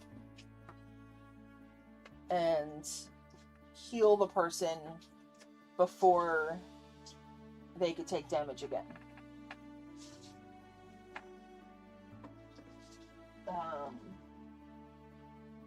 We all have something that we want to do before anything bad happens.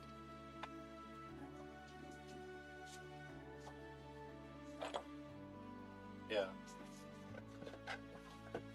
And it's all intelligent things to do before anything bad happens. But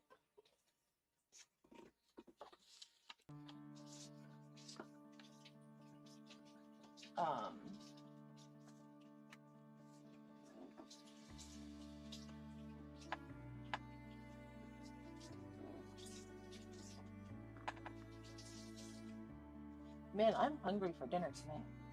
I think outside of playing in my game, I don't know that you really play very much side-based initiative. Because, just Brian at Page. but he doesn't do side-based initiative. Oh, that's true. He does, everybody rolls a d6, and then it's like 6s, 5s, 4s. Yeah, that's true.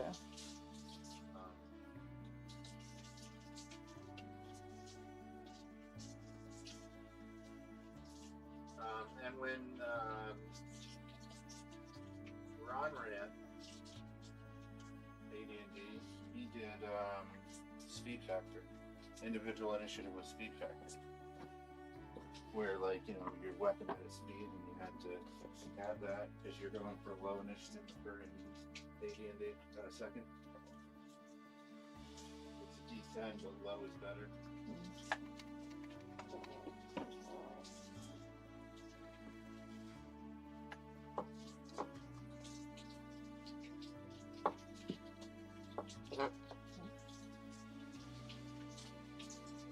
The only problem with side-based initiative, I think, is it's very swingy in that, like, you know, when a whole side gets to act, they can have a really big impact before the other side gets to go. Yeah, but everything happens at the same time, so even if you kill everyone, they still get to attack you back. Not true. Oh. Not true. In AD&D anyway, and like when you're using side-based initiative in AD&D, you only end up in that situation if it's simultaneous. Okay. So when I run on Wednesdays, you know, it's a D10 per side. So after the players tell me what they want to do for the round, I roll a D10. I have one of them roll a D10, and then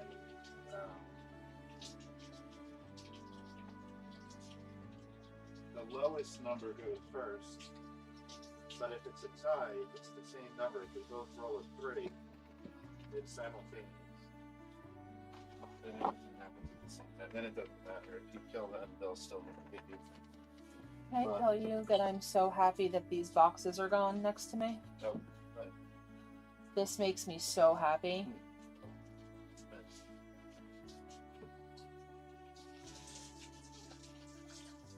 I have so much room over here now, and I can get to the glaze on the bottom shelf, and this is amazing.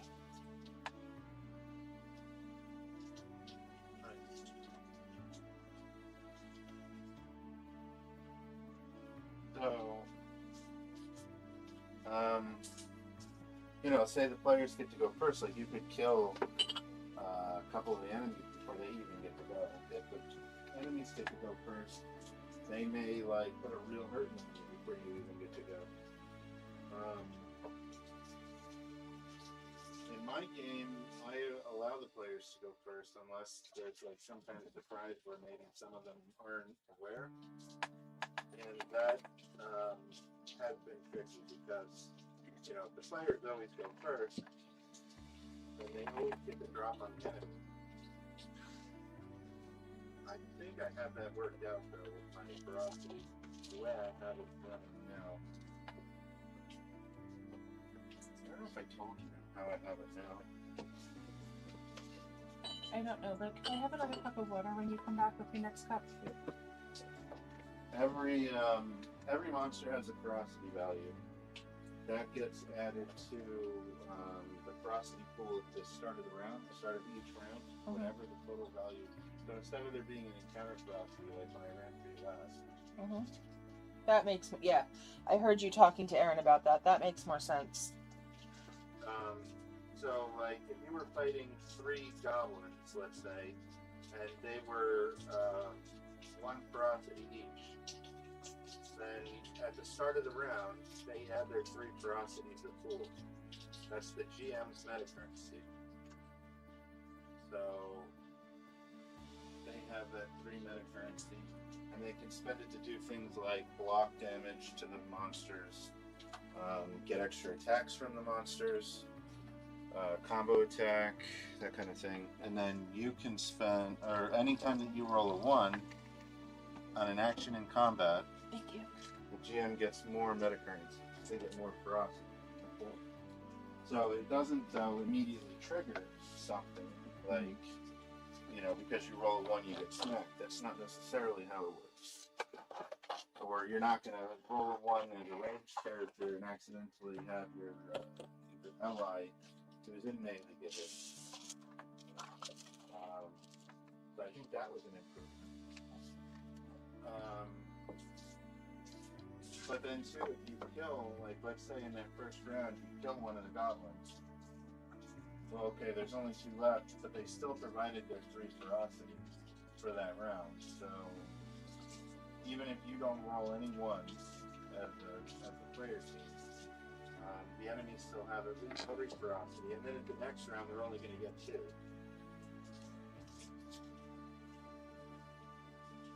On the other hand, I ran a level 5 monster against the party, and it had ferocity 5. So every round, it gave 5 ferocity.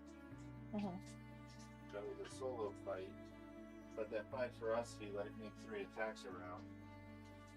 So it let that level 5 creature be a threat. You can put it in front of me here. Okay. How many more do you have? How many? This box is done, and then there's 1 more. So 12 more. Yeah. Cool.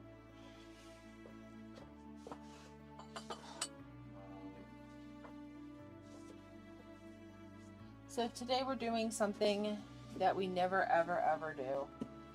We are decaling. my parents had a box of mugs. 2 boxes, 3 boxes of mugs that they bought years and years and years and years and years and years and years and years ago. And it's just been sitting here. So when we went to the ceramic show, we bought some decals. And they have some really old decals here that I was using to do stuff with, but I used a bunch of those already. So I bought a bunch of more decals, and we've been working pretty much all afternoon on getting these decals.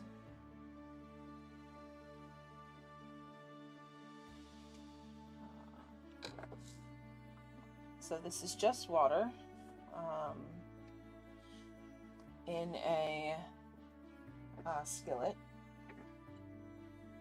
and the hotter the water, the faster the decal comes off. The hotter the water, the more it burns you. But it's only, I don't know, maybe 100, 150 degrees. So it's not like super duper hot. But I'm not even at like the lowest level on this little skillet here. But Gary asked me today, you know, what do I want in the kiln, because we don't quite have a bisque firing. Maybe we do now. We don't quite have, the cookies aren't dry yet to go into a bisque firing. And he's like, well, I'll just help you out with whatever you need today. And I'm like, oh my god, amazing. Let's actually like do the thing that we said that we were going to do back in March. Yeah. March. And okay. And Gary has been wiping down and cleaning up the mugs for me while I decal the mugs. And there was roughly I think 80 mugs to start, and just did this one. Did they just text message, Gary? Did they just text message? Okay. I think they just text messaged. So I've been sitting here all afternoon while Gary cleans them up and brings them to me and takes them away, and he's been absolutely amazing, just helping me out in getting all of these decals.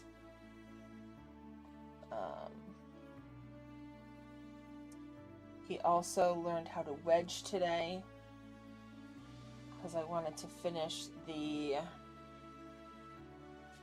cookies that I've been throwing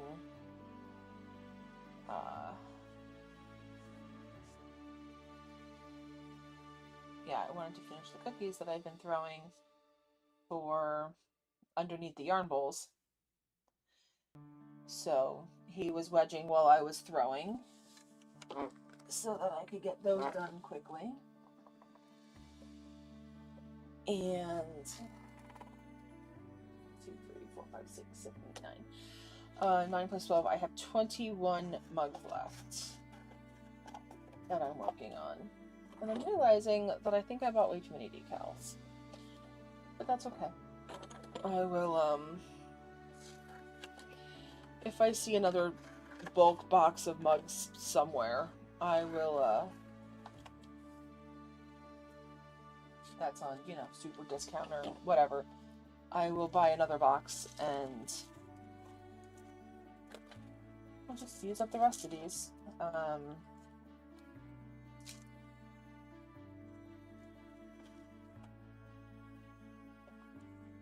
And I don't know, some of these may go on trays. They could be cute on little trays and whatnot. I don't really do much vintage stuff. So a lot of these aren't really like my thing, but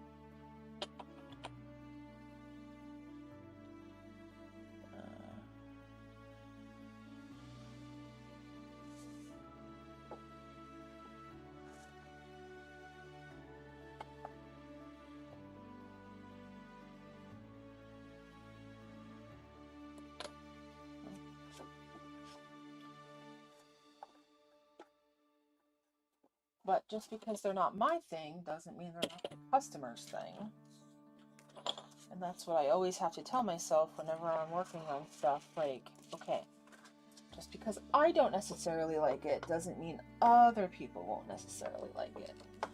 And one of my friends was asking me if I had any, you know, if I could send her a picture of all of my orange glazes.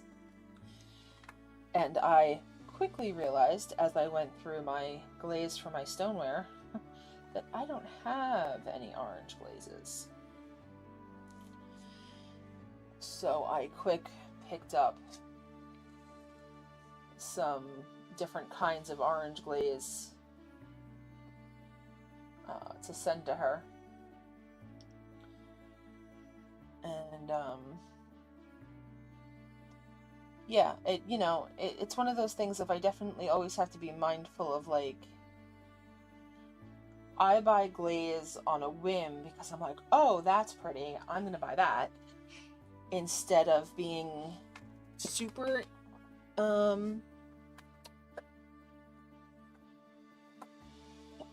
intentional with it, going, okay, I'm making this and I want this to go on that specifically. And so I'm not always super intentional when I buy my glazes. Most of them are, oh, this is pretty, I want this one. And I did buy Mako? Question mark? Yeah, Mako. Mako puts out a stoneware kit every year, so this is the 2024 stoneware kit that has the new glazes for that year. So I bought the 2024 and I bought the 2025 kits, and that let me try out a bunch of different glazes to see which ones I really liked, and I can play with layering them, and I don't have to buy a big version of the glaze, which is awesome. And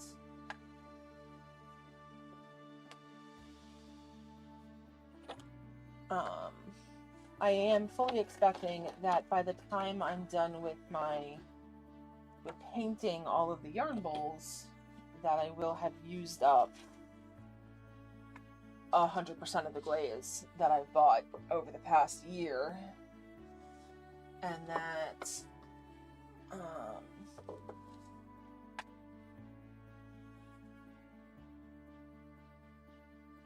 I am going to have to buy more midway through, but I do want to use up the glaze that I have, and see which ones I love, see which ones I don't.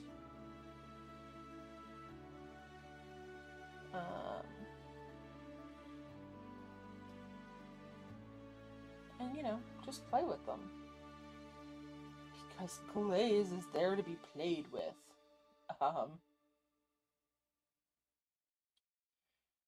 But, yeah. Okay.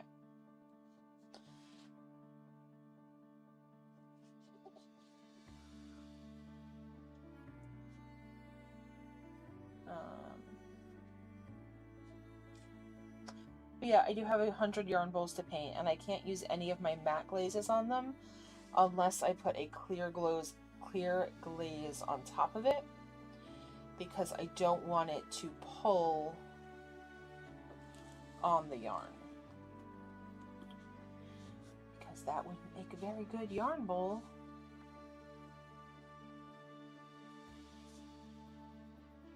So I do need to use only glossy yarn, or only glossy paint glaze when I do my yarn bowls.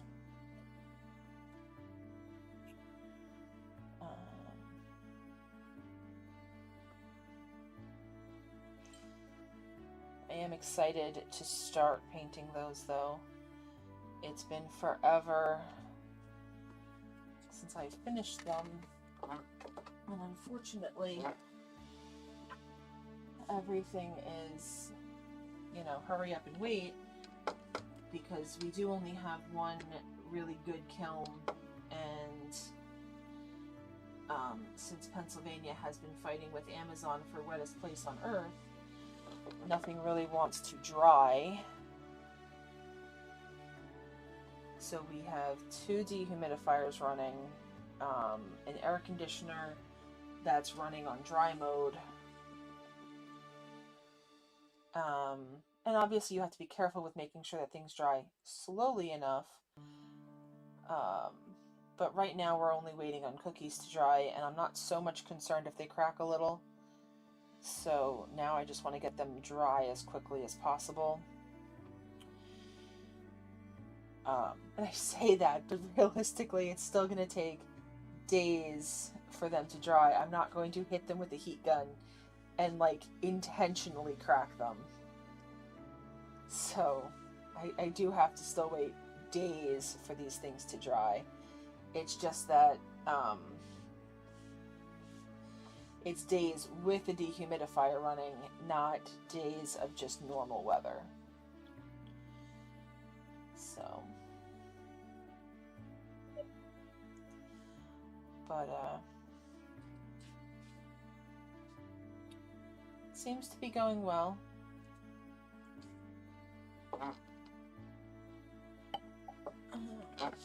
I lost to Gary, so I am assuming that he is either, he has headed to the bathroom or he is helping Mom and Dad with dinner. And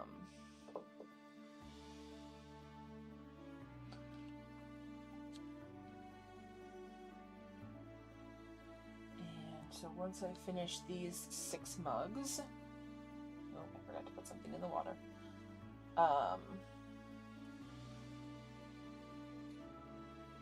Yeah, once I finish these 6 mugs, I will head up for dinner.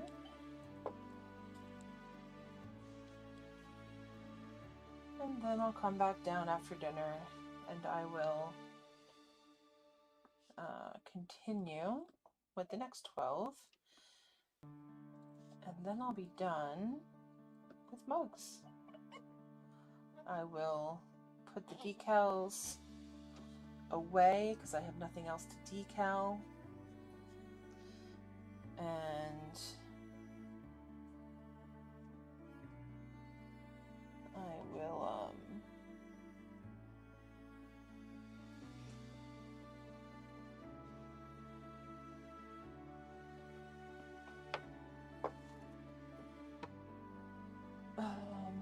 I'm going to, so I bought this for wax for on the bottom of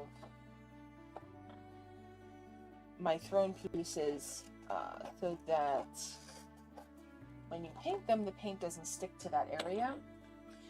But once it's used for wax, I don't really want to use it for anything else, just in case I leave wax in there unintentionally. So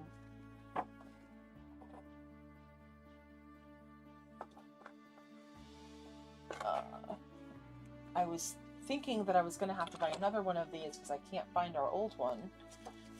And when Gary had suggested, you know, just helping me today, and I'm like, oh my god, let's just get this done. That way I can use this and I don't have to buy another one.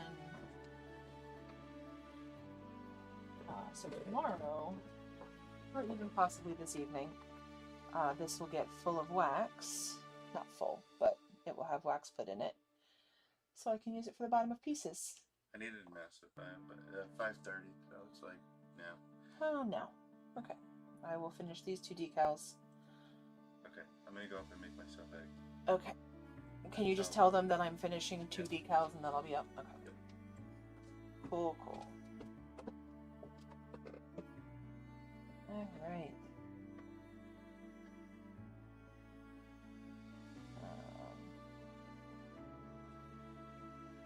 So... there we go.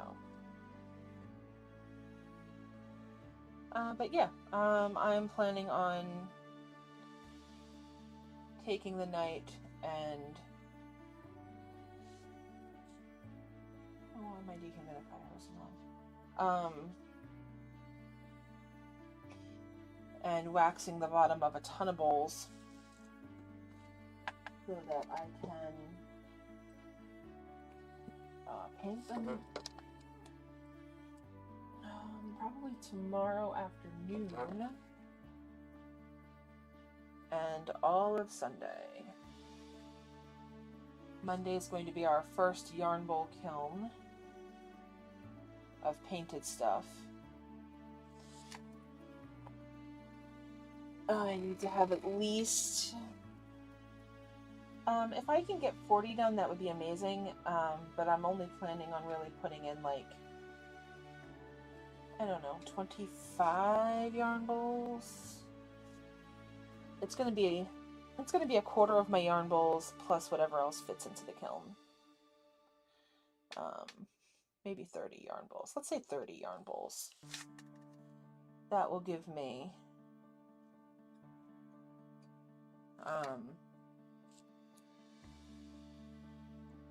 breathing room for 4 kiln loads.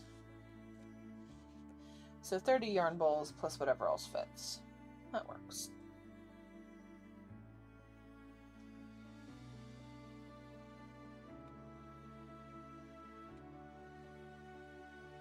Alright. And this cute little birdhouse one is done. So many of these decals are from the 90s, you can just tell. So we're definitely going to have the nostalgic crowd working on these, but let's go.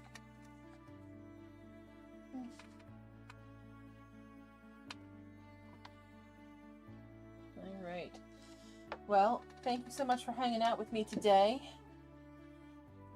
I know my camera's been shit, and I'm sorry. We are working on it. Come as soon as Prime Day hits, I'll be getting a wireless camera to fix a whole bunch of these issues. So, have a wonderful dinner. I will be back.